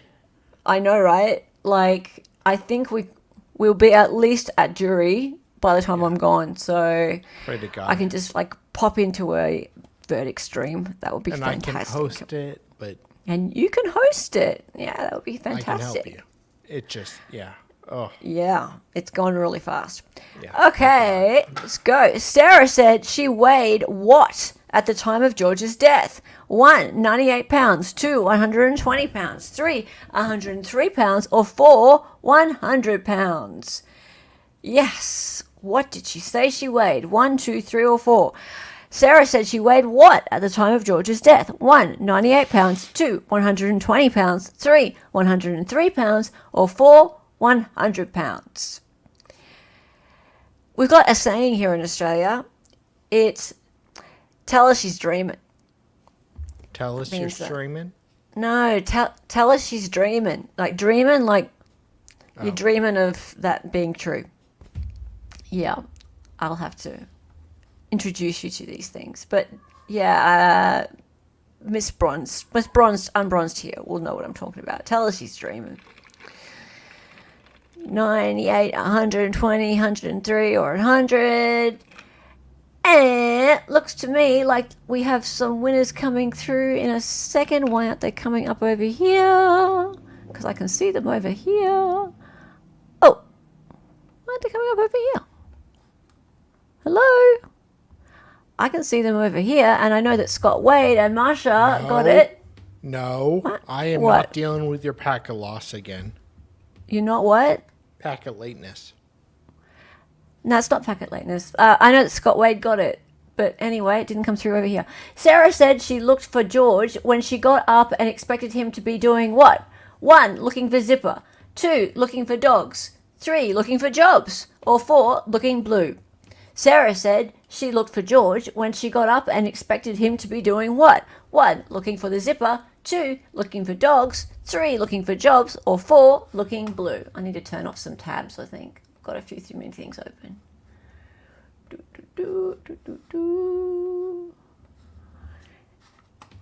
Yeah, I think I might have a few too many things open. It didn't show the thing coming up. So yeah, I could see who was winning over here, but it didn't come up in StreamYard. So if it doesn't come up again, I will just read it out, guys. Yeah, let's see. Okay. Scott Wade got it again, and then Marsha, and then Half Irish, and then Eman, and then All on Red, and then Chloe. And sorry to Benjamin. No, you weren't looking. He wasn't looking for the zipper, Benjamin. Why is it not coming up over here? Grrr. Might be a StreamYard problem. Could be. Might be a StreamYard problem, because that's weird, because it is definitely coming up. Yeah, everything else has been fine. Yes, everything else has been fine. Okay, Sarah's dogs are called Penny and what? 1, Tess. 2, Snoopy. 3, Jess. Or 4, Dolores. 5. Sarah's dogs are called Penny and what? 1, Tess. 2, Snoopy. 3, Jess. Or 4, Dolores. Put your answers in chat. 1, 2, 3, or 4.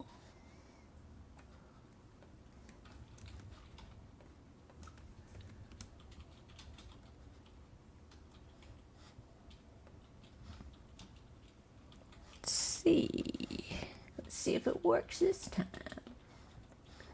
I just shared it again to a different tab. Maybe it will work this time. It's bad luck for streaming software. Yeah, I know. Okay, Scott. What is going on with Scott? Scott got it again, but this time second was E-Man. And then we had Marsha. And then we had Half Irish. Then we had Chloe. And looks like one person got it wrong. But only one. I can't work out who it is from here. But don't worry, guys. If we get to the end and we have a leaderboard that I can't see, don't worry. I can screenshot it and I can bring it up into another tab. So it will be fun. I might have a little bit of Australian internet probs going on. Sarah said she heard what when George stabbed her leg. 1, snap. 2, pop. 3, crunch. Or 4, crackle. Sarah said she heard what when George stabbed her leg. 1, snap. 2, pop. 3, crunch. Or 4, crackle. Let us see. Let us see.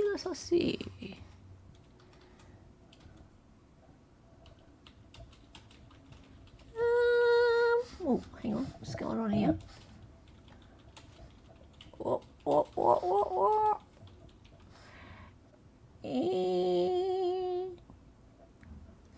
I didn't use my little bit of extra code today. Maybe I should use my little bit of extra code.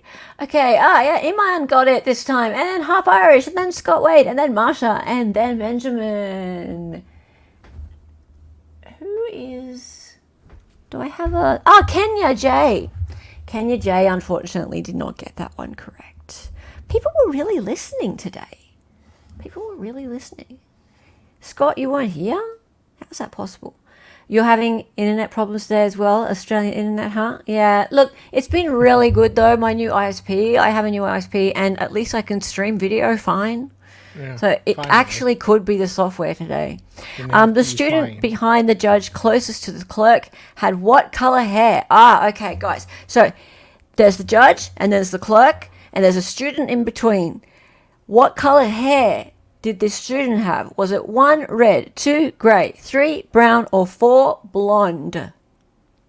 The student behind the judge closest to the clerk had what color hair? 1, red, 2, grey, 3, brown, or 4, blonde?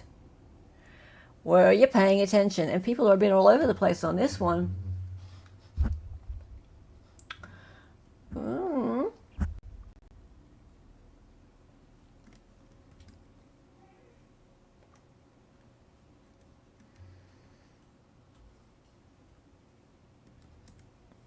Let's see what happens. E-Man got that one. And then Scott Wade, sorry. No, and sorry, I'm bronze. So Scott thought it was red, and I'm bronze thought it was blonde. And Half Irish got this one too, and Old Line Red, and Marsha, and Bob. Yes, really. Her hair was brown. Doesn't show it. You got to win this game? Yeah, you might. Does it show it for you? Show what? Yeah, I can. Yeah, that's what I've been saying. I can see it, but it's not. Oh, look. Okay, well that's good. At least we get to see the leaderboard. Well, I see the leaderboard, but yeah. That's what I was just saying. So Dali is almost asleep and can't hear me. So E-Man has won it, and then Half Irish, and then Marsha, then Old Line Red, then Bob, and then Scott, and then Bronzed Aussie, and then Chloe, and then Benjamin Gray, and then David. Boom, boom, kaboom. I'm actually getting a similar problem that I was having months ago with this software where, it doesn't show the people coming up who win each question, but then it shows the leaderboard. But I can fix it. I know a little fix for it. So now I know that's happening again. I can fix that for next time. So sorry about that, guys. But well done to Mr. Iman Arasu and Half Irish and Marsha up there. You guys are used to being up on the winner's podium, but Iman Arasu, this is your first time. Yes, you did win this game. We need some music. Where is it?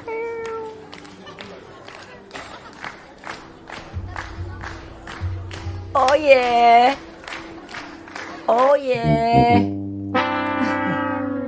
Sarah Boone. needed a lawyer. Well, she definitely did need a lawyer. There's no question about that. But you know, she got one. I just have to say that she scored big time with this lawyer. She scored big time. Now, you know who is streaming right now? And I'm going to send you over there. Let me just fix it up. Because I would send you over to Sean, but he's doing Boone. And I'm pretty sure you guys have seen Boone. And you guys can obviously love Sean. I will probably be going over into Sean's chat in a minute. I am. Yeah, absolutely. But I do want to share the love with my Aussie friend Ping. So I'm going to redirect the stream Aussie over to Ping. Yeah, my lovely friend Ping. So I'm going to redirect the stream over there. And myself, I'm going to go hang out with Ping just for a little bit. Then I'm going to go over to Sean. So obviously, redirects, you can just go wherever you like. But I'm gonna post, I do want to share a little bit of, put Sean's link in as well. Absolutely. So, yeah, definitely want to share the love around. So, and he's a little bit on his own out there. Not much of a community that he knows of. So, definitely want to have him meet some more people. So, that's great. We'll be doing that. So everyone say excited utterance raid or hello raid when you get over there. Well done to everybody. Thank you for all being here. Really appreciate that. Cool. Yep. You put it into the wrong place. That's okay. Darling, poor darling. It's past your bedtime. All right. Major. See you guys. Yeah, you're booned out for the night. Cool. Yes, I thought some people might be booned out for the night. So that's why I'm send you over to there. Sean hates Boone. We'll see. You might like her after today. Sean's running Sarah's testimony, playing it at 2 times. Why? I'll date her. I'm going to go talk to him shortly. All right. Thank you so much all for being here. Time for the song. Time for the song. What? Her name was Helen. She was an Aussie. She was a fake lawyer from the future. She got on YouTube and made some live streams. Her co-host is Donnie and she dances sometimes. The words are always so loud and because she's an 803. To be certain, excited ignorance. Her cat is staring through